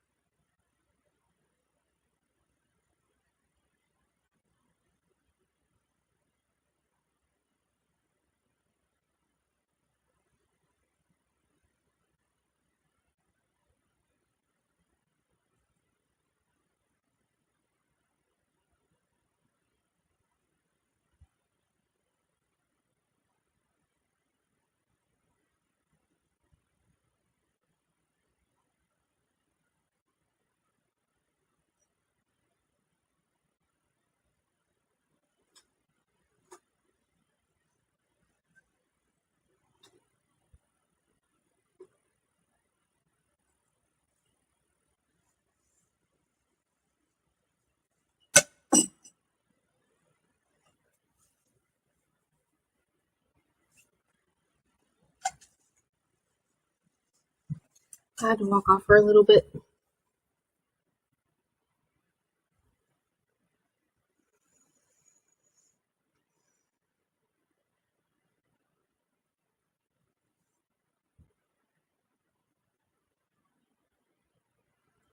The blue is, or purplish, is it's from the webcam itself. When I have low lighting, it does that. And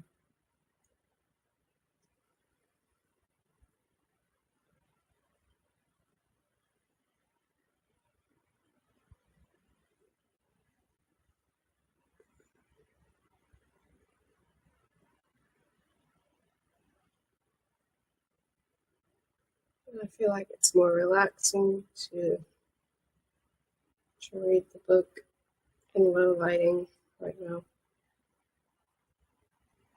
I mean, it's energizing to read the book when I've got overhead lighting, but I don't really, I don't think that's a good idea right now because I'm stressed out already. I don't need overhead lighting.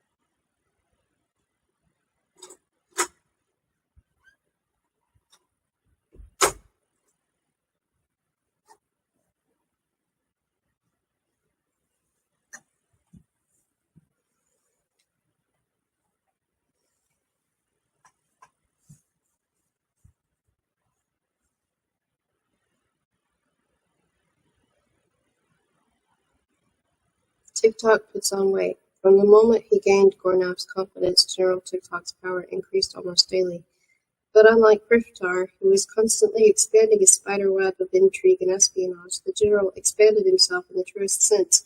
He consulted every armorer and helped some of the city's expert military engineers and weapons technicians and got them to show off their latest invention. City selected whatever appealed to him, a new blade, an assortment of special arrows, a miniature crossbow, sinews of precious metal, polished teeth of laminated steel, a glass dagger filled with poison.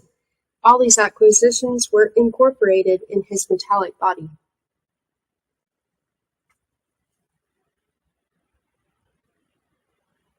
He grew day by day in breadth as well as height, as his innards filled up with ever more sophisticated weapons. His arms and legs became longer, his chest more voluminous, his back broader, his weight more prodigious. When General TikTok trod on them, flagstones splintered beneath his feet. The arsenal concealed inside him represented the latest state of Hell's weapons technology. His left eye could fire micro-arrows impregnated with anesthetic or deadly poison, according to choice. His fingertips were fitted with blades that could be fired and then retracted on wires. His chest contained bellows filled with a highly inflammable mixture, which he could spit with great accuracy. Insidious weapons were hidden all over his body. He regarded himself as an ever-growing military work of art, a perpetual motion machine capable of infinite expansion. Time, decay, disease, wear, and tear, those factors played only a subordinate role, if any, in TikTok's scheme of things. To him, 10 years were the same as 100, 100 the same as 1,000. He had to allow for a bit of rust, a worn-out joint or two, a few defective nuts and bolts, an occasional burnt-out alchemical battery, but all his components could easily be replaced with spare parts of ever-improving quality. Time was on General TikTok's side. New alloys were being perfected, weapons becoming ever more effective and sophisticated. He looked forward with pleasurable anticipation to the technological advances of the coming centuries. Whenever a useful innovation came along, he would acquire it and have it installed in his own insatiable frame. No one would be able to stop him in the long run. But for the moment, he would have to compromise. He was still a dwarf compared to the TikTok of his dreams. Much as he would have liked to crush the hideous king of hell with a huge mailed fist and trample his people underfoot like insects, he could not yet afford to do so. In order to achieve his aims, he would have to fall back on the wearisome methods of diplomacy. He often wondered what differentiated him so clearly from his copper killers. What had rendered him so superior to them and placed them under his command? Although he obeyed no one, he knew there was something inside him that spurred him on, some mysterious thing that he looked for in his mechanical interior. He suspected that alchemists had implanted this mysterious motor in him at birth. It wasn't an alchemical battery or a steam-powered machine. It was something that could think for itself, something that never slept or rested, never paused or came to a standstill. This mysterious something was forever tormenting him with questions. How can I grow bigger? It asked. Or how can I become more powerful? Or how can I inspire more fear? But the central question around which TikTok's thoughts revolved was, how can I kill more efficiently? He had already murdered in countless ways, employing every conceivable kind of weapon, poison, and mechanical device, as well as his bare hands. No one knew more about killing and dying. Intent on learning more about death, he had gazed into the eyes of all his victims as they breathed their last and had seen things that made him a leading authority on the subject. Indeed, if such an academic qualification had existed, General TikTok deserved a degree in thanatology. He had discovered that pain, however agonizing it had been, evaporated at that final moment. But where did it go? If he really wanted to know every last thing about dying, he would need more time. It wasn't a question of his own time he had in plenty, being immortal, but of the wretchedly short space of time in which his victims died. Once initiated, the process of dying was irreversible and completely beyond his control. This had always riled him. One minute he was the master of life and death, the next another more powerful authority had taken over and was dictating the rules of the game. He would so much rather have prolonged the dying process for days, weeks, and months, but fate had led General TikTok to hell and this evil city held the answer to his most pressing question. How could he kill more efficiently? Strange as it may sound, the answer to that question was love. The Metal Maiden. It is always dangerous to underestimate evil persons and suppose them to be immune to love. The ability to love is not a prerogative of the good, but may well be the one thing they share with the evil. As for where Cupid's arrow strikes home, this often depends on its target being in a particular place at a particular time. In General TikTok's case, the place was the workshop of a Hellion weaponsmith who also manufactured instruments of torture and execution machines. The general had come in search of some new playthings for installation in his body. The weaponsmith had laid out various novelties on a bench, among them some pliers with diamond-edged teeth and gilded circular saw blade that could be hurled like a throwing disc. TikTok inspected the pliers. They were so effective that one could even abuse them to dismantle a copper killer, indeed, even himself. Then he weighed the circular saw in his hand. It could have felled an enemy like an axe felling a tree. Both were splendid weapons. But TikTok, being a surly mood, was hard to please. Reluctant to be talked into buying something, he preferred to poke around in the workshop at his leisure. After he had peered into every corner of the weaponsmith, showed him into a large, gloomy storeroom that he called his graveyard. TikTok got him to light a torch and illuminate the mound of discarded scrap metal it contained. Then his eye was caught by something in the far corner. It resembled a sarcophagus standing on end. The general was extremely interested in coffins, of which sarcophagi were a sort of artistic refinement, so he made for it, and the weaponsmith followed with the torch. The nearer they got to it, picking their way through the clutter of metal, the more excited TikTok became. No, it wasn't a sarcophagus. He thought he knew what it was, something he had heard a great deal about but had never seen before. He couldn't understand how anyone could have let such a treasure go to rack and ruin. He felt as if he had discovered a priceless diamond in the midst of a rubbish dump, for the object in question was a genuine metal maiden. A metal maiden was an instrument of torture with an execution machine combined. With its lifeless eye sockets and gaping mouth, the specimen confronting General TikTok resembled a crude suit of armor or a ghostly apparition in everlasting agony. Its outer casing consisted of thick gray lead, but all the screws and embellishments were of copper. Let into the front of the metal maiden were two doors that could be folded back. The interior was capacious enough to hold a sizable body, and welded to the inside of the doors, TikTok was delighted to note, were dozens of long, thin blades made of copper. If an offender were placed in the metal maiden and the doors closed, the blades would pierce him from head to foot. That was the actual function of this machine, the weaponsmith knowledgeably explained. To perforate the body in the most ingenious possible way. The difference between execution and torture, he said, depended on the speed with which the doors were closed.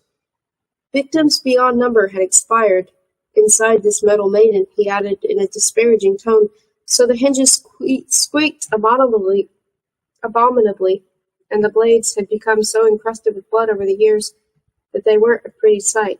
He intended, he said, to have an antiquated contraption melted down. General TikTok killed him on the spot for this outrageous lack of respect, applying a fingertip to the back of the weaponsmith's skull. He transfixed his brain with one of his retractable blades. The lifeless body slumped to the floor at the metal maiden's feet, which was where it belonged in the general's opinion. How had the man dared to describe her as old and unsightly in his presence? TikTok eyed the maiden approvingly. They had so many things in common. Like him, she was made of metal. Like him, she was capable of killing in painful and ingenious ways. From now on, they would kill together. The general uttered an exultant cry that shook the smithy to its foundations. He had fallen in love for the first time in his life.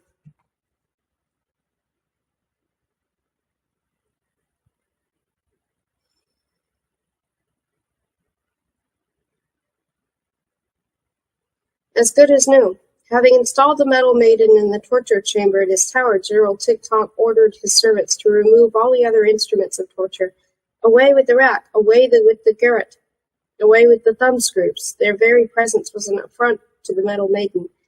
He need never employ such primitive aids again. Then he proceeded to clean and restore the metal maiden with his own hands. He began by ridding the blades of mud. Whose was it? How much had they suffered, and for how long? Who had used the maiden before him? Suppressing a pang of jealousy, Tick-Tock burnished the copper fittings with abrasive paste. How beautifully they shone! He oiled the hinges, polished the other components, and tightened all the screws. Finally, he inspected his handiwork. The metal maiden was good as new. Thoughtfully, he circled her. Something was missing, but what? Mobility? Animation? No, he did not plan to install a sort of machinery that ticked away inside himself. He liked the maiden just as she was, silent and motionless. For all that, something was missing. Tick-Tock circled her again and again, inspected her from every angle, opened and closed the doors. At last it struck him. The metal maiden must become more deadly, not more animated. An impossible task. General Tick-Tock summoned Hell's leading alchemists, physicians, and engineers, and informed them of this plan. The metal maiden was to become the most beautiful, luxurious, and ingenious killing machine ever built. Not a mobile machine like himself or the copper killers, but one that would always stand at the same place, here in this tower, and the word machine was a misnomer, being too crude and technological for the delicate functions the metal maiden would perform in line with his wishes. She was to become an artistic instrument, equal to the demands and capabilities of the greatest virtuoso of death, namely himself. He wanted a hydraulic and pneumatic system of ducts controlled by valves and stopcocks. He wanted tubing of all gauges, down to and including hollow needles the thickness of hair, thinner than that had ever been manufactured before. He wanted elixirs and poisons, drugs and extracts. He assembled scientists and technicians, scratched their heads and exchanged puzzled glances, but they didn't dare to argue. With uncharacteristic forbearance, General Tick-Tock realized that he would have to go into greater detail.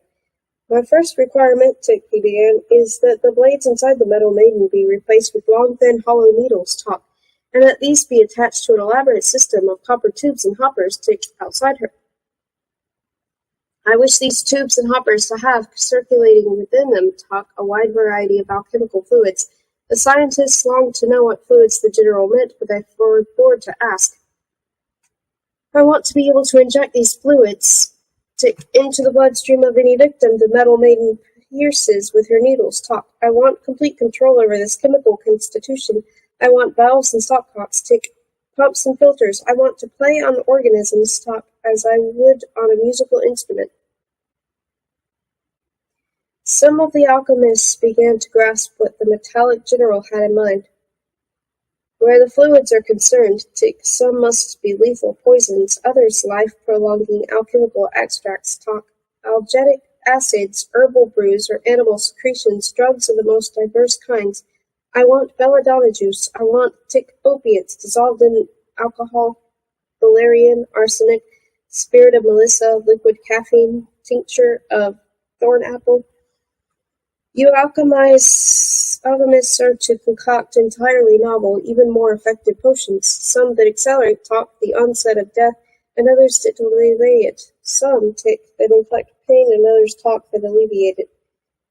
Some that intensify, Tick, the fear of death a hundredfold, that plunge the brain, Tick, into a state of most terrible confusion. I, Tick, want a potion that induces a sensation, Tock, of hysterical euphoria. The faster the general ticked, the more aware the scientists became of his mounting excitement, the urgency of his demands, and his determination to have them fulfilled. I want, Tick, he cried, to develop a machine, Tock, that will enable me, Tick, to control death. If I succeed, Tock, die will no longer be, Tick, a natural process, but, Tock, an art form. General Tick-Tock concluded his harangue and submitted each of his listeners to a piercing stare. I want, Tick, the impossible, he said at length, lowering his voice. I want, Tock. In double-quick time. The alchemists, physicians, and engineers hurried off their laboratories and workshops, and worked harder at their appointed tasks than they had ever worked on anything in their lives. What the general had asked of them was insane. He might just as well have commanded them to render themselves invisible, or build a machine for manufacturing gold. They worked day and night for months on end, employing all their expertise and expending more energy than any of them had ever summoned up before. General TikTok's regular visits to their workshops and laboratories contributed to this. His mere presence was enough to make them find solutions to seemingly insoluble problems, and transform their exhaustion into unflagging vigor. After 6 months of unthinkable had been achieved, the Metal Maiden had been completed to General TikTok's entire satisfaction.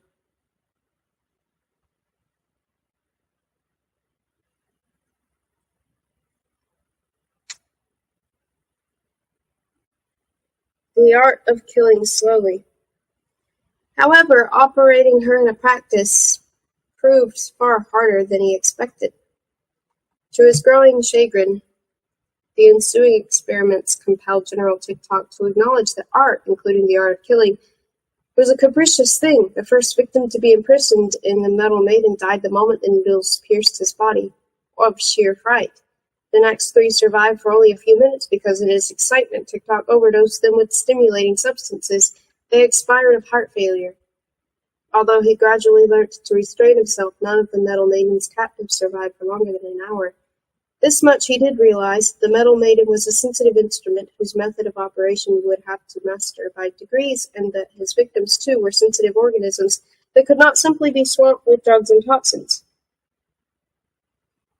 But his guinea pigs were also partly to blame. They died because they wanted to die. All of them sought to escape from the Metal Maiden as quickly as possible, and the quickest way of escaping from her was to die. However many restorative drugs TikTok injected into their bloodstream, imprisonment in the Metal Maiden seemed so terrible that they all preferred death. He procured a supply of the most hardened warriors, scarred veterans who would have fought on with cloven skulls or arrows riddling their bodies, but even they survived for more than a day or two, and their coarse oaths desecrated the Metal Maiden's body. If he really wanted to fathom the secret of death, TikTok would have to obtain some considerably tougher guinea pigs. He wanted to prolong the dying process for weeks and months, possibly even for a year. It took another dozen experiments to bring the truth home to him. The Metal Maiden was like a violin without strings. That was the problem. The body of the instrument and the brilliant performer himself were there, but the instrument itself lacked a soul. The noble and extremely complex machine deserved an intimate of the same caliber. Only then would bring forth the kind of music General TikTok dreamt of. It was pointless to go on soiling his precious Metal Maiden with blood, he decided. Better to wait until a worthy test subject fell into his hands. The new gladiators.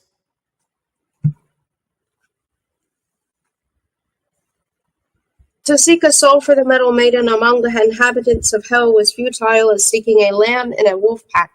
TikTok nonetheless ordered his spies to comb the city for suitable material, but none of the candidates they garnered from its lanes and alleyways fulfilled his exalted requirements. He came to the conclusion that he would have to go to Overworld in person to find a suitable victim or victims, and was just preparing to set off on his expedition when news reached him that the latest crop of prisoners from an urban flytrap had arrived in town.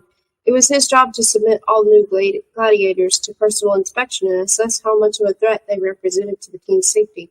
Although convinced that no prisoners could seriously threaten himself and his copper killers, he performed his wearisome duty on this occasion too and went to inspect the newcomers. They had been abducted from a town named Wolperting. That didn't make them sound particularly menacing, more like a bunch of country bumpkins. Riptar's peculiar decisions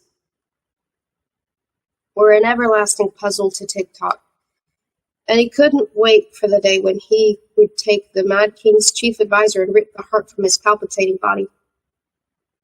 TikTok didn't inspect all the prisoners, only those who had been housed in separate cells in the theater of death. The older and weaker specimens already been weeded out and were leading an uneventful existence in a large prison nearby where they could move around in relative freedom. The general inspected each of the cells in turn, and what he saw in them surprised and overjoyed him beyond measure.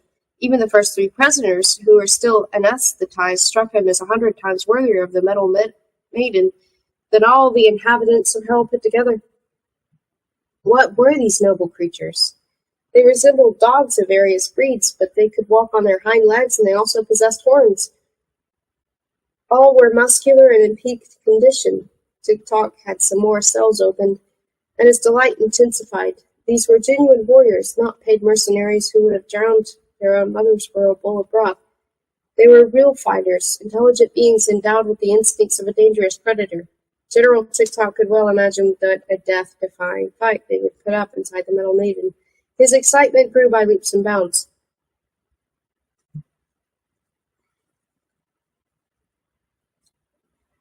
A soul for the Metal Maiden. What a shame to waste such noble creatures on the stupid fun and games in the theater of death.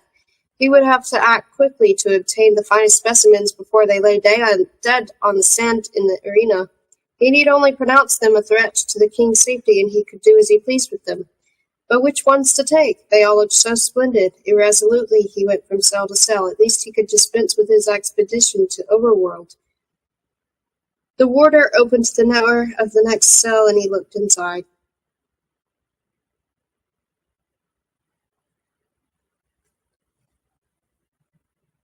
The general had seen few things in his life that had really impressed him and etched themselves deep into his memory. The Nern Forest battlefield on which he had opened his eyes after being reborn, the avalanche of boulders descending on the copper killers from Lindworm Castle, the sight of hell in the distance, and of course the Metal Maiden. What he saw in this latest cell undoubtedly belonged on the list, but for the presence of a witness he would have gone down on his knees before the spectacle that met his eyes.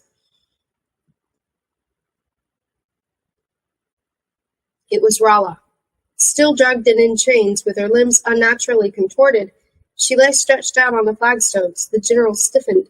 What a supreme stroke of good fortune! Electric frisons traversed his metal skull, and the alchemical batteries inside him crackled. Had he tried to speak at this moment, he would have only ticked. He had to summon up all his self-control, or he would have torn off the warder's head in sheer ecstasy. Her proportions were absolutely perfect. The Metal Maiden might have been made for her, and her beauty was overpowering. General TikTok had a unique ability to scent courage and fear. In the case of this girl Wolperting, he detected an immense determination to survive, and as little fear of death as a corpse would have had. There was no doubt about it. Before him lay the soul of his Metal Maiden. With her he would at last be able to perform the lethal symphony of which he had dreamt for so long. Bite worms and spider floods. Rumo awoke feeling refreshed and ready for anything. The little creatures that had served him as a live fur coat were scurrying around nearby. He got up and inspected the cave entrances. Which one shall I take? He wondered. Hard to say, said Dandelion. Take the first one you come to, Crandall advised. Rumo made slow progress. The ground was stony and uneven. The tunnels became narrower from one intersection to the next, and his path was barred by rock falls ever more menacing in size. Sometimes he had to squeeze through narrow passages, sometimes he had to crawl. The furry creatures had disappeared. He only hoped his route wouldn't end in a wall of rock. Look where you're going, Dandelion warned. Some of these holes are a mile deep. How would you know? I was a miner, remember? If there's anything I know about is caves. I'm a troglotroll. There's a tectonic movement here. You can tell from the rock formations. Those sharp ridges were created by earthquakes. One little geological hiccup, and we'll be cooped up in here forevermore. Ha! You think that's funny? It wouldn't be a new experience, not for me, said Dandelion. Ever heard of a miner's sense of humor? At work we used to take it in turns to visualize the most appalling disasters. It's an antidote to fear. Some slimy liquid dripped onto Rumo's neck. Dangling from the roof of the tunnel were insects the length of his arm, colorless and eyeless, but equipped with long antennae. Don't worry, they only eat carrion, said Dandelion. They don't eat your eyes until you're dead. They're partial to eyes, probably because they don't have any themselves. Indignantly, Rumo brushed away the antennae of the insect that was trying to explore his face. It's always the same in poor lighting, Dandelion complained. Nature has a field day when it thinks no one's looking. Too true, Grindel chimed in. I served in the Midgardian Cave Wars. 3 years fighting underground, I saw creatures that should really be banned. You can say that again. Life assumes strange forms when there's no sunlight. Chalkworms, soil spiders, tunnel rats, roof crawlers, frigid moths, lava worms, polypodious limpets, transparent leeches, phosphorescent snails, you name it. It's almost as if ugliness really goes to town when there's no one around to see it. Rumo ascended a natural stairway of tiled granite blocks. A yard-long millipede came towards him. He politely stepped aside and watched it march past, scything the air with its pincer-like jaws. It too appeared to be blind. Yes, biteworms are best avoided, said Dandelion. They're harmless, actually, provided you're awake and can elude them. But heaven help you if you're asleep. They'll go right through you. They creep into your ear, nibble their way through your brain, and down your neck and come up by your feet. Biteworms don't make detours. You're right, said Kringle. I knew a demonic warrior who had a biteworm go through both legs while he was asleep, twice in through the upper thigh, going one way, and out through the lower thigh the way back. He had to walk on his hands after that. Did you know there are subterranean mushrooms with the characteristics of carnivorous plants, and a species of octopus that can get by without water and lives in mounds of scree? The creatures have arms 200 yards long. You could set up house in their suckers. I know, said Crindle. Ever heard of the Mineramelian? Up to 40 feet long, and it can take on the shape and color of any kind of rock. You could stand on one and never know it. That's nothing, said Dandelion. Did you know there are subterranean mosquitoes so small they can fly straight up your nostrils and into your brain and lay eggs there? They grow to the size of watermelons? It happened to one of my fellow miners. We were walking along a tunnel together, and suddenly his head swelled up like a pumpkin, and then bang, it exploded before my very eyes, and out flew millions of baby spider floods, Crindle broke in darkly. Oh man, spider floods are something else. Whole tunnels are suddenly inundated with wool spiders the size of your fist. You can try to breathe without getting any of the hairy creatures in your mouth, but it's quite impossible. Take it from me. Rumo groaned. He was finding the route arduous enough without having to listen to Crindle and Dandelion blathering. For some time now, he had been compelled to proceed at a crouch to avoid the jagged rocks protruding from the roof of the tunnel. Innumerable plump slugs were crawling around on him, leaving trails of luminous violet slime in their wake. It struck him that the composition of the tunnel floor was changing. More and more often he trod on yielding soil or sand and pebbles. Very few rocks here, he said. That means we've gained height, Dandelion replied. We're reaching the upper layers. They're looser. Rumo could now detect familiar smells again. Soil, leaf, mold, rosin. Strangely enough, he felt he'd been here before. But that was impossible, of course. It smells of forest, he said. The ground became steadily moister and softer. It squelched at every step as if you were walking on waterlogged moss. Thousands of slugs were burrowing through the soil or clinging to the tunnel's walls and roof and daubing them with phosphorescent violet slime. Where everything had been hard, cold, and jagged, it was now soft, warm, and yielding. Rumo trod in a puddle. He crouched down, dipped a paw into it, and sniffed his fingers.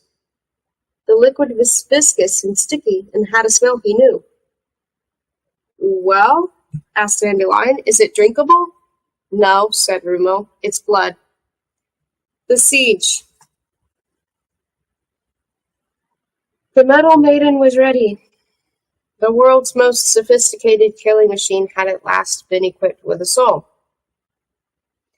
It fitted the beautiful female Wolperting as perfectly as if it had been made for her alone. As soon as he left Ralla's cell, General Tick-Tock had instructed his guards to keep the prisoner under strict surveillance and allow no one else near her. Then he hurried to his tower to prepare the Metal Maiden. He topped up the external hoppers, polished the machine in his pipework with a cloth, and ordered his servants to light the room with candles. Finally, he sent for the prisoner. Her name, he had since discovered, was Ralla, and she was still anesthetized.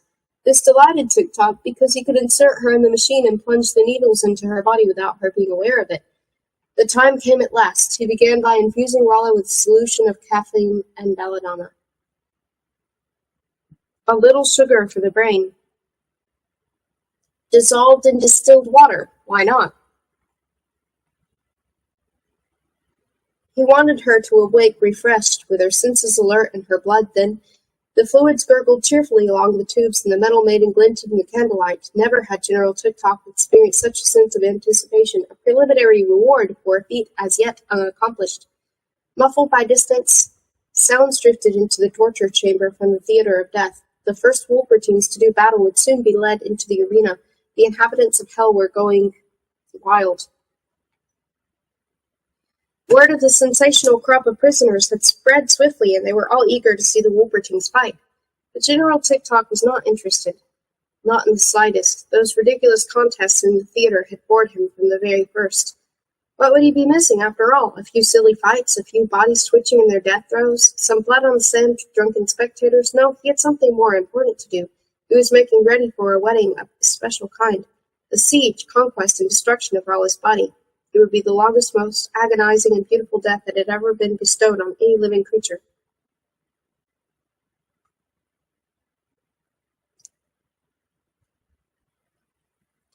Ushan versus Roboglob. Ushan DeLuca entered the arena by the northern gate. Pandemonium reigned on the spectators' benches. The Hellings were shouting, laughing, chucking bread and fruit around, and paying little attention to the new arrival in the theater of death. Ushan was in the best of spirits. He walked with a springing step, smiling and waving to the audience. He had been captured and taken to a city full of bloodthirsty netherworlders. He and all his friends had been enslaved, and he was about to be slaughtered in combat before an audience. Apart from that, he couldn't have felt better. Why? Because there wasn't any weather in Netherworld. Gone were the rain, sunshine, and areas of low pressure, and with them his headaches, his bouts of melancholia, and the buzzing in his ears. On regaining consciousness in hell, Ushan had felt as if a ton weight had been removed from his shoulders, as if he'd at last been divested of a lifetime suit of leaden armor. Down here, as a prisoner in this nightmare world, he felt truly free for the first time ever. He came to a halt, turned on the spot, and blew audience a few kisses. What a glorious day! A gong sounded and the spectators fell silent. The ground in the center of the arena opened up and a long, narrow pit appeared in the sand. Roboglob, Roboglob, the spectators chanted softly. Roboglob! Surprised, Ushan stopped blowing kisses. This seemed to be a familiar ritual. The gong sounded again, and a boat rose slowly from the pit. It was a skiff with a sharp prow, and in it stood a gigantic red-skinned warrior, half as tall again as Ushan, wearing armor composed of different materials, a leather gorget, a breastplate of bronze, silver knee pieces, a golden helmet shaped like a death's head, with a silver blade for a crest and a skirt of human thigh bones. He stood there with both hands resting on a massive executioner's sword. The upwards motion ceased. The boat came to a rest and the warrior got out. The applause rose to a fever pitch. Roboglob the ferryman, Roboglob the ferryman, chanted the audience louder and louder.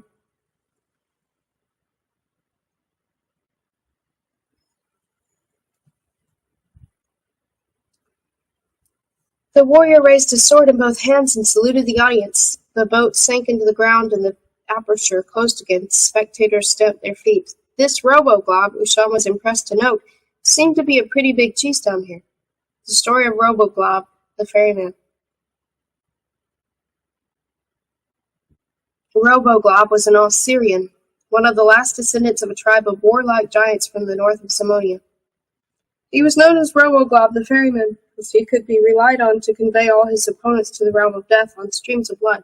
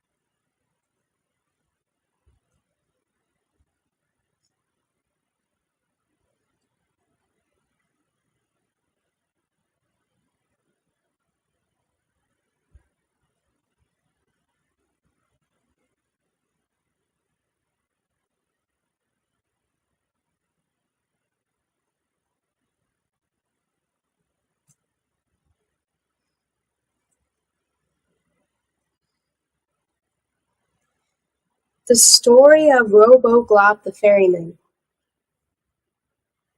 Robo-Glob was an Osirian, one of the last descendants of a tribe of warlike giants from the north of Samonia.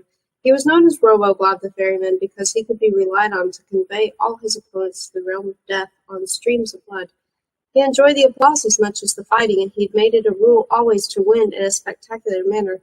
He never made short work of his opponents, but deliberately toyed with them for a considerable time, inflicting minor wounds and a painful, lingering death. Robo-Glob could afford to indulge in these tactical ploys because, being an established theater of death artiste, he was never matched with an opponent of his own caliber.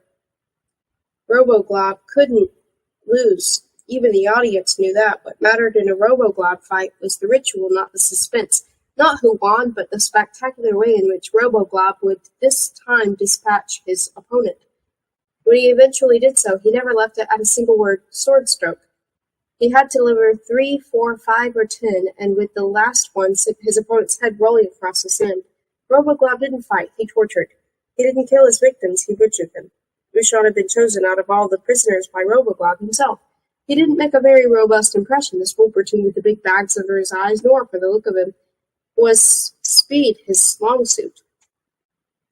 The fact that he proposed to fight Robo-Glob, armed with a slender rapier, was greeted with derisive remarks and guffaws. Why not a stick of celery while he was about it? Another passenger for you, Robo-Glob, called someone in the audience. More guffaws. Robo-Glob, who was still holding his huge sword aloft in both hands, swung round. The rows of seats trembled beneath the spectators' pounding feet.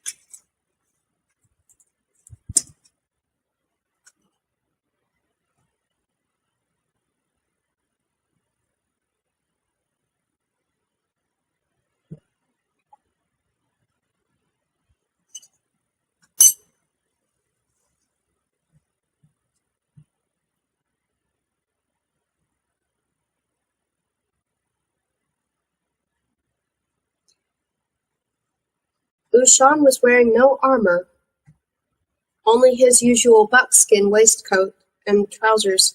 He walked slowly towards Robo-Glob, paused just in front of him, and performed a few erratic movements that might have been a nonchalant salute. "Tst, went Ushan, but no one heard him in the universal uproar. He bowed, blew a few more kisses, and sauntered back towards the northern gate as serenely as he had entered. Behind him, the red-skinned giant sank to his knees with a gasp of surprise. Blood spurting from several wounds in the gaps between his armor. No one had seen a thing. Had the Wolverine even drawn his rapier? Absolute silence descended on the theater of death.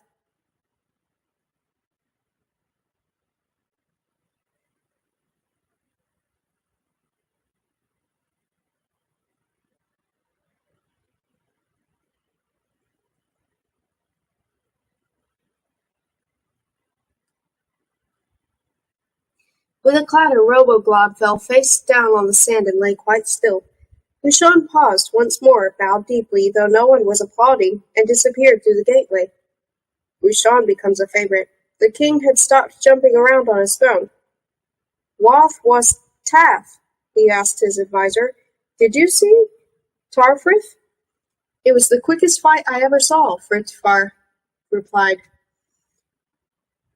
He was as thunderstruck as everyone else in the theater. "To be honest, Majesty, I saw almost nothing." Gornab stared down at the gigantic corpse. The sand around it was turning red. "Blogorob is dead," he whispered dully. "Blogorob the Merry Fan is dead." "Yes, Frithfar translated mechanically. Roboglob the ferryman is dead. It seems these Wolpertines really are as good at fighting as they're rumored to be. Perhaps they shouldn't be judged by their outward appearance. I shall find out his name and put him down on the list of favorites. Yes, said Gornab. Took him down on the slit of Rafford's. Frithtar bowed to conceal his surreptitious smile. The spectators were completely taken aback. Everyone was talking excitedly. It was just as he had hoped. These Wolpertines might prove to be the finest crop Hell's first urban flytrap had ever yielded. Nirnblood. Blood? Crindle asked incredulously. The real thing, you mean? Rumo was still kneeling beside one of the many red puddles on the tunnel floor. The sample he'd just taken was sticking to his fingers. He had difficulty in wiping it on his clothes. It smells of blood, he said, and rosin. Where have I smelt that combination before? Blood and rosin, said Dandelion. That puts me in mind of Nirn Forest. The Nirn's blood was full of rosin.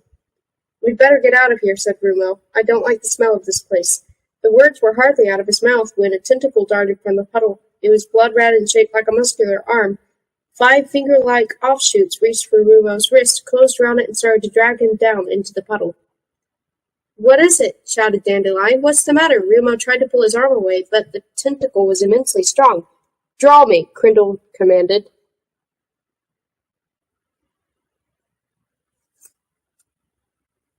Rumo did so. He drew the sword from his belt with his free hand, raised it above his head, and severed the tentacle with a single blow. Blood spurted from the stump. Ugh, said Dandelion.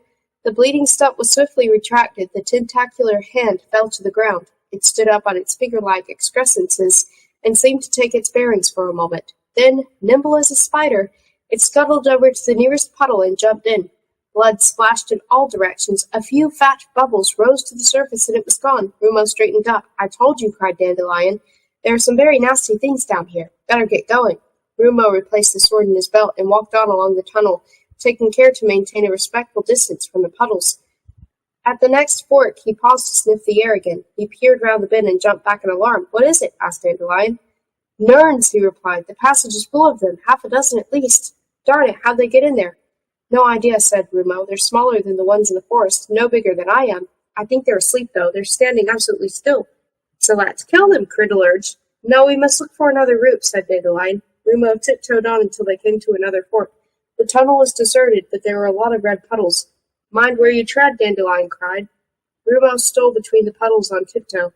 A drip fell from the roof and landed on the back of his neck. Brushing it off with his paw, he found that it was warm, sticky blood. He heard a gurgling sound and halted. What was that? Asked Dandelion. No idea.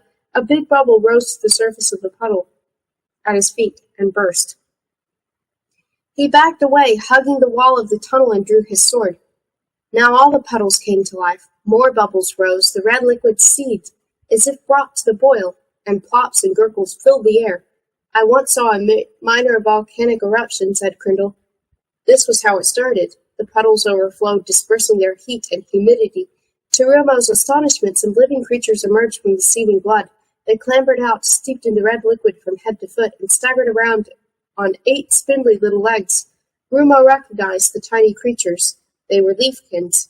He was witnessing the birth of some young Nirns. Within moments, the floor of the tunnel was covered with toddling leafkins. Rumo couldn't have taken another step without treading on one and alerting its Nirn parents. He pressed still closer to the wall and kept quite still. This place is to the regular Nirn factory, said a high-pitched voice. He looked down. A furry little creature was sitting at his feet with leafkins toddling all around it. Hello, Rumo, it said, looking up at him pertly. So we meet again. Rumo gave a start. He couldn't recall having introduced himself by name to any of the little creatures, nor had he noticed that they could speak. It's me, Yggdrasil, it said in nasal tones. Don't you remember? Yggdrasil? Rumo was puzzled. The Nirn forest oak down here? Look, my friend, the little creature piped, indicating the aerial roots that dangled from the walls, geographically speaking. You're immediately beneath Nirn Forest, only a few hundred feet below the place where we met. I told you, my roots go deep. Down here I prefer to communicate through conchs. Conchs, Rumo repeated, bending down for a closer look. The creature drew itself up and spread its forepaws. That's right, I'm a conch. Conchs are burrowing animals, equipped with beaks, distantly related to the marmot. They're the original inhabitants of the netherworld. There aren't that many other species down here if you don't count insects. What are you doing in this desolate place? The Kronk eyed Rumo curiously. I'm looking for my sweetheart. What? Still looking for Walla? Didn't you give her your casket? The Kronk put its forepaws on its hips, looking reproachful. She was kidnapped, Rumo explained. It happened while I was in Nern Forest.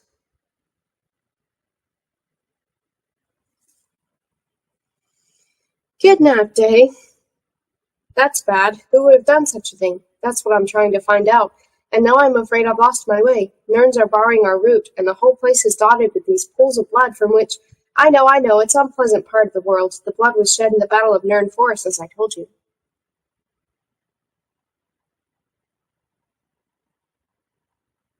The confounded stuff simply won't dry up down here. It contaminates the soil and breeds nerns as well as other nasty things. Tentacles, blood spiders, etc. It's disgusting. The Kronk elbowed an obtrusive leafkin aside. Come on, it piped. You'd better get out of here before these brats start bawling and alerts its parents. How can I without treading on them? I'll clear a path for you, said Yggdrasil. Kronks enjoy the freedom of Leatherworld. Just larger animals pay no attention to them. Just follow me. The Kronk hurried on ahead, thrusting leafkins aside and enabling Rumo to follow in its footsteps. The little creatures stumbled and tripped over their own legs, but they uttered no complaint. Without Kronks, there wouldn't be any animals in Netherworld, Yggdrasil explained, continuing to shove the leafkins aside. They loosened the soil, or other creatures wouldn't be able to pass through it at all, and so they also eat pathogenic organisms. If I told you what I had for breakfast today, my friend, you'd feel queasy. Everyone in Netherworld respects the Kronks. They eventually came to a tunnel where there were no pools of blood, no nerns, or leafkins. The Kronk came to a halt. We're safe here, it said. Rumo couldn't smell any nerns. He replaced the sword in his belt. The Kronk pecked away at his boots with a beak. Now, it said, you must tell me more about this Rala business. Rumo sighed. To cut a long story short, she and all my friends have been carted off to a city by the name of Hell. Kronk recoiled. Hell? Oh dear! The little creature started to waddle round in its circle, looking agitated. That's very bad news. Hell of all places. Oh dear, oh dear. What do you know about Hell? Asked Rumo. The Kronk came to a stop and eyed him sympathetically. Only rumors. My roots don't extend that far. They're nasty rumors, though. One big madhouse, that's Hell. Crazy King Gornav rules it with an iron fist. Oh dear, oh dear. The Kronk started circling again, uttering plaintive little cries. All the same, said Rumo, I've got to get there. Do you know the way? The way to Hell? Oh dear, oh dear. My roots only extend so far. The way to Hell. Oh my goodness. Will you show me the way? The Kronk halted again. Of course, it said. Of course I will, my boy, but first what? Asked Rumo. The Kronk hung its head and shuffled from foot to foot. Well, Rumo insisted. First, said the Kronk, clearing its throat, I have a little favor to ask. What is it? The Kronk gave Rumo a look of entreaty. May I see the finished casket? Oh, so that's it, said Rumo, sounding relieved. He took the casket from his pouch, removed the oil paper wrapping, and put it on the ground in front of the Kronk. Casket and Kronk were about the same size. There, said Rumo. What do you think of it? The Kronk inspected the casket wearily and exhaustively, crawled round it, gave it a gentle tap with his beak. Well, Rumo asked hesitantly. The Kronk was breathing heavily, at a loss for words. It's beautiful, it said at length in a tremulous voice. A top-quality casket. Rumo heaved a sigh of relief. The little creature circled the casket once more, admiring it from every angle. It flapped its arms helplessly, and Rumo could see that its eyes were filled with tears. This casket, it's— Words fail me, It began to weep. Boo-hoo, it went. Why are you crying? Asked Rumo. Boo-hoo, sobbed the Kronk. It's because I'm so moved. It's the first time anything good came out of me. A genuine work of art. Until now, all my branches were good for was hanging people. The Kronk gave a sniff. And now I'm a casket for your sweetheart. Boo-hoo. There, said Rumo, gently patting Kronk on the back with one finger. He was beginning to feel uncomfortable. The Kronk wiped away its tears and gazed at him with wide, bloodshot eyes. If you don't win her heart with that, it cried dramatically. You never will. It's the most beautiful casket in the world. Your opinion means a lot to me. Truly it does, said Rumo. Many thanks, but I must try to find her before I can give it to her. Will you show me the way? Will I? Cried Yggdrasil, alas, alias the Kronk. I'll show you the way to your beloved's heart. Follow me through the darkness to the light. Then it bounded off along the tunnel with Rumo struggling to keep up.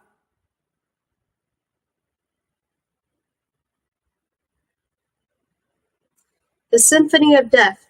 General TikTok had taken 3 days to get the metal maiden perfectly adjusted. Every vein, nerve, and sinew had to be running.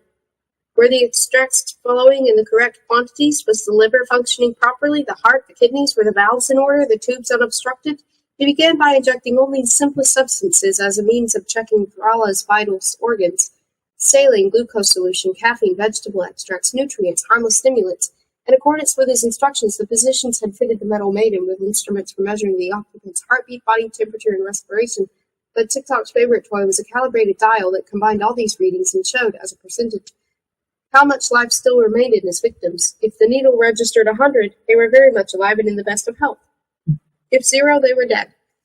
The general had christened this instrument his thanatometer, or death meter.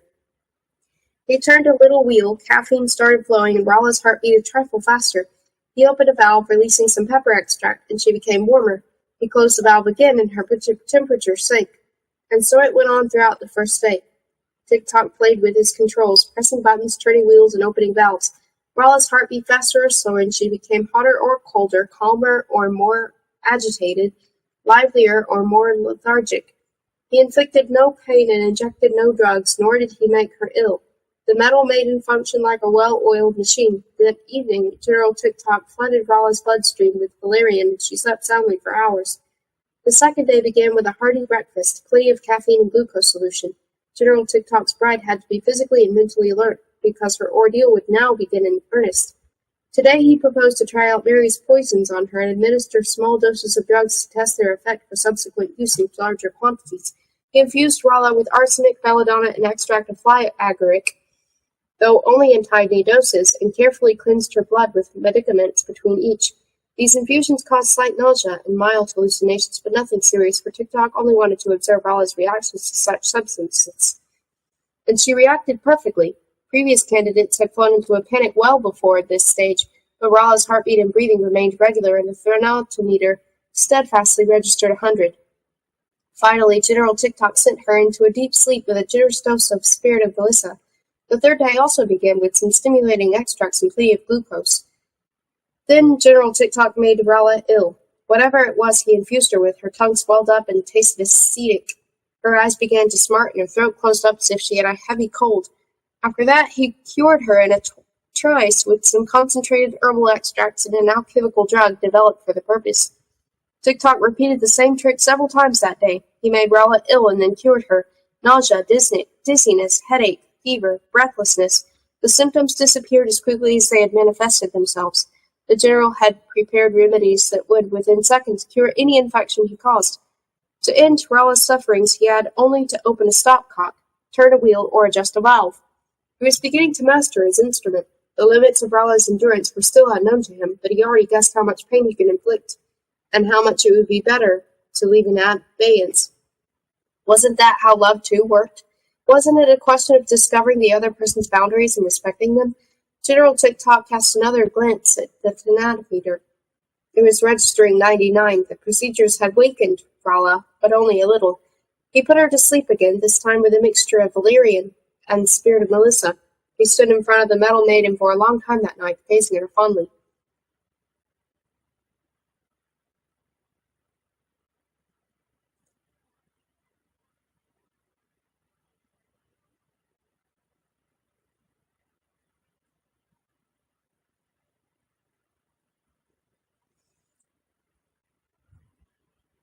Although Rala had now spent a considerable time inside the metal maiden, she could not have said how long her imprisonment lasted.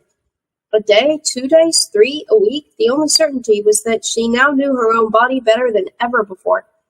Despair had overwhelmed her when the effects of the anesthetic wore off. Never had she been in such a hopeless predicament. She succumbed to despair and rage by turns, but not to fear. Fear would have paralyzed her mind as well, and beyond mental paralysis lurked death. Rala was determined to think. It was the only form of activity still open to her. She rejected fear as she had hitherto rejected death.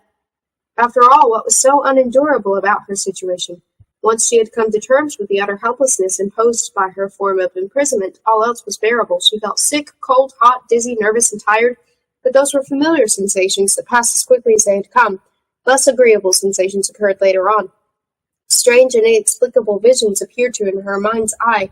Ghostly voices whispered in her ear, and insects seemed to be crawling over her skin. But these mild hallucinations, too, soon subsided. For a while she imagined she was in several persons at once. But this puzzling sensation also subsided in the end. At some stage, overcome with profound fatigue and relaxation, she had gone to sleep. Rala had grasped that someone outside was doing all these things to her for reasons as mysterious as the methods he used to torment her.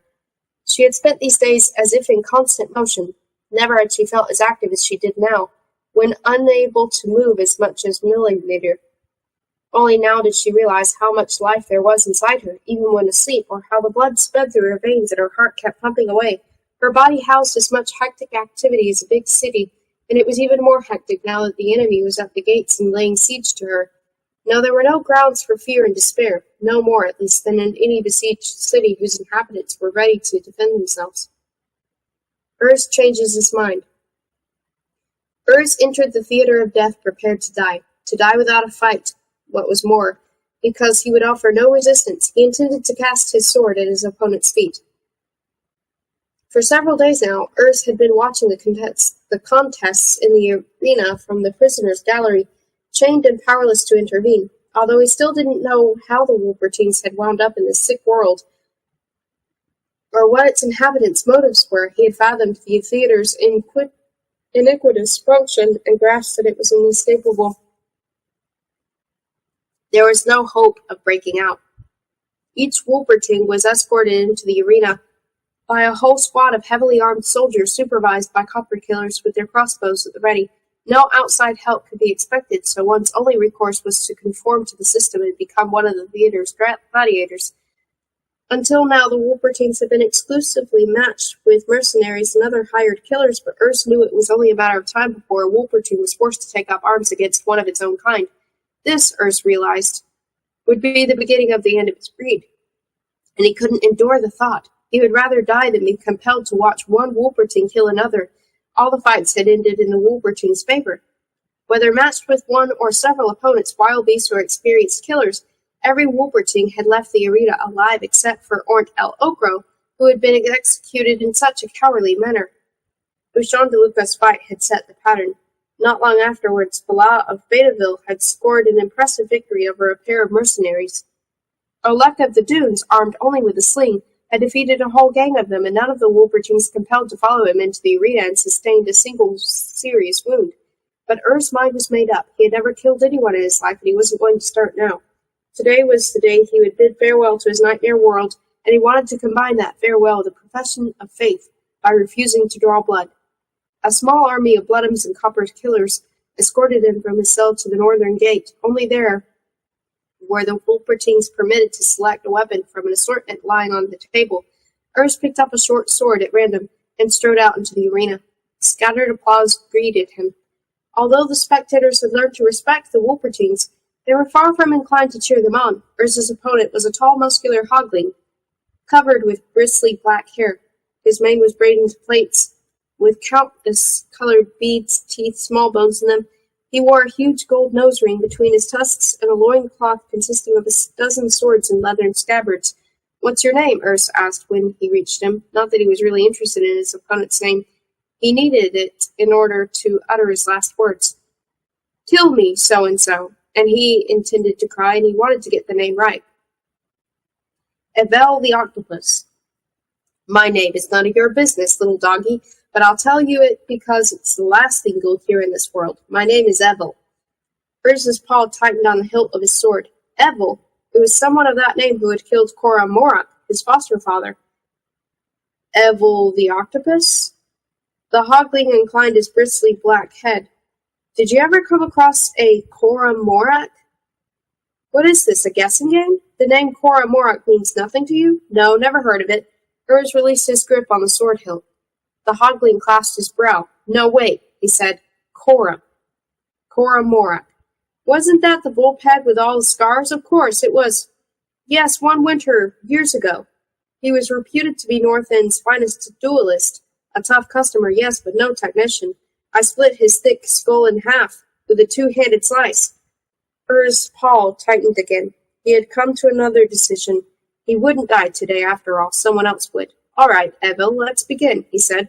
Show me why they call you the octopus. What followed turned out to be the most remarkable contest in the program that day. In the view of many spectators, one of the most remarkable ever. Remarkable because it was the longest ever fought in the theater of death. Remarkable, too, because it lasted so long, although the outcome seemed certain after only a few seconds. Evil the Octopus, one of the theater's undefeated swordsmen, stood no chance against the much smaller Wolpertine. He never even got a chance to display the dexterity that had earned him his nickname. Urs severed a sinew in his right wrist in the first minute, so he could only fight on with his left arm. Between the first minute of the duel and his grisly conclusion, Urs inflicted as many wounds on his opponent as the latter made vain attempts to land a single blow. In the end, after fighting for several hours, Evil begged Urs to put him out of his misery. But the most remarkable feature of this fight was that Urs refused even to administer the coup de grace. In order to end his torments, Evil was compelled to fall on his sword. "Who is deaf? Fingerwolf?"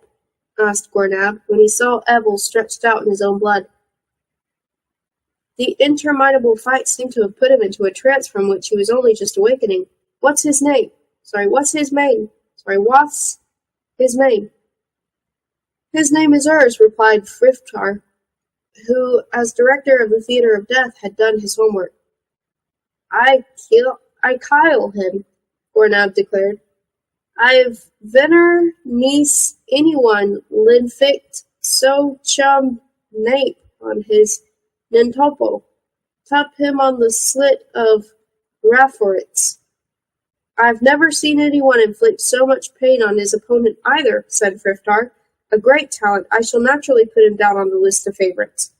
A typee negero toctic wasn't chingwa. Where's he neeb all tishmite?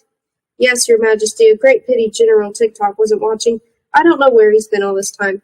They say he's shut himself up in his tower and doesn't want to be disturbed. I should feel happier if he performed his duties at the theater occasionally. Shall I command him in your name to present himself here? No, the king said quickly. He probably you. I won't to disturb him. Yes, your majesty, General TikTok is probably busy with important matters for the benefit of health. Frithtar clapped his hands, and loaves were distributed among the audience free of charge. Then he added Urz's name to the favorite performers list. In Yggdrasil's domain. I've got roots all over the place down here, squawked the Kronk. Although it was indefatigably leading the way, panting hard as it surmounted the obstacles in its path, it never stopped talking. Yggdrasil was seizing the chance to hold a conversation. There's another and another and another. See them? These roots are my eyes and ears. I'm omnipresent down here. My world exists wherever they grow, but it ends wherever they don't. From my point of view, you're going nowhere, so to speak. I've no idea what goes on outside these tunnels. I'm dependent on rumors. I occasionally question the travelers who get lost in my labyrinth like you, but they're few and far between. And anyway, you never know where you are with the types of you meet down here. I see, said Rumo. Hey, said the Kronk. I didn't mean you. You're different. You're on the romantic mission. You've got a casket to deliver. Tell me more about the City of Hell, Rumo said. I've nothing to offer but rumors, as I say. I once met a bandit who used to shuttle back and forth between Hell and Overworld. He was quite talkative. He told me the inhabitants of Hell are white-skinned devils who torture their prisoners to death in a big theater. Things like that. Know what I mean? What are Vrahawks? Asked Rumo. The Kronk paused and turned round. Rumo halted too. Vrahawks? You want to know what Vrahawks are? To be frank, the things I've heard about them are so monstrous I barely dare repeat them. I can't even guarantee that the Vrahawks really exist. Some say they're omnivorous giants, others that they're transparent and equipped with more legs than a spider. Many people claim that their stench is a lethal weapon in itself. The Kronk hurried on with Rumo at its heels. How far can you take me? Rumo asked. As I told you, my boy, Yggdrasil replied. My roots mark the boundaries of my domain. I can take you there, but it's not much further now. After that, you'll have to fend for yourself. You've been a great help already, said Rumo. Don't run away with the idea that I envy your mobility. Mobility doesn't last. In my philosophy, all living creatures are trees. Each of them puts down roots sooner or later. You'll do so yourself someday, mark my words. And then you'll put on annual rings and grow old and fat, like me. Perhaps, said Rumo. What will you do if Rala is dead? Yggdrasil asked abruptly. What? It's an unpleasant thought, I know, but haven't you ever considered it? No. And you don't want to, eh? Yes, no, I mean. You like words in one syllable, don't you? Yes. The tunnel had widened, and Rumo noticed that the aerial roots dangling from the walls, formerly so profuse, had grown rarer. The Cronc's voice, too, seemed thinner and reedier. Well, my sphere of influence is coming to an end, said Yggdrasil. I didn't mean to be sentimental or anything like that, but when you set off into the unknown with our casket, I shall almost feel that I am going with you, that I am surpassing myself, so to speak, in casket form. Said Rumo. Is a syllable? Asked Yggdrasil. I shall miss our profound conversations. The tunnel ended in a vast open space. Massive tree trunks loomed up ahead, veiled in pale blue mist. Rank upon rank of huge trees stretched away for as far as the eye could see. That's Deadwood, whispered Yggdrasil. The Kronk had finally come to a halt. Netherworld's make-believe forest. Rumo looked more closely. The lifeless gray tree trunks glistened with moisture deposited by the thin, incessant drizzle that was falling from the mist overhead. Those trees are made of stone, not wood, Yggdrasil explained. They're stalagmites that have grown between the floor and the cave and its roof over millions of years. There are many rumors concerning Deadwood, notably that it isn't anything like as dead as it appears. It only remains for me to tell you to be careful. I will be, Rumo promised. Once you're past Deadwood, you'll be considerably closer to your destination. Be guided by the black toadstools growing on those stone tree trunks. They point in the direction of hell, so it said. The Kronk raised an admonitory paw. One more thing, you mustn't eat those black toadstools. Not on any account, no matter how hungry you are. They're the only form of food in Deadwood, but they're said to drive you insane. According to another rumor, they turn you into one of the ghosts reputed to dwell in the mist above the trees. You've heard a lot of rumors, said Rumo. Yes, Yggdrasil sighed. We must part here. Remember, it's only hearsay. All I've told you about the things you may need on the rest of your journey. The best of luck, Rumo, and take good care of that casket. The Kronk zigzagged back into the tunnel and disappeared into the gloomy labyrinth. Rumo turned and set off in the stone forest.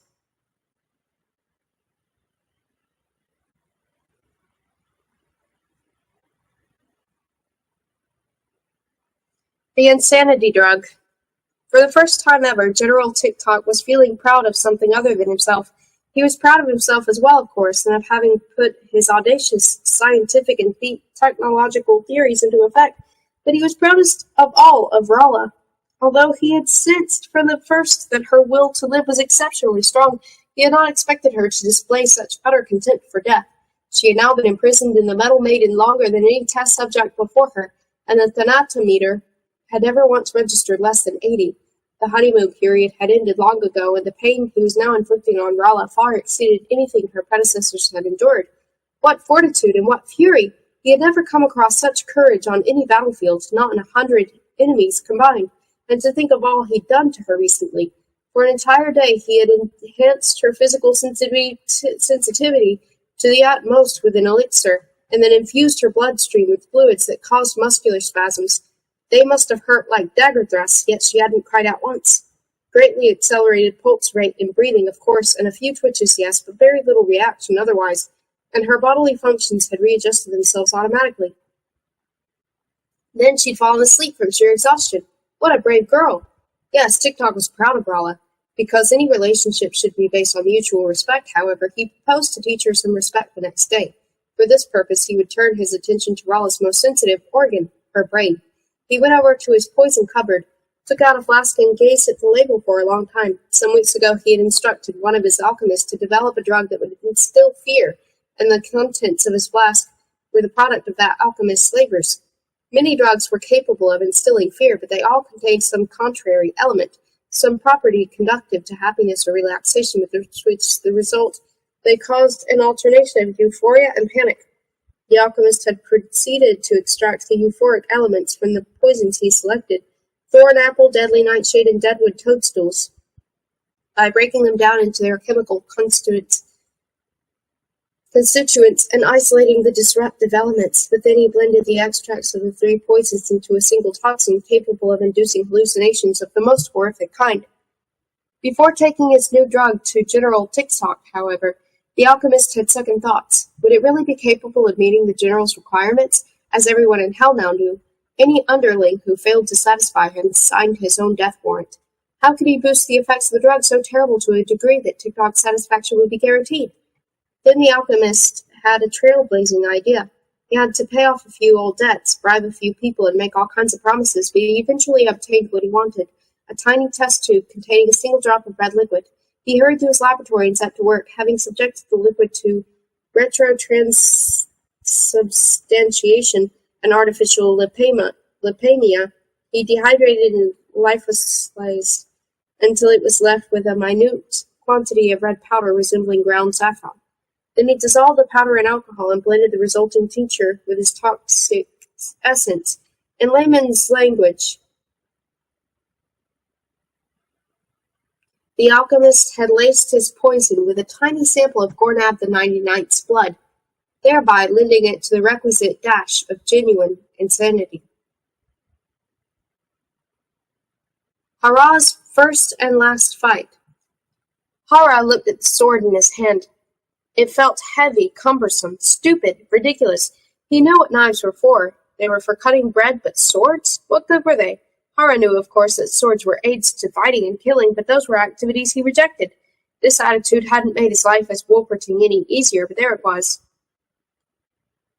Although he had been born into a species whose members had an exceptional aptitude for fighting, he simply had no wish to fight. That was why Hara of Midgard had become a teacher, because he felt called upon to inform the younger generation that a Wolperting could get through life without brandishing a sword. Having retired to bed in Wolperting a few days ago, happy in his belief, he now found himself heaven alone he knew where, standing in an arena in front of thousands of outlandish creatures, with a sword in his hand. Anyone would think they expected him to use it. The only wound Hara had ever inflicted with a sword was the notch in a skirmish between two rival gangs of schoolboys playing truant, and the sword that Hara had swung a trifle too hard had been made of wood. He had almost died of shock when Jolly the Gloomberg collapsed and lay inert in a pool of blood. But when Jolly had opened his eyes, and Hara had sworn never to touch a sword again, he gave the thing in his paw another look of distaste and tossed it to the sand. As if this were a signal, the ground promptly opened and two cages rose to the surface from the cellars of the theater of death. Inside the cages, insofar as Hara could see their inmates through their massive bars, were two creatures with bristly gray fur and impressively large teeth. Their heads, which were covered in short, snow-white hair, could have been mistaken for death's heads, had it not been for their darting yellow eyes. What were they? Hara's knowledge of biology was quite sufficient for him to teach it when standing in for a colleague from time to time, but he couldn't place these animals, or perhaps they were wild apes. Frithtar gave a discreet signal. There was a click, and the cage door swung open. The creatures seemed temporarily flummoxed by their newfound freedom. They lingered irresolutely in their cages, grunting in a puzzled manner. Hara noticed that each of them was carrying a heavy club. Perhaps I'd better go, he thought, but where to? The arena gates were shut. The animals ventured out of their cages at last. Although seemingly intimidated by the spectators' laughter, they bestirred themselves and grew angry when bombarded with loaves and fruit. They bounded across the arena, screeching and flourishing their clubs until Hara caught their eye. He continued to stand there, watching them as they prowled around him. Yes, they were apes. He was convinced of it. Their gait indicated that beyond doubt. The first blow caught Hara between the neck and shoulder blade. He was astonished how little it hurt. All he really felt was a jolt. His body was evidently capable of secreting a substance that neutralized pain, however intense. That knowledge was a comfort, but Hara disliked the way in which he'd acquired it. He would sooner have read it in a book. The second blow landed on his head, and the third and fourth blows left him stretched out on the sand. No, thought Hara. He would never become a hero in this world, not by any definition of the word to be found in Simonia's heroic sagas. He looked out once more at the frenzied apes. Then their clubs descended on him, and everything went black. Frithtar bent over Gornab. Deadwood apes, he told the king in self-important tones. Wild specimens I ordered to be caught and trained especially for your majesty's delectation. We taught them to be afraid of fire and wield clubs. I'm sure they'll give us a lot more entertainment in the future. Frithtar smiled complacently. It really had been time to make some attempt to restore the Helling's pride and self-esteem. He had noticed with mounting displeasure how irritated they were by the contests in which the Wolpertines took part. Dozens of the theater's best fighters had been worsted by them, and he had lost such crowd pullers as Rob Glob the Ferryman, the Black Twins, and Evel the Octopus. The time had come at last for another Wolverton to bite the dust, and it was he himself who had selected an elderly white-haired specimen as club fodder for the Deadwood apes. Watha spooted five tath was, his Scornab. What were you keeping of, eh? Frithtar was puzzled. He noticed only now that there had been no applause. On the contrary, he could hear boos and catcalls. Slit into them, Gornab snarled. They're oobing. You had knuckle. Frithtar was utterly dumbfounded. He hadn't foreseen such a reaction. Fights of this kind had invariably gone down well, and the king himself had always been enthusiastic about them. And now the spectators were booing, and the king was furious. Had the theater of death undergone some change that had escaped his sensitive antennae? He struggled for words. Well, I thought, he began. You tolf? Gornab said venomously. Since when have you tolf? From now on, veal the kinthing to me, you clum duck. The king's eyes were blazing with the combined insanity of all the Gornabs. Frithtar weighed that he was about to say with the greatest care. One word out of place, one injudicious gesture, and the situation might have become lethal. Forgive me, your majesty, I was mistaken, he said in a voice trembling with subservience. Permit me to assure you that the next fight I arrange will do justice to your sublime requirements and the wishes of the people. I bow my head in the profoundest shame and humility. Yes, Wabbit, snarled Gornab. Wabbit while you've still cog one. Frithtar withdrew at a crouch, walking backwards. He knew when to stick his neck out and when to retract it, and he intended to keep his head on his shoulders for the foreseeable future. You go back and ribble.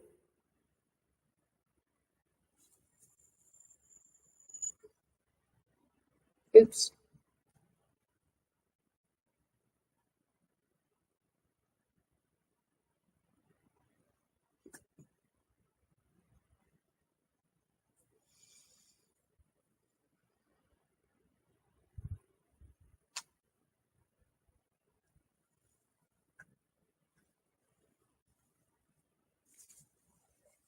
I'm gonna have some more water.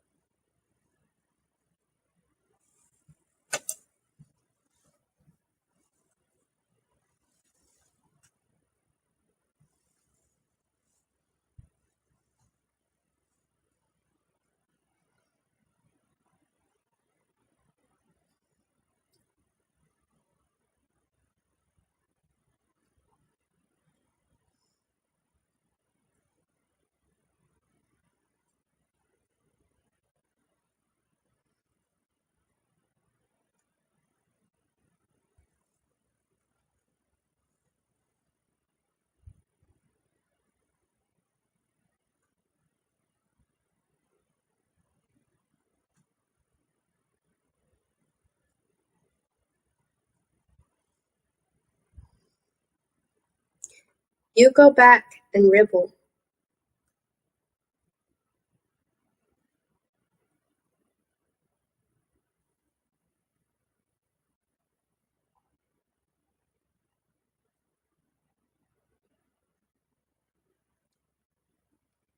What a dreary place, said Dandelion. Stone trees with their tops lost in the mist. Everlasting drizzle, no wonder nothing grows here but these ugly black toadstools. If Yggdrasil had been right, it was really easy to get your bearings in Deadwood. Growing on most of the stone tree trunks was a profusion of black toadstools, with little pointed caps, and they all pointed the same direction, towards hell, so Rumo hoped. They also grow in the great forest, said Crindle. In my youth, when I was living there, I had to live on almost exclusive diet of them for 6 whole months. You get used to them. You have the wildest dreams and hear crazy music from other dimensions. For a month I thought backwards and saw everything in black and white, and— Shh, said Rumo. He had come to a halt. What is it? Dandelion asked. 2 voices, said Rumo, somewhere among the trees not far off. Perhaps it's the ghost of Yggdrasil mentioned. Do they sound dangerous? No, it isn't ghosts. It's 2 people having an argument. What about? Rumo strained his ears. They're talking nonsense, he said at length, but they're talking about hell. I'm going to waylay them. Good idea, said Crindle. Then we'll torture and kill them. Oh, sure, Dandelion sighed. Let's do that. Rumo materialized in front of the 2 figures like a ghost. It had been child's play to creep up on them under cover of massive tree trunks. He stepped out between the 2 of the stone columns and barred their path. They were startled out of their wits. But Rumo's own surprise was not inconsiderable, because the creatures bore no resemblance to any he had ever encountered before. The taller of the 2 barely came up to his chest, scrawny with albino white skin and 2 small horns. It was curiously attired and armed with a thin wooden spear. The other figure looked even more peculiar. Half as tall as its companion, it had the head and pincers of a crab and legs of a chicken. As if that were not enough, it wore a funnel on its head, and it was dressed in a small barrel. Rumo was at a loss for words. A Wolperting! Gasped the taller of the 2.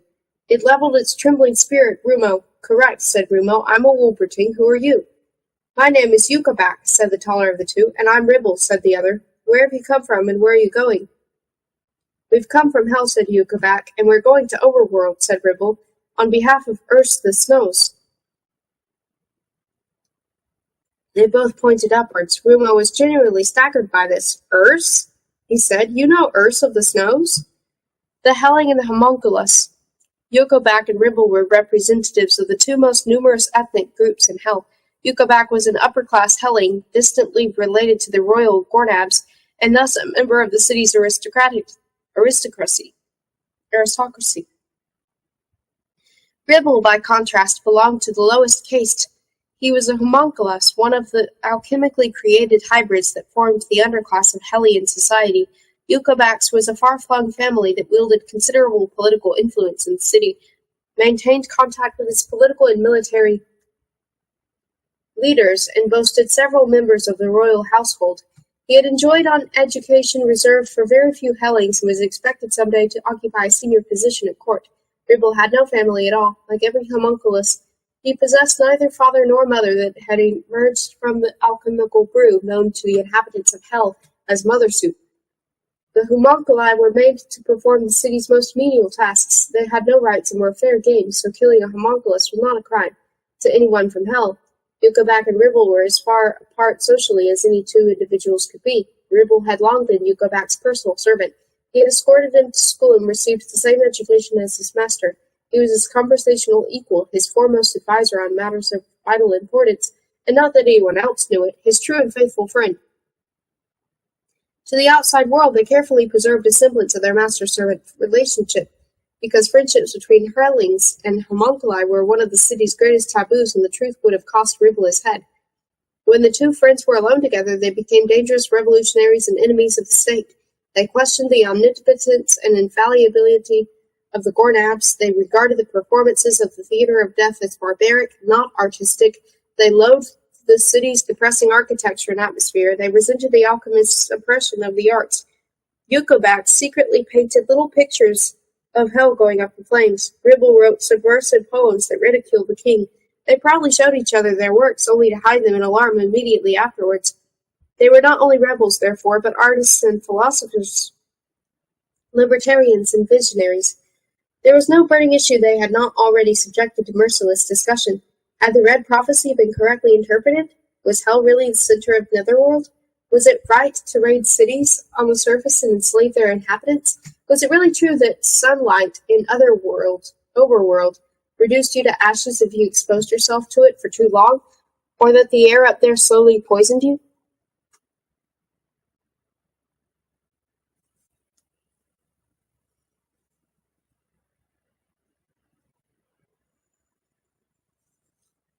Ribble had never taken it for granted that his species should be treated like a domesticated animals, beaten and killed. He had conformed for want of any alternative and was grateful for Providence for having granted him the pleasure and privilege of being Yukabak's servant. This did not, however, alter the fact that he had dreamt throughout his life of escaping from hell. Yukabak was also revolted by the conditions prevailing there. It embarrassed him to see the ignorant and condescending way his caste had treated the city's other inhabitants, and he was appalled by the prospect of the political career in which his family was threatening him. Although he had every conceivable luxury and amenity at his disposal, he dreamt of the light, the sky, of clouds and rain, of wind and water. He dreamt of cities where night fell and day broke in turn, of outlandish creatures and all the marvels of which he and Ribble had read in the alchemist's reports. Together they fanned the flames of their yearning for overworld, which grew stronger every day, but the fears implanted in them at school and their memories of all the tales they'd heard about isomagogs and nerns, huge vampiric moths and deadwood apes, were too deep-seated. The route to overworld was too dangerous, and besides, it was forbidden to go there without official authorization. Yes, it could be said that Yukabak and Ribble were cowards and remained so until the day they underwent their crucial experience. The event that changed their lives had occurred in the theater of death when Urs of the Snows fought his first fight. Yukabak had detested the theater even as a child. He felt sick the very first time his parents had compelled him to watch a fight, and little had changed over the years. He and Ribble thought it barbarous to slaughter defenseless slaves for fun, but they regularly attended these social functions because they hadn't had the courage to rebel. Even the fight between Ushandaluka and Roboglob, the celebrated gladiator, had made them think twice, but it had all been over too fast. Suddenly, one of the theater's so-called favorites was lying dead in the sand, vanquished by a slave. Yukabak and Ribble had spent a long time discussing, not without relish, this novel and unprecedented occurrence. Then came the fight between Urs of the Snows and Ebel the octopus.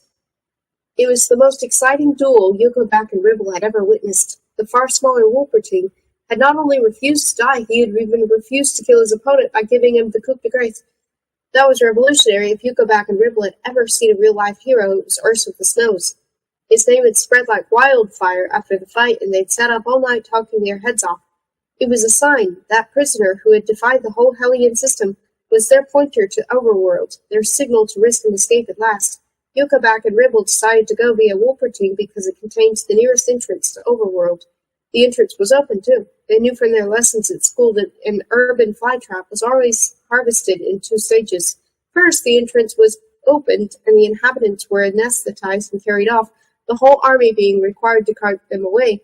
Later, some of the Hellion troops returned to the city to eliminate all traces of its former occupants, carry out various architectural improvements, and close the entrance once more for many, many years, possibly for decades. If we don't go now, Ribble had said, we never will.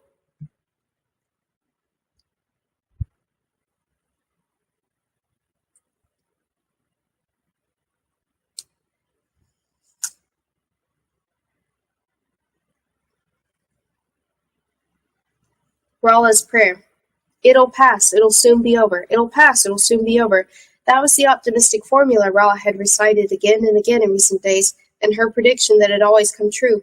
That hope was all she had to cling to when her body was once more racked with pain, cold, or fever, and she had learned to cherish the intervening periods when her organism felt normal and merely happy. She had clung to that formula even when the major assault on her liver was launched, and a monstrous sensation of nausea threatened to overcome her. At first she'd simply felt a little dizzy, but then the dizziness became a headlong plunge down a bottomless shaft, and everything had rotated so fast that she felt she was being turned inside out. It'll pass, she told herself. It'll soon be over. But there was no relief for a long, long time. The nauseous sensation became so intense that for one brief moment she wished she were dead. And then she clung once more to her only remaining thought. It'll pass, it'll soon be over. And at some point, quite suddenly, it was over yet again. Nothing could be worse than that, she thought. She now believed herself proof against anything. The face of fear. The assault on Rolla's brain was launched the next day. It began almost innocuously with a few disconcerting sensations, a strangely restless feeling and some unusual noises. Then her restlessness intensified. The noises became more piercing, the sensations more and more peculiar. Rolla could taste sounds and hear colors. Cacophonous music flavored like bitter almonds filled her head. Familiar images and scenes arose and danced around her. She was assailed by poignant memories of Talon the Wolverine, of Rolf and Rumo. Then everything went blurred and dissolved into a multicolored mishmash like reflections in turbulent water. The familiar figures became cavorting spirits, transparent beings devoid of flesh and bone.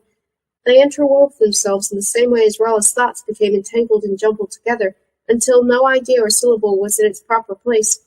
She tried in vain to remember where and who she was, but her mind seemed to be lashed to a gyrating wheel, from which her thoughts spun off in all directions until nothing remained inside her but chill darkness, a lifeless void bereft of hope. And from the depths of that abyss, to the accompaniment of discordant music, there rose a menacing sight. A creature compounded of rage and insanity. Not that Rolla knew it. This phantom was Gornab of the Gornabs, the collective evil and ugliness of the Hellion royal family. One face superimposed itself on another to form a single hideous mass too frightful to contemplate, a horrific gargoyle that would have shattered away any mirror. It grew steadily bigger, drew nearer and nearer, until Rolla was struck by the last and most terrible thought of all, that this might be her face, the face of her own fear. That was the moment when her self-control failed and she started to scream. Had she resisted for an instant longer, had she not cried out and admitted defeat, she would have lost her mind and followed the demented king into his crazy topsy-turvy realm. Rolla had preserved her insanity, but her resistance was broken. She was now prepared to start dying. 6 against 1. Silence descended on the theater of death as Rolf entered the arena. All heads turned in his direction. The Wolverine looked considerably. I must have. Considerably more pugnacious than the last. There was an ominous glint in his narrow terrier-like eyes, and the lithe gait was that of a warrior in peak condition. This promised to be an exciting spectacle. All that could be heard were a few isolated coughs and the sound of swordsmen sharpening their blades on whetstones behind the scenes. Gornab was in a bad mood. The last fight had been so poor that he'd lain awake all night with a headache, listening to voices that commanded him to rip out Frithdar's throat with his teeth. "Sith better be a Duke Tescon," he snarled at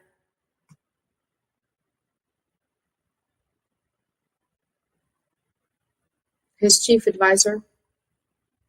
"Wise other you may fnid yourself down in an area with a srawd in your hnad." Frithtar strove to take his threat calmly. "I can assure your majesty that this will be an excellent contest. I have put together a really unique combination of warriors." He clapped his hands, the gong sounded, 6 previously invisible doors opened in the wall, enclosing the arena. From them emerged 6 heavily armed gladiators. The first was a Montanic giant armed with a huge golden axe. The second a Vulphead with a trident. The third a Bloodham with a ball and chain. The fourth a Hogling with 2 swords. The fifth an Alcerian with a scythe. The sixth a Greenwood dwarf with a spear. Rolf, standing in the middle of the arena, turned slowly on the spot and inspected his adversaries. He himself was armed with 4 knives stuck in his belt. He'd had ample time to reflect on his situation since regaining consciousness in hell. As he saw it, he was in a fearsome and dangerous place, but it wouldn't be the first time he'd escaped from a hopeless predicament. The worst thing was, he didn't know Rolla's whereabouts. He had no doubt she was still alive because he would have sensed something as final as his twin sister's death, so his most urgent task was to find and release her. Rolf's strategy was simple in the extreme. Until he got an opportunity to do so, he would defeat anyone who came up against him. He continued to turn on the spot, seeking out his first victim. The sword? No. The scythe? No. The spear? Yes, it would surely be the wisest to eliminate the weapon. It would settle his hash at long range. That meant the Greenwood dwarf.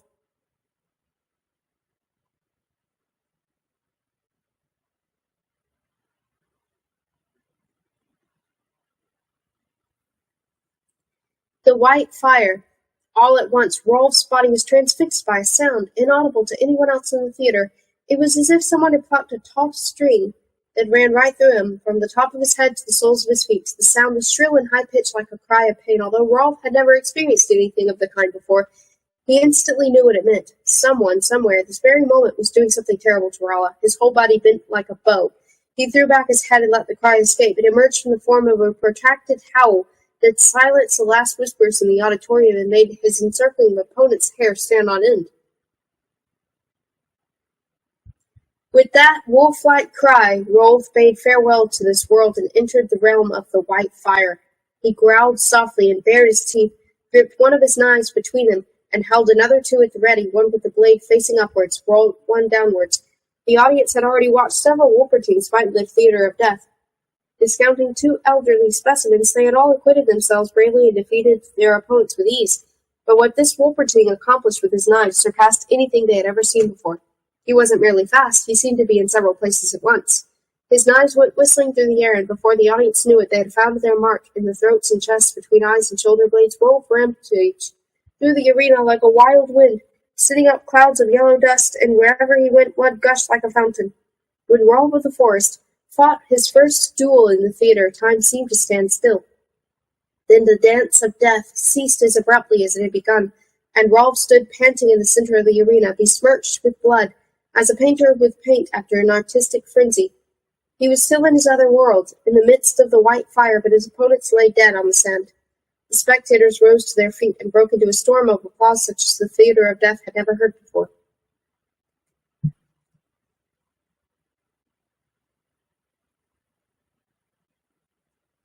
Magnificent and Tamphastic.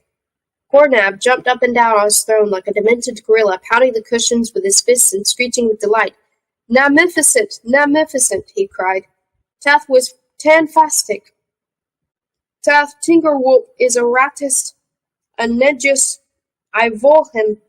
Magnificent, magnificent. Yes, Frittard translated mechanically. It was fantastic. That Wolperting is a genius in the art of death. I shall put him down on the favorites list. Gornab suddenly quietened. He stopped jumping up and down and pounding the cushions. His face went blank. Then his demented grin returned in an even more devilish form. Frittard knew what this signified. Gornab the 99th was listening to the 98 Gornabs inside him, and soon, very soon, he would turn into a rapacious wild beast. This was what Frittard had always dreaded most, that the king would have one of his fits in the theater.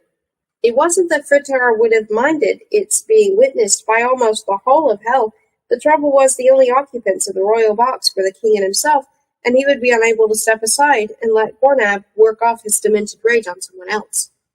He felt as if he were shut up in a cage with a straight, savage lion, whose tail, to make matters worse, he had just trodden on.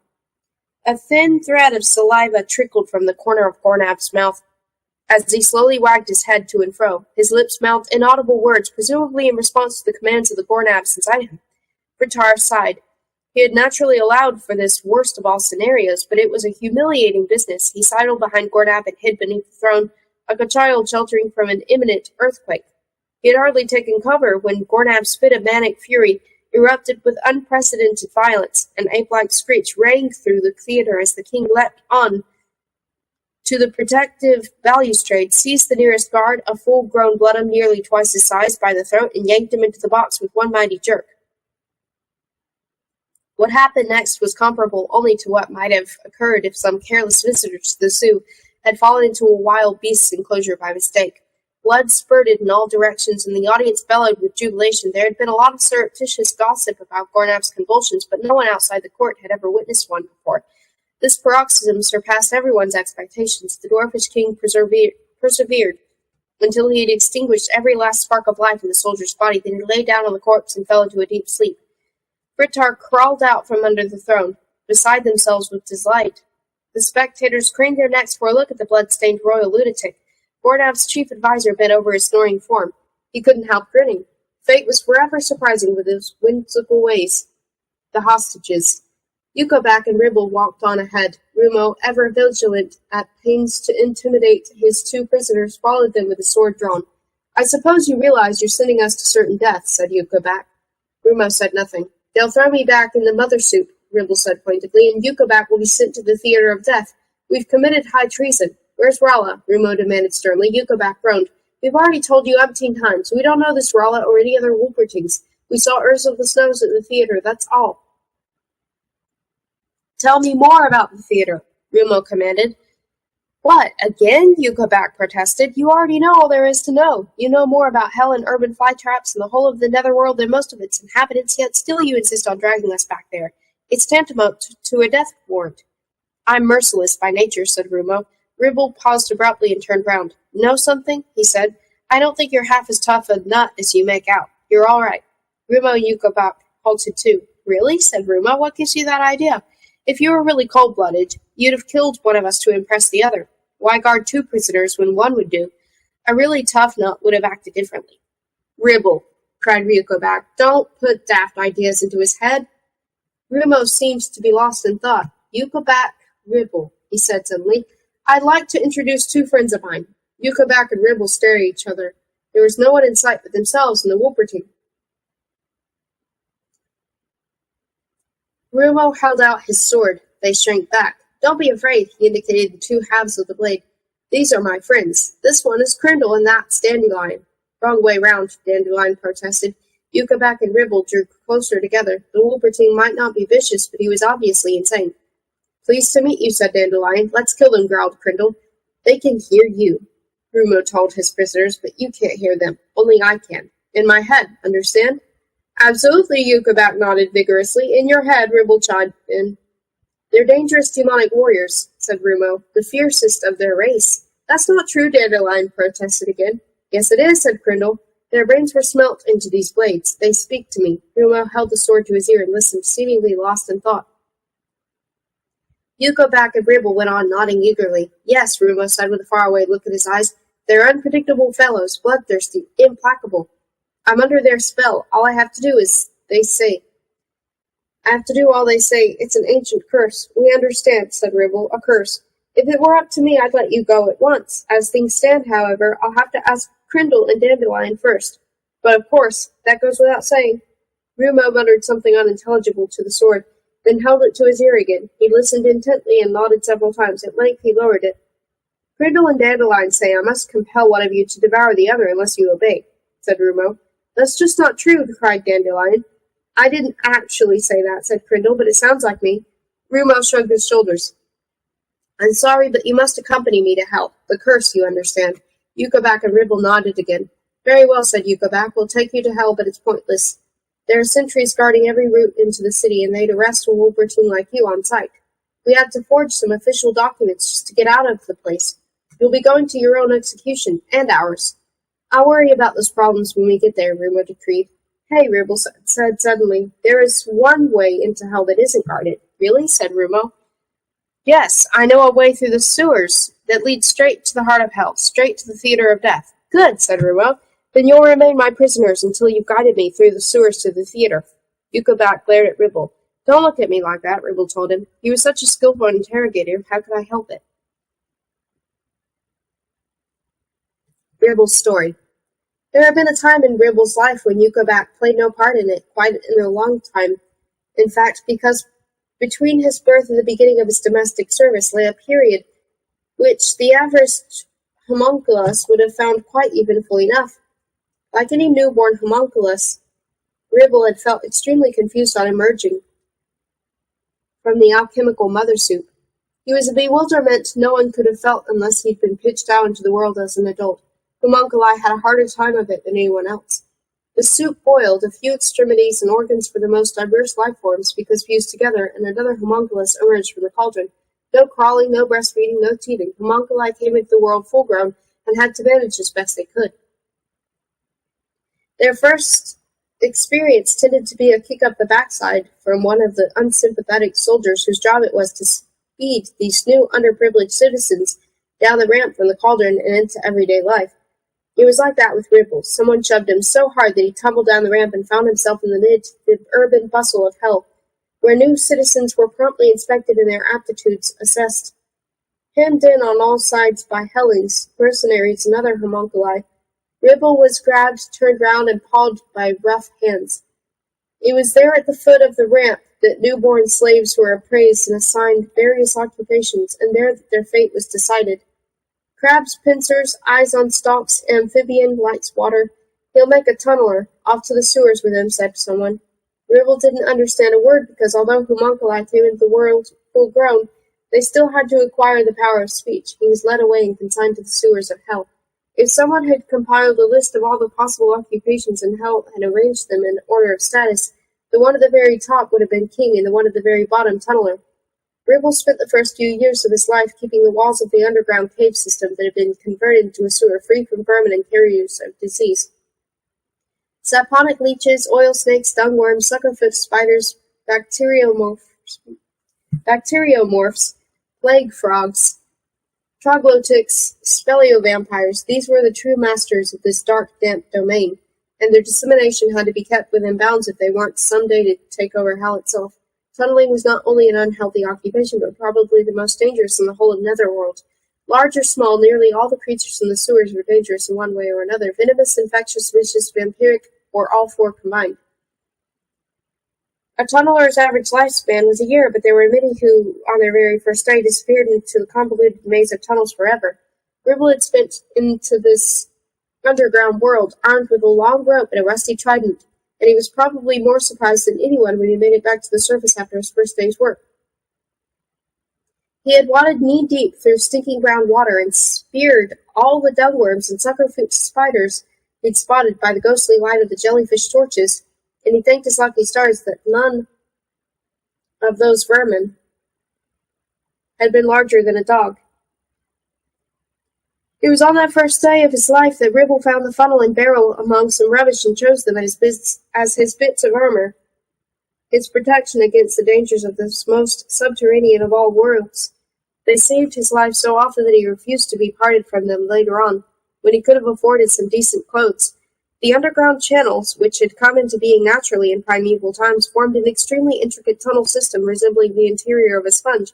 In fact, many alchemists believed that the whole area beneath hell was a gigantic fossilized sponge. Only someone with an exceptionally good memory and a bump of direction could find his way around, and the colleagues of Ribble's disappeared every day, not that anyone warned them. They might either have been drowned by a flash flood, or dispatched by some denizen of the sewers that was bigger than a dog. Opportunities for dying down there were not only many and varied, but highly unpleasant. Ribble's professional aptitudes were much admired. Not only did he have an excellent bump of direction, but his skill in skewering vermin with the trident was also exceptional, so he might as well have remained down there until overtaken by a tunneler's death. Instead, he saved the life of an aristocratic young helling who had accidentally fallen into the sewers down a waste disposal shaft, and nearly been devoured by some blood rats. Ribble was rewarded by being returned to civilization. Thus ended his harsh existence in the sewers of hell, and thus began his new life at Yukabak's side. "All right," said Yukabak when they at last moved on. "So we're doing you one favor after another. We've given away all our nation's secrets, and we're trying, at the risk of our own lives, to smuggle you into hell. Now I think it's your turn. To do what? To talk. We've still got a long way to go, and I'd be interested to hear what prompted you to go to hell, in defiance of all common sense. We'd like to at least know what we're risking our lives for. Who's this mysterious Rala?" "But I'm not good with words," said Rumo. "Just leave out the boring parts," Ribble advised. "Stick to the exciting bits."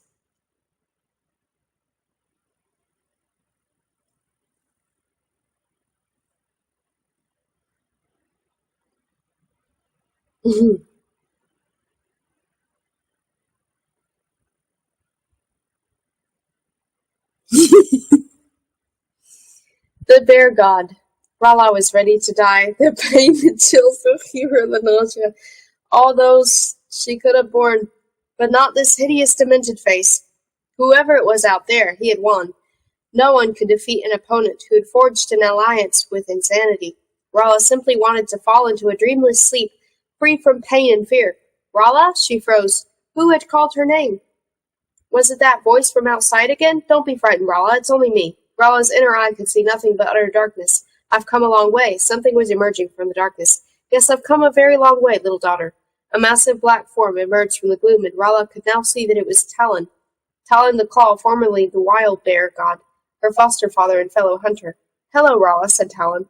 Hello, Talon. I thought you were dead, said Rolla. After all that had happened lately, nothing that went on in her head surprised her.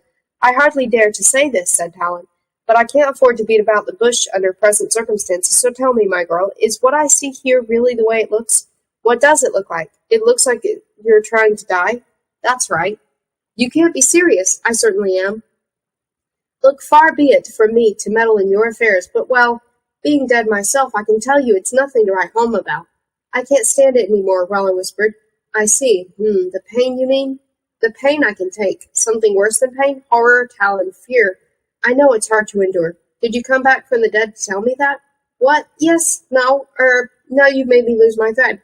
Get to the point, Talon, then I can die and we can be together.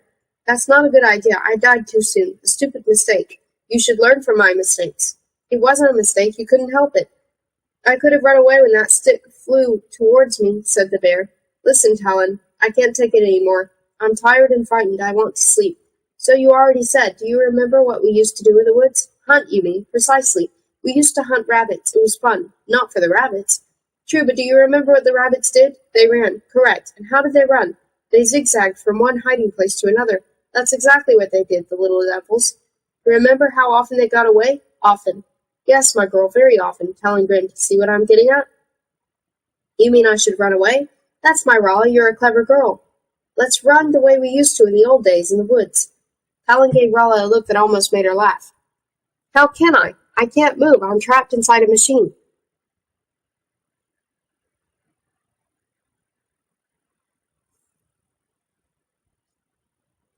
Know the best part of being dead? Talon asked in a whisper. No, the fact that everything's over, I suppose. I said you don't have the first idea about dying. No, just the opposite. That everything isn't over. That it's just the beginning, my girl. That your spirit is free, free from your brain, because the brain is really just a prison full of cares and fears. When you die, your spirit slips through the bars of that prison and out into the open, and you realize what freedom really is. Get to the point, Talon. I can teach you to release your spirit. You can? Well, not in such a way that it roams the universe like mine, but can see the rings of Saturn and so on. No, not that, because for that you'd have to be really dead. And we don't want that. Listen, I can show you how your spirit can release itself from your brain and roam around freely inside your body. Yes, that I can do. Rala laughed. I know you aren't really here. I know this is just a wonderful dream designed to make me forget my torments, but go on. We've no time to argue or I'd talk you out of the idea, so I'll stay on the subject as this. What the living calls dreams aren't dreams at all. But come now. Talon extended one of his huge paws. Rala hesitated. Come on, Talon growled. Let's get out of here. Tick-Tock's question. As so often is late, General Tick-Tock was in the best of spirits. Today he would embark on a really interesting part of his work. The interrogation. He had broken Rala's spirit. What a scream she'd uttered. No, not just a scream. A fanfare that signaled the commencement of a new chapter in their relationship. Today he would start to converse with her, and in her company take up the trail of death. Today she would begin to die in earnest. This was a great moment. He must not profane its uniqueness by talking any old dribble. His opening question would be exceptionally important, and he had pondered it for a long time. It had to be tender and sympathetic and expressive of his passion for her. A task for a poet, really. So General Tick-Tock was extremely proud that he himself had thought of the appropriate words. Going up to the metal maiden with slow, reverent steps, he bent down and whispered, Are you enjoying this, Tick, as much as I am? Rala didn't answer. Of course she was shy, surprised by his romantic inquiry, and probably searching for a reply in kind. He would have to give her a little time. He waited. Perhaps she hadn't fully understood. Had he spoken too softly? After a few minutes he repeated the question, a trifle more distinctly this time. Are you, Tick, enjoying this as much as I am? If she didn't want to profane this sacred moment, she really should have answered by now. Even an oath or an impudent response would have been better than this silence. Tick-Tock repeated the question in a stentorian voice. Are you enjoying this, Tick, as much as I am? No answer. He couldn't understand it. Other victims of such torture would have seized the opportunity to speak, if only to forget their torments for a moment. Didn't she want to know who was torturing her? A terrible thought occurred to him. Surely she wasn't dead! He hurriedly checked his instruments, but they were all in order. She was still breathing and her heart was beating steadily. The thermometer was registering 68. I'll ask you, Talk, for the last time, and I expect an answer, General Tick-Tock said menacingly. Are you, Tick, enjoying this as much as I am? Still no answer. Tick-Tock was becoming genuinely anxious now. She was alive, his instruments told him so, and her resistance was broken as witness of that scream of hers. He caught on at last. Of course. Rala wasn't being refractory, nor had she gone mad or lost the power of speech. No, she had managed to do something he'd believed to be impossible. She had escaped. Rala had left the prison of her brain and was hiding elsewhere in her body, and that was the only explanation. This time it was General Tick-Tock's cry that shook the walls of his torture chamber. A shortcut. Yukovak sobbed and wiped away a tear. They were still making their way across the bleak expanse of deadwood. Rumo had just ended his story. Yukovak and Ribble now knew all about his feelings for Rala, his friendship with Urs, the casket, his plans to go to hell by himself and rescue the Wolpertines. That's the most romantic story I've ever heard, Yukovak exclaimed. Are things really like that up there? Unconditional love, friendship unto death, eternal loyalty?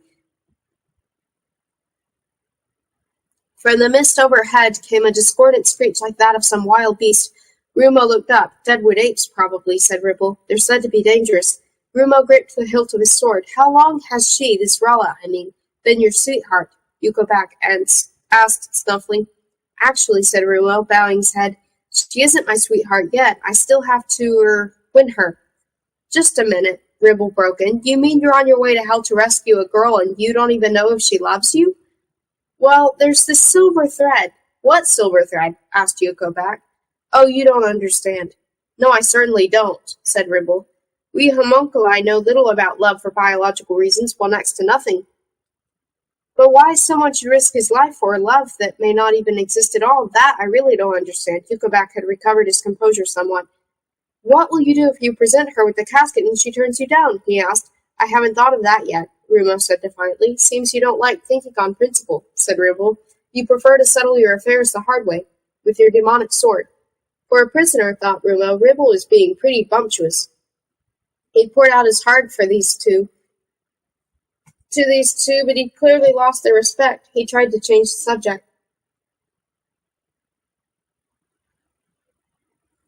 Tell me a bit about Vrahawks.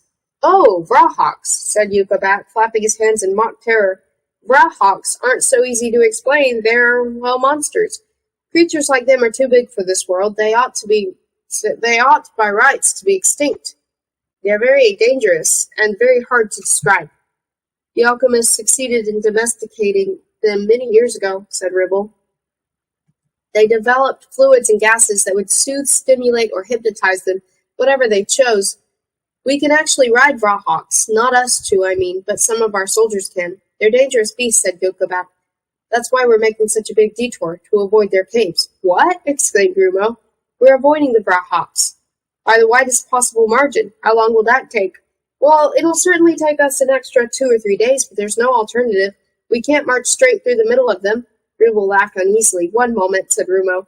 Does that mean we could save 2 or 3 days if we go via the Vrahawk caves? That's right. Then we'll change direction right away. What? Ribble exclaimed. Are you mad? I've no time to lose, Rumo replied. A lot can happen in 2 or 3 days. But we'd never get past them alive, said Yukovak. You originally said it was impossible to get into hell, Rumo retorted, and now we've actually got a guide. Yukovak gave Ribble a venomous look. This is all your fault, he hissed. The Vrahawks, that's all we needed. Deadwood apes continued to screech in the mist above them. Ribble's head sank deep into his little barrel. The corpuscles.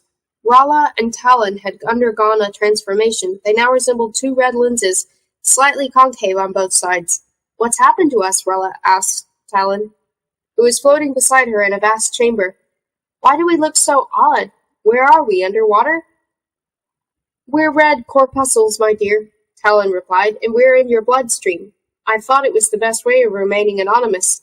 We can change into white corpuscles if you don't like the color.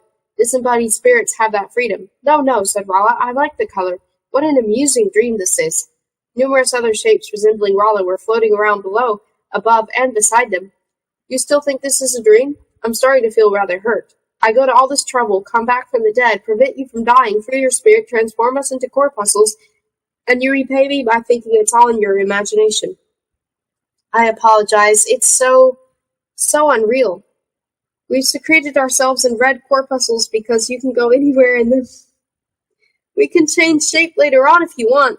Perhaps you'd prefer to be an electrical impulse. Then we could race through your nervous system. How do you know all this? I mean, you're a bear. I'm a dead bear, sweetheart. I know everything. Really? Ask me something. What do we do next?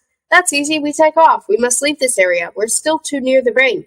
I suggest we make our way down the jugular to the heart. You should have asked me the secret of the universe, something of that kind. That wouldn't be much help to us at present. Next question? If it's blood we're floating in, why isn't it red? Because it's really water. Blood consists almost entirely of water. You can swim, can't you? Yes, said Rala, I can. All right, follow me. Talon joined the corpuscles that were gliding past, and Rala followed him, allowing herself to be borne away by the pulsating stream of blood. More and more red corpuscles joined them as they floated down a vein together with some whitish yellow corpuscles resembling balls of wool. Those are white corpuscles, Talon explained, our principal allies. They're your soldiers, Rala. They resist anything that tries to make your body sick. The white corpuscles formed up like soldiers and charged round the next bend ahead of the red ones. They zigzagged them from one tunnel to the next. How many different routes there are here? Thought Rala. And how much room? Yes, said Talon. There isn't a better place to hide. Below them yawned a deep, dark abyss. Some of the red corpuscles threw themselves into it. That's the way to the jugular, said Talon. Can you feel the pull of the current? Yes, cried Rala. She was trembling in time to her own heartbeat. Into it then, said Talon. It's a shortcut to the aorta. Down we go. And Talon and Rala plunged into the dark abyss, followed by a mass of other corpuscles.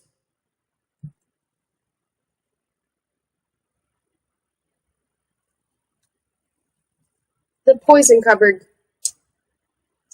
General Tick-Tock was beside himself with rage, but there was no doubt about it, Rala had escaped. She was still there physically, of course, imprisoned inside the metal maiden with 100 needles pinning her there like a butterfly. She was alive, too, as the tenometer's rising needle showed, but her spirit had fled. Her brain has deserted. Tick-Tock could now have flooded it with as many poisons as he chose, and it would have been no use. He picked up the flask containing the dementia drug and hurled it at the wall, shattering it into 1,000 pieces. For the first time in his life as a copper killer, the general couldn't help laughing. This surprised him because he hadn't known he was capable of it.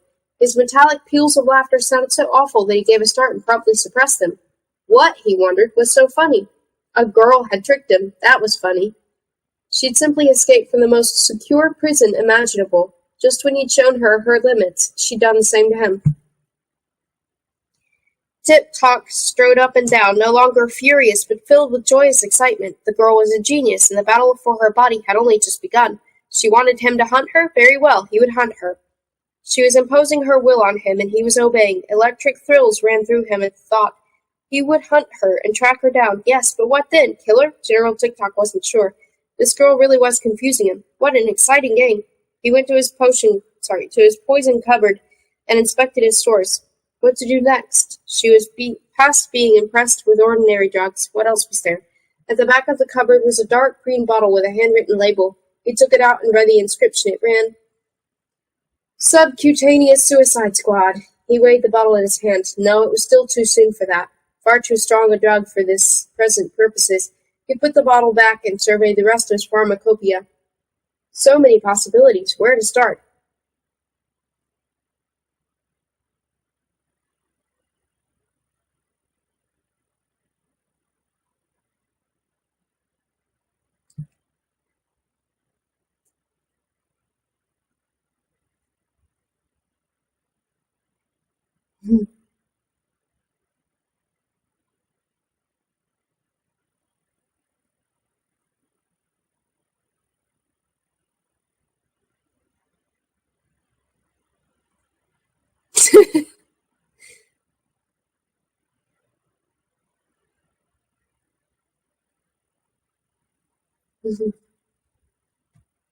Priftar's inspection. Rolf sat in his gloomy cell, gnawing at the steel bands that enclosed his wrists. A habit, a reflex action dating from the time he'd been compelled to spend with Nidug the Bloodum. He shut his eyes and concentrated on Rala's vibrations. She was somewhere nearby, he knew. Two things had lately preoccupied Rolf more than the fact of his imprisonment. The first was the sound he'd heard in the arena. For days he had been unable to think of anything else. It echoed and re-echoed in his ears, and Rolla's fear-contorted face had appeared in his mind's eye again and again. This recollection had suddenly been followed, when he tried once more to scent her, by an indefinable sensation of relief. Since then his sister's face had seemed tormented no longer, but cheerful and relaxed, sometimes even amused. Rolla was alive and still in the greatest danger, of that he was convinced, but her situation had recently changed for the better. She seemed to be relishing the danger she was in. Rolf stopped gnawing on his handcuffs and grinned. He was no stranger to this aspect of his sister's character. Back in the forest, her audacity had sometimes scared him to death. On a few occasions she had simply disappeared for indefinite periods. Left alone, Rolf had picked up the same sort of vibrations he was receiving here in his cell. Unrelated to his sense of smell, they stemmed from the brother and sister bond that united him. She had always come back in those days, often disheveled and covered in scratches, sometimes blood-stained, but never without some trophy for her brother. A horn, a claw, a bitten-off tentacle. Although anything but a coward, Rolf was always relieved when tricky situations resolved themselves, whereas Rolla could never have enough of them. He stretched out on the hard stone floor and tried to sleep. If he wanted his plan to succeed, he would need to be well rested. He had decided on a change of strategy. There was no point in bowing to the theater's ritual demands and hoping for a chance to escape. The guards were too efficient for that. Rolf's plan was to take Gornab prisoner. This would not be easy, but it wasn't completely out of the question. Although the arena walls were high, they had definitely not been designed with an eye to repelling Wolvertines. If anyone could scale them, it was Rolf. He planned to sleep straight into the royal box, neutralize the tall, thin fellow, and capture the little monkey soon to be the king. He intended to take him hostage. He would be the dwarf in exchange for Rolla. There was a clatter as some bolts were drawn back and the door of his cell swung open. Standing in the doorway was the king's chief adviser, escorted by a bloodham of more than usually doltish appearance. Fritar stared at Rolf appraisingly. "He's in good shape," he said. "He won't be fighting again for the time being. You can shut the door again. I shall hold you personally responsible for seeing that the selected Wolvertines remain in their cells until further orders. What's your name?" "Cormac Tumas, sir," barked the bloodham. "Sergeant of artillery, weight 400 pounds, height 9 feet 7 inches, 47 decorations for gallantry in combat." Yes, Fritar said dismissively. "Now take me to the prisoners who call themselves Ushan Deluca and Urs of the Snows. I want to give them another once-over." Rolf growled softly as the door closed again. Flying water. "What about the sun?" Yukabak asked. "Can its rays really reduce you to ashes?" "Of course," lied Rumo. "And the air, is it poisonous?" "Certainly," said Rumo. "You can't survive in it unless you've got 3 lungs like us Wolvertines." "So it's true," gasped Yukabak. "Nonsense," said Ribble. "He's only having you on." Rumo grinned. Yukabak and Ribble were like a couple of children. "And are there really trees with food growing on them?" Yukabak pursued. "Masses of them," said Rumo. "There are cool breezes and clear water. There are clouds, too." "What are clouds?" Ribble asked. "Clouds? Clouds? Well, they're—" Rumo hesitated. What were clouds, actually? "They're water that can fly," he said. The smell that had been making Rumo's nose smart for hours was becoming stronger and more unbearable the deeper they went. It was the smell of the sea and rotting fish and seaweed decaying on damp rocks. It was the evil stench of roaming rock intensified 100 times, but mingled with it was another noisome smell, the acrid miasma that hung over Wolvertine. "Why can I smell the sea down here?" asked Rumo. "Why does water fly up there in your world?" Yukabak retorted. "It's the stench of the Vrahawks." They had left Dreadwood behind them a long time ago and were now making their way through the vast caverns and stalactite caves. The only living creatures that seemed to exist here were low-flying acrobats, which had to be fenced off with flailing arms. "You mean the Vrahawks are close by?" "In the next large cave," said Ribble. "On your own head be it. Go and take a look at them, and you'll see what we meant. Then we'll take the detour after all. What a waste of time." Rumo went on ahead while Yukabak and Ribble plodded after him, cursing and complaining. His urge to turn back, thereby sparing himself the sight of whatever could produce such a stench, became stronger with every downward step he took. After descending a long, black stairway, partly natural and partly hewn out of the rock, they reached a plateau at the end of which was a stone gateway and mysterious symbols carved on it.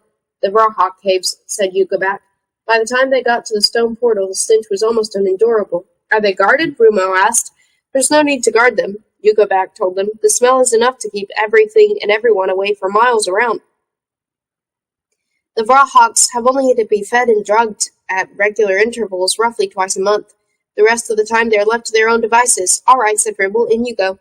Once you've seen them, said Yucca, you'll have seen everything. Rumo went through the gateway.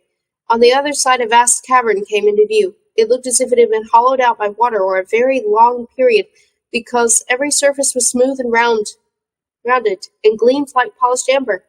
Rumo's rocky vantage point was halfway up the side of the cavern, which was about 700 feet high and some 2 miles long.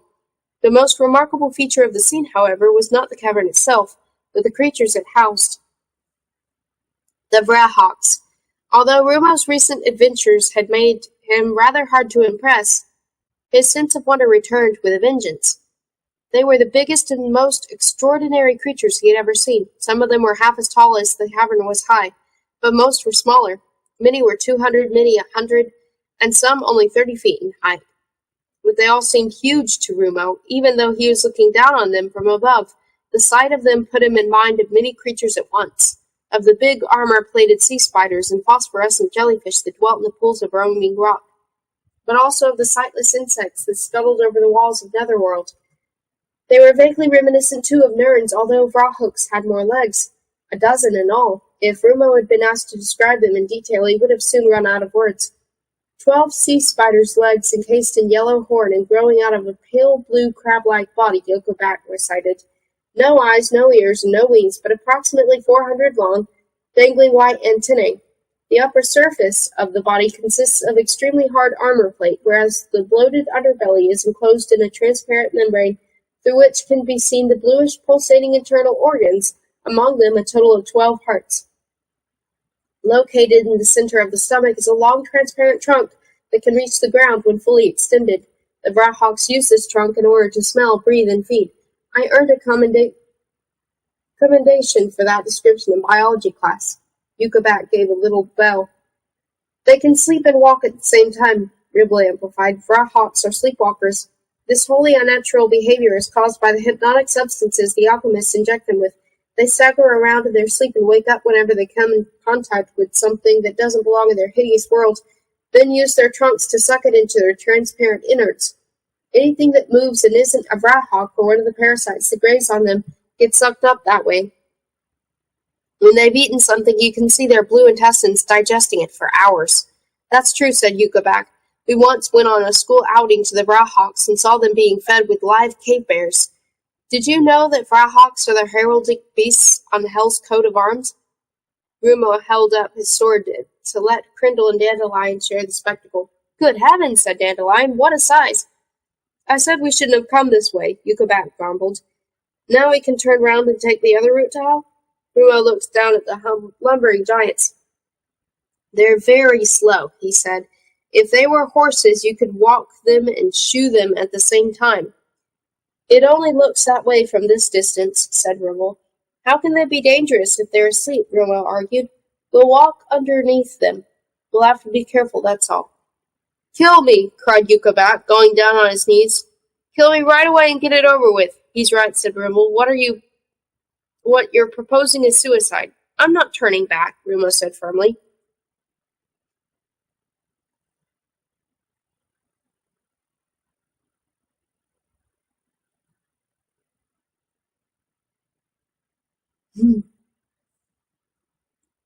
A forest of legs. Immediately beneath the Rawhawks, the stench was even more infernal. Climbing down into the cavern had been easy, but once there, Rumo recognized the full extent of the danger. Running down the giant creature's legs were glutinous secretions, big drops of which sometimes fell off and landed on the floor with a splash. The amber-colored rock was slippery, being almost covered with the stuff. Yucca, who was bringing up the rear, vomited noisily into the layer of evil-smelling mist that hovered above the ground in places. Shh, said Rumo. It doesn't matter how much noise we make, Ribble told him. Rawhawks are deaf as well as blind, but watch out for their antennae. The Vrahawk's antennae were lashing the air on all sides, many of them so thick and strong that they could have beheaded someone at a single stroke.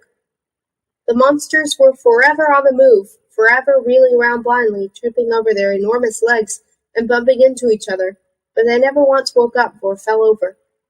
They had a sleepwalker's unaccountable self-assurance. When their armor-plated bodies collided, they filled the cavern with a sound like thunder, and cascades of slime came showering down. The bigger they were, the louder the creaking of their joints. As for their footsteps, they sounded like tree trunks crashing onto rocks from a great height. They emitted a series of pneumatic whistles, and their antennae lashed the air in time to them. Black, bat-like creatures fluttered around between their legs or hung from their bodies in clusters. Yard-long snails crawled up and down their limbs. Rumo could only hazard a guess at how many Vrahawks there were, but they must have numbered roughly 100. 10 genuine giants, half as tall as the cavern itself, their extremities lost in the mist overhead, perhaps 25 half their size and somewhat paler in color, and 60 or 70 smaller specimens, between 30 and 50 feet tall. This meant that the well over 1,000 legs were performing a ceaseless, somnambulistic dance that made the ground vibrate like an earthquake. Rumo gave the signal to advance, urging Yuka back and Ribble ahead of him with his sword. The smallest Vrahawks worried him most. Their movements were quicker and more unpredictable. Their antennae lashed out more viciously, and their legs kept coming dangerously close. Huge blobs of slime landed just beside the trio, adding to the layer already on the ground. Yuka tripped and slid into the viscous mass on his back, whereas Ribble glided over it like an ice skater. "We'll never make it," cried Yuka close to tears. Rumo reproached himself for having put the childish creature in such a dangerous situation and resolved to take more care of him. Two of the biggest monsters bumped into each other in their sleep. There was a crash like the sound of two huge wooden ships colliding. A curtain of slime descended, enveloping Yuka from head to foot and knocking him to the ground. Rumo and Ribble, who had leapt aside just in time, hauled their spluttering companion to his feet and hurried on. Yuka was in shock. But the incident seemed to have had a beneficial effect on him, because he now strode on quite mechanically, without the exaggerated caution that had so often made him stumble. Rumo's path was barred by two of the smaller Vrahawks, which were still some 10 times his height. They were circling each other with slow, graceful steps, almost like a pair of dancers. Meanwhile, the giants that had collided were reeling around to the left and right of them on legs 10 times as long. There was no hope of getting past them. Before Rumo or Ribble could stop him, Yuka simply marched on right into the midst of the smaller Vrahawk's dancing legs. They had no choice but to follow him, either to protect him from the worst or to be trampled underfoot. They proceeded as carefully as possible, crouching low and tucking their heads in, whereas Yuka, quite heedless of the creature's lashing antennae, strode on straight as a ramrod. The Vrahawk's legs came down almost once a second. One of them so close to Rumo that it nearly grazed him. In a flash it was raised again. The knee joint creaked like a tree about to fall, and he hurried on. Yuka, it seemed, was already outside the danger zone. He simply walked on and halted when he saw that he was past the cavorting Vrahawks. He beckoned to Rumo and Ribble, smiling as though they were out on a picnic. Now it was Ribble's turn to slip on the slime and fall headlong. Rumo was about to help him up when a whole bunch of antennae descended on them, so he threw himself face down in the slime. The antennae passed close overhead and were then retracted. Rumo and Ribble scrambled to their feet and hurried on. Panting hard, they reached Yuka side. "What kept you so long?" he asked with a foolish grin. Rumo turned. The Vrahawks were still dancing round each other, but at a safe distance. Rumo, Yuka and Ribble were enveloped in a malodorous pall of mist, but they scarcely noticed it. They had already endured such evil smells. Ribble pointed into the mist. "The exit to hell must be over there," he panted. As if in response to an order, Yuka turned, marched off in the direction indicated, and disappeared into the vaporous gloom. Rumo and Ribble hastily followed him. They heard a dull thud. Then Yuka startled voice. "Ouch!" he exclaimed. "What's the matter?" Ribble asked when they reached him. Yuka was rubbing his head. "I bumped into something," he said. Like a curtain, the mist drew aside to reveal a Vrahawk's leg. It belonged to one of the gigantic monsters whose bodies were invisible in the mist overhead. Rumo noticed that the hairs on the leg were beginning to stand on end. "It's waking up," Ribble whispered. "The Vrahawk awaits." He was right. The Vrahawk awoke with a sound such as only a deaf creature of its vast dimensions could have made. Its roar rent the air and made the antennae of the other Vrahawks vibrate. Hundreds of Kakerbats detached themselves from the monster's bodies and took wing. This wake-up call caused absolute pandemonium in the cavern. The stamping and whistling and creaking of joints combined to create an ear-splitting din, and the agitated Vrahawks lurched around in confusion. The hairs on the huge legs trembled, but the leg itself remained rooted to the spot. All at once an immense trunk emerged from the mist and descended on Yukabak. Rumo was at his side in a flash, but the trunk enveloped them both, sealed them in with a squelching sound, and started to hoist them into the air. "Yukabak!" Ribble shouted, horrified but helpless, as the trunk disappeared into the mist with its prey. Rumo and Yukabak were deluged with a warm secretion of some kind. Then they felt the suction increase as the Vrahawk greedily drew them in. Yukabak didn't utter a sound. He seemed completely paralyzed with fear. Rumo pushed the helling's head down and ordered, "Duck!" Drawing his sword, he gripped it with both hands, thrust it through the inner wall of the trunk, and performed a carousel, a circular sweeping blow that sliced through the soft membrane like wet paper. In company with a severed portion of the trunk, Rumo and Yukabak fell to the ground. The impact was cushioned by the omnipresent slime, and Ribble quickly helped them to divest themselves of their slippery sheath. The mutilated Vrahawk's roars of pain could have triggered 1,000 avalanches. Rumo scrambled to his feet, seized Yukabak's hand, and ran off with him as fast as he could. Ribble ran after them as far as possible from the Vrahawk's multitudinous whistles and the pounding of their innumerable feet.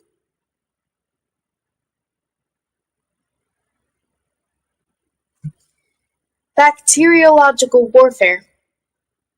Rala's body had become a battlefield. She and Talon were members of a defending army, hurrying from hideout to hideout in their beleaguered city, while the enemy forces unleashed one attack after another. Prickly bacteria roamed the plasma, losing off their arrows at anything that moved. Toxins were sluiced through Rala's bloodstream, killing every living thing that failed to escape in time. Her nervous system trembled, shaken by a thunderstorm of electrical impulses, and her lungs were pumped full of alchemical gases. Only one part of her anatomy was spared, the brain. That was the enemy's strategy, to drive her back there and enhance its appeal as a refuge of last resort, so that her spirit could be recaptured and her resistance broken for good. But Rala and Talon did not fall into this trap. They preferred to remain on the run, and allow themselves to be borne along by the mass of red corpuscles. Rala had learnt that the only sensible method of locomotion was to go with the everlasting flow. Trying to swim against the powerful current would have been futile. In any case, being a corpuscle, she lacked any means of doing so. Once she grasped this was quite simple. Although many veins were now impassable, choked by clots, guarded by bacteria, or flooded with poisons, Rala and Talon kept finding bolt holes, detours, and shortcuts the enemy didn't know about. Thus, Rala learnt much about her organism's brilliant structure and how it could be used in escaping from her powerful foe. She could see her own defense forces mustering and hurling themselves at the invaders from all directions. Everything was in constant motion, swirling and seething, pumping and effervescing. Rala could see life itself at work, and the sight of all this activity, which was simply and solely devoted to preserving her existence, made her feel ashamed of having briefly lost heart. It was a war between Rala's natural bloodstream and General TikTok's artificial death machine, between two extremely intricate circulatory systems, one of flesh and blood, the other of metal. TikTok's soldiers were microbes of bacteria, viruses and toxins. Rala's were red and white corpuscles. It was a battle between disease and health, such as often rages in many organisms, but never as relentlessly, dramatically, and ingeniously as in Rala's body.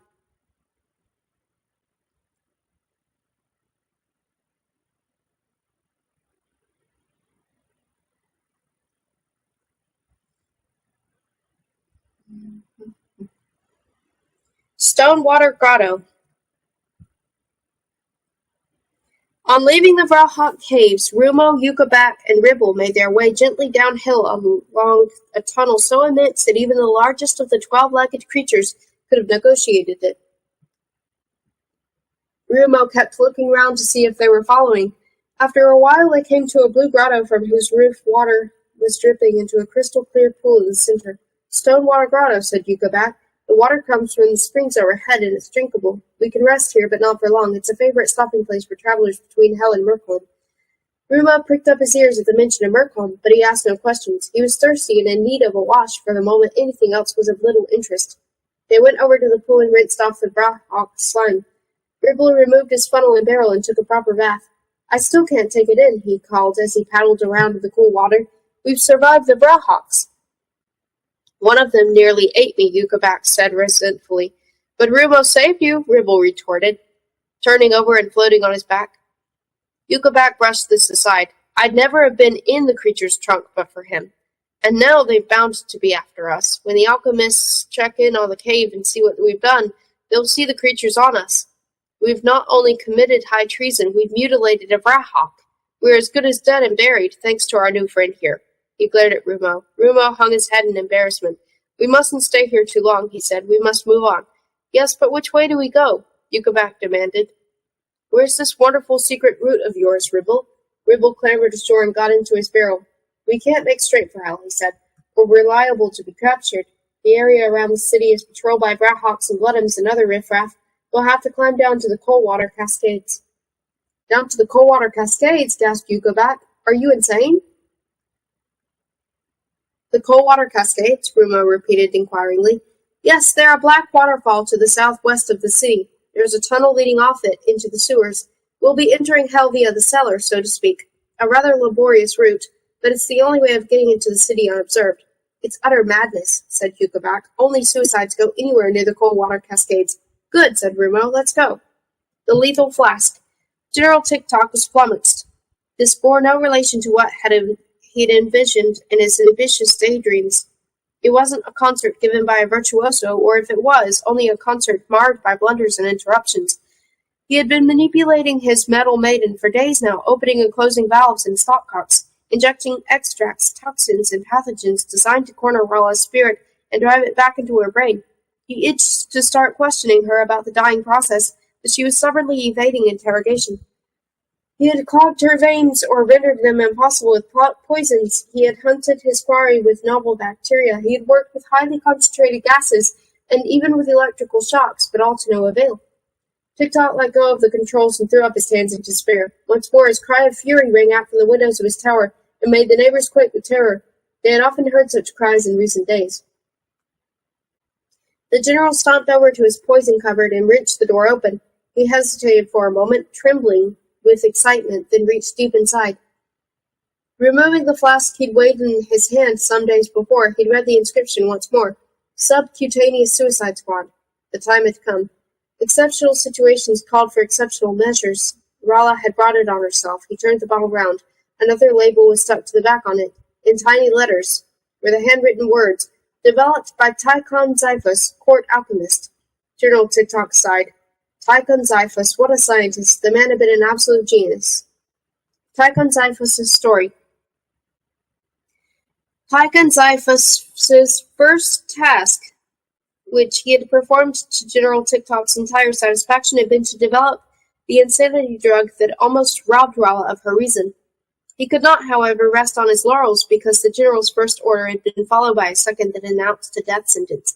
As soon as Tick-Tock had acquainted him with his new request and informed him that if he failed he would personally cut off his head, Tychon Zyphus hurried back to his laboratory.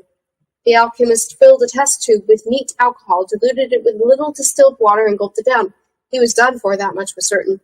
General Tick-Tock's instructions, couched in thoroughly unscientific language and employing vague phraseology, were as follows. Tychon Zyphus was to produce an injectable fluid containing a microscopic copper killer. The general wanted a life form that possessed the same pugnacity, invulnerability, and homicidal implacability as his soldiers, the only difference being that it would be sucked into a hypodermic syringe and injected into a bloodstream.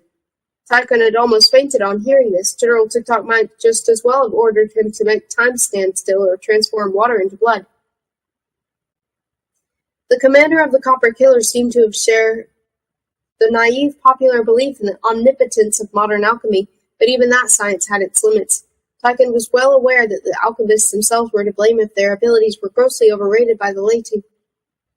Their eternal secrecy, their professional hocus-pocus, and the unfounded claims made by disreputable members of their profession all had combined to lend them an aura of infallibility.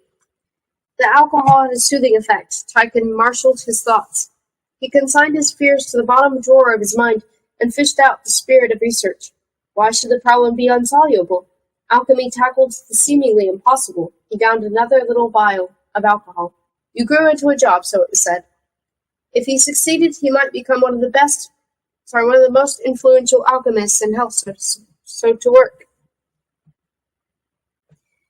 Tychon jotted down countless ideas in notebooks during the days and nights that followed. Viruses, acids, bacilli, bloodworms, cellivores, red death bacteria, blackleaf, green scabies, Sundian influenza, every disease, deadly poison, dangerous life form went down on the list. Which pathogens had which effects when coupled with which toxins? The permutations were endless, and combinations an increasingly aggressive and lethal nature came into being. Tychon Xiphus was drawing up a logarithmic system of death.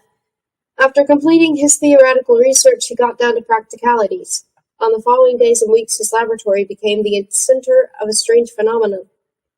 All the small animals within a radius of a half-mile, cats and dogs, rats and mice, disappeared. At the same time, the district took on a new smell. The air became filled, day and night, with a mysterious cloying odor that emanated from Tychon's laboratory, which was piled high with the cadavers of the unfortunate creatures on which the alchemist had carried out his experiments. Tychon had blended pathogens like an artist mixing paints, and did so with great ingenuity.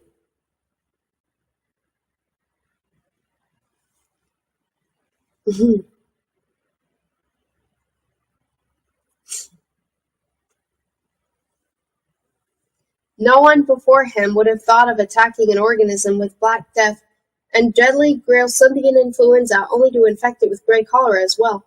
No one had ever combined zebra leaves with extract of nettle rash and spores of paralytic leprosy. Having gone to those lengths, thought Tychon, why not go a stage further and amalgamate the unspeakable results of these experiments? The outcome was so horrific that his white hair turned black within a week, and he wasted away to skin and bone. He recoiled in terror whenever he happened to catch sight of himself in a mirror. Day by day, he was becoming more like a thing he had been instructed to create, a living death. Subcutaneous Suicide Squad. After a few months, the deadline set by General TikTok grew ominously near. Tychon Xiphus had succeeded in developing a disease that would, he believed, meet the General's requirements. It was not only deadly, it took over where death left off.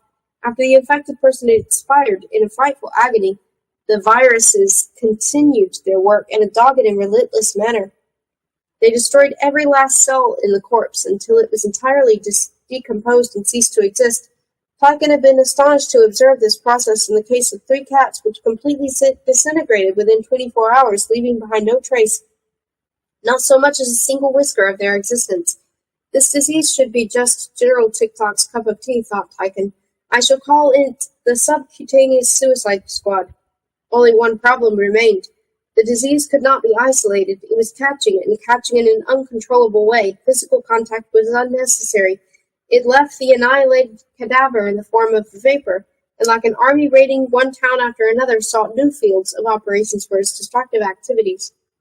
Moreover, it was as unpredictable as a horde of savage warriors, because it sometimes broke off its work of destruction and arbitrarily attacked another body, as Tychon had perforce observed in the case of his laboratory animals. When experimenting with the disease, he himself wore airtight protective clothing complete with an artificial oxygen supply, and he felt convinced that he would soon have tamed it to his satisfaction. He had even added something to his monstrous virus, an exceptionally virulent and truly revolutionary element unique in the world of diseases. This additional surprise he intended to present to General TikTok as a gift, secretly hoping that it would enable him to rise still further in the court alchemist hierarchy. All that remained was to make Subcutaneous Suicide Squad die in company of the body it had infected.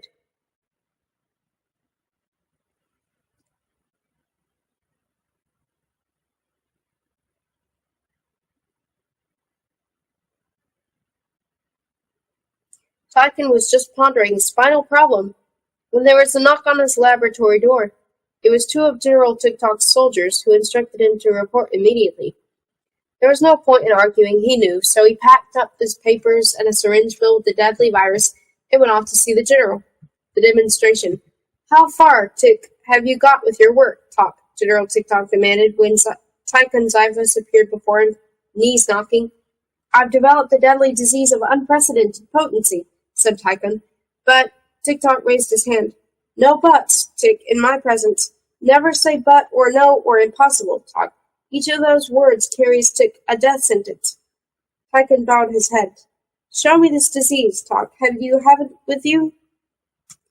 The alchemist drew nearer and produced the syringe. One drop from this syringe is enough to infect one person. The whole syringe would suffice for 100, but he bit his lip, but it was too late. I warned you, Talk, said General TikTok, taking the syringe. That was Tick, one but too many. He seized Tychon's arm with his other hand. One drop, Tick, you said? Before Tychon realized what was happening to him, TikTok had plunged the needle into his arm. He carefully injected one drop into the alchemist's bloodstream and released him. Pardon my impatience, said General TikTok. Now show me what your disease, Tick, can do. Tychon suddenly grew calm. It rather surprised him how quickly he'd come to terms with his death sentence. What do you call, Tick, this disease of yours? Asked General TikTok. Or haven't you gotten a name yet? I've christened it the subcutaneous suicide squad, Tychon replied. An excellent name, scientific, and military at the same time. Thank you, said the alchemist. But it's taking its time, General said impatiently. Tychon suddenly felt dizzy and his knees buckled, the first sign that the virus was taking effect. It's just starting, he said. Some subjects it kills in a day, others take a week to die. In my case, it seems to be working exceptionally fast. May I sit down? No, said General TikTok. Sorry, it's nothing personal. I simply want to study the symptoms carefully. So it starts in the legs? Tychon Xyphus was denied even that little favor, permission to die sitting down. This was the moment when he decided not to tell TikTok that the disease was communicable. He wouldn't tell him about his surprise present, either. The insidious little peculiarity with which he had armed the virus. No, Tychon Xyphus would take his secret to the grave because it was his only hope of revenge. The general himself would be immune to the subcutaneous suicide squad.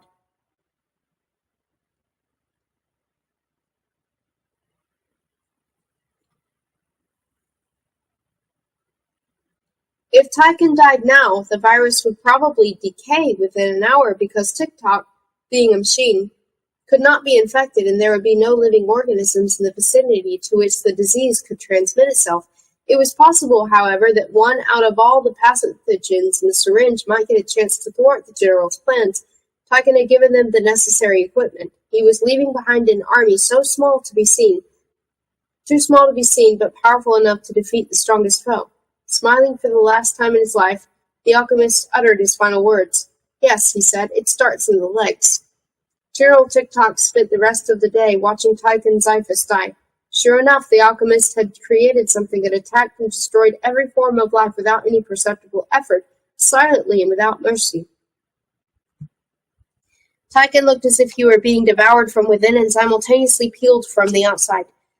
The general watched him writhing on the floor, screaming horribly and racked with convulsions. He saw his face robbed of color until all that remained was skin gray as stone.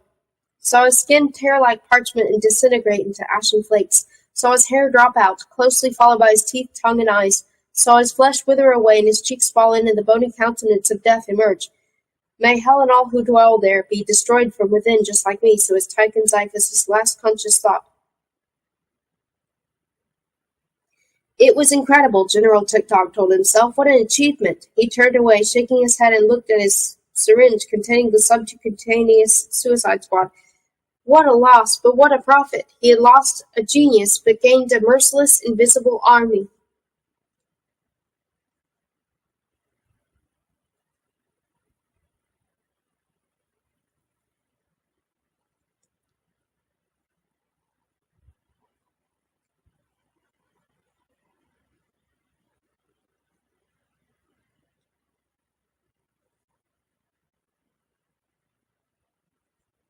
The capital of Netherworld. Every part of Netherworld had a smell of its own, Rumo reflected. The stalactite cave in which he'd encountered Skullet the Scyther reeked of oil, the frigid caves of snow and stagnant water, the Nern forest labyrinth of mouldering leaves and blood, the dead wood of poisonous black toadstools.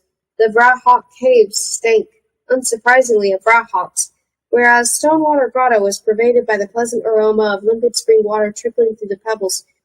But the gigantic cavern he was now entering with Yucca and Ribble had smelt.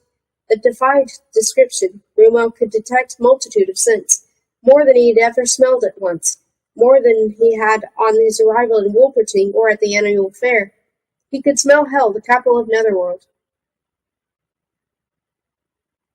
Discounting the frigid caves, the cavern at whose center Hell was situated was the biggest Rumo had ever seen in Netherworld. It was several miles high, and its roof, which reflected the city's fitful glow, formed a yellowish dome overhead. The environs of Hell were a jumble of narrow ravines and elongated valleys, volcanic faults and dried-up riverbeds, and all the rocks were blackened by centuries of urban pollution. "What's your plan?" asked Ribble. "Yes, Rumo," Yucca chimed in. "What's your plan?" "I'd be interested to hear it," said Dandelion. "You do have a plan, I suppose," Crindle insisted. They were expecting too much of him, thought Rumo. A plan? He would have preferred simply to march into the city through the main gate, torch in hand rescue his friends, then burn the place to the ground. How much he missed Smike's presence at this moment. If anyone should have known how to rescue hundreds of prisoners from a well-guarded enemy city, it was Prince Hussein Banana's former Minister of War. "We'll make our way through the sewers to the city's center," said Rumo. "Then we'll see." "We know all that," said Yucca. "I mean afterwards, when you're inside the city, the only Wolperting at liberty among thousands of enemies. What will you do then?" "Yes," said Ribble. "What then?" "I think that's a fair question," said Dandelion. "You don't have a plan, do you?" asked Crindle. Rumo didn't answer. "I don't think he has a plan at all," Yucca whispered to Ribble. "The patrol." Their trek to the cold water cascades proceeded without further incident until they bumped into a patrol in a dark ravine. It consisted of 5 soldiers of the Netherworld army mounted on a smallish Vrahawk some 30 feet high, which was lumbering along the narrow defile. Rumo had scented and heard the monster a good while before, so he and his companions managed to escape detection by hiding in a cleft in the rocks. As the Vrahawk plodded past, whistling asthmatically, Rumo saw that one of the soldiers was holding a torch and another dangling a bottle in front of it on the end of the pole. The creature's long antennae were lashing the air and exploring everything in its immediate vicinity. Its retracted trunk hung just below its weirdly glowing blue stomach, and its joints creaked at every jerky step. "What are they doing with the pole and the bottle?" Rumo asked when the patrol had gone by. "Is that how they steer the beasts?" "Vrahawks are blind and deaf," said Ribble. "Nothing exists for them unless they can smell or feel it. The alchemists have succeeded in developing more and more sophisticated perfumes designed to coax them on or send them to sleep, whichever. The contents of that bottle probably smelled like putrid pork, and the Vrahawk is following it. They're pretty stupid beasts, Vrahawks. Like most creatures whose main direction-finding aid is their sense of smell." Rumo eyed Ribble sternly. "Off we go," he commanded. Above the cold water cascades. It was several hours before they finally reached the rock face that overhung the cool water cascades. "I can't see a thing," Yucca grumbled. "One false step and we're done for." Even Rumo was feeling dizzy. There was no handrail, and the steep, narrow flight of stone steps led down into a black void. It was too dark to see the falls themselves, but they could be heard, thundering down into the depths. Spray came billowing up from below, covering everything and everyone in a layer of soot. "Feel your way down the wall," Ribble called, "and watch out for missing steps. It's not far to the entrance to the sewers." "How far is not far?" asked Yucca. "About a mile," Ribble replied. Hugging the wall, the trio descended with the utmost care, Ribble in the lead. The steps were not only uneven, narrow, and unprotected, but wet and overgrown with slippery moss. The lower they went, the louder the thunder of the falls, and the denser the clouds of dark spray. They couldn't see the cold water cascades until they were only a couple of 100 feet above them. 3 inky black torrents that spurted down from the rock face and plunged into the depths, where the sooty spray engulfed them. Rumo pressed still closer to the wall. "Where's the entrance?" Yucca shouted. "Where are the JD sewers?" "Straight ahead," Ribble shouted back. "Only a little further." Descending a few more steps, they came to a doorway hewn into the rock. The sewers, Ruble announced like a proud host welcoming them to his private domain. The smell issuing from the doorway could have put a Vrahawk to flight. In the bowels of hell. Rumo, Yukabak, and Ribble were standing in a shallow stream of soot-stained water, dimly illuminated by a light source secured to the wall of the tunnel. It was a glass vessel with a phosphorescent jellyfish imprisoned in it. A jellyfish torch, Ribble explained. They're hanging everywhere. Phosphorescent jellyfish are immersed in liquid nutrient and continue to dispense light until they die. That's what I call progress. In my day, this place was black as the ace of spades. We had to make do with candles on our helmets. If a drop of water fell on them, you'd hide it. He looked around. We must go that way, he said, pointing to the left. That leads to the main sewer. He waddled on ahead with Rumo and Yukabak at his heels. What's that nasty smell? Yukabak asked. Ribble indicated the dark stream. Down here it's the soot that stains the water, but on the upper levels it's, well, you know. Yukabak instinctively withdrew 1 foot from the water. Ribble nodded gravely. We must take great care. Most of the creatures down here are as primitive as their surroundings, if you know what I mean. What sort of creatures do you mean? Asked Yukabak. Well, dungivores, for example. Soot snakes, octopods, giant nippers, multibrachial. What's a dungivore? A big hairy creature with 6 legs. Yukabak shuddered. And it eats, yes, and that's not all, said Ribble. As you can imagine, any creature that has to live on dung is far from being a delicacy. What a disgusting place, Yukabak said angrily. It's not so bad, Ribble told him. The water's always nice and warm and sometimes make the most amazing finds. It's incredible the things people throw away. He pointed down a side tunnel. That's the way the city's enter. The rear guard. It was the most hideous creature Rala had ever seen, constantly mutating, and it folded parts of its anatomy outwards, sucked other parts in, put out tentacles or spikes, opened snapping mouths, then closed and swallowed them again, contorted its skin into wrinkles and furrows, changed color incessantly, exuded clouds of dark slime, turned transparent, even black as pitch, then produced a series of monotonous clicks from somewhere inside itself. But the creature's most surprising feature was its ability to swim against the current. Rala had seen no other organism in her bloodstream capable of doing that. What's that? She asked Helen. They're hiding in a capillary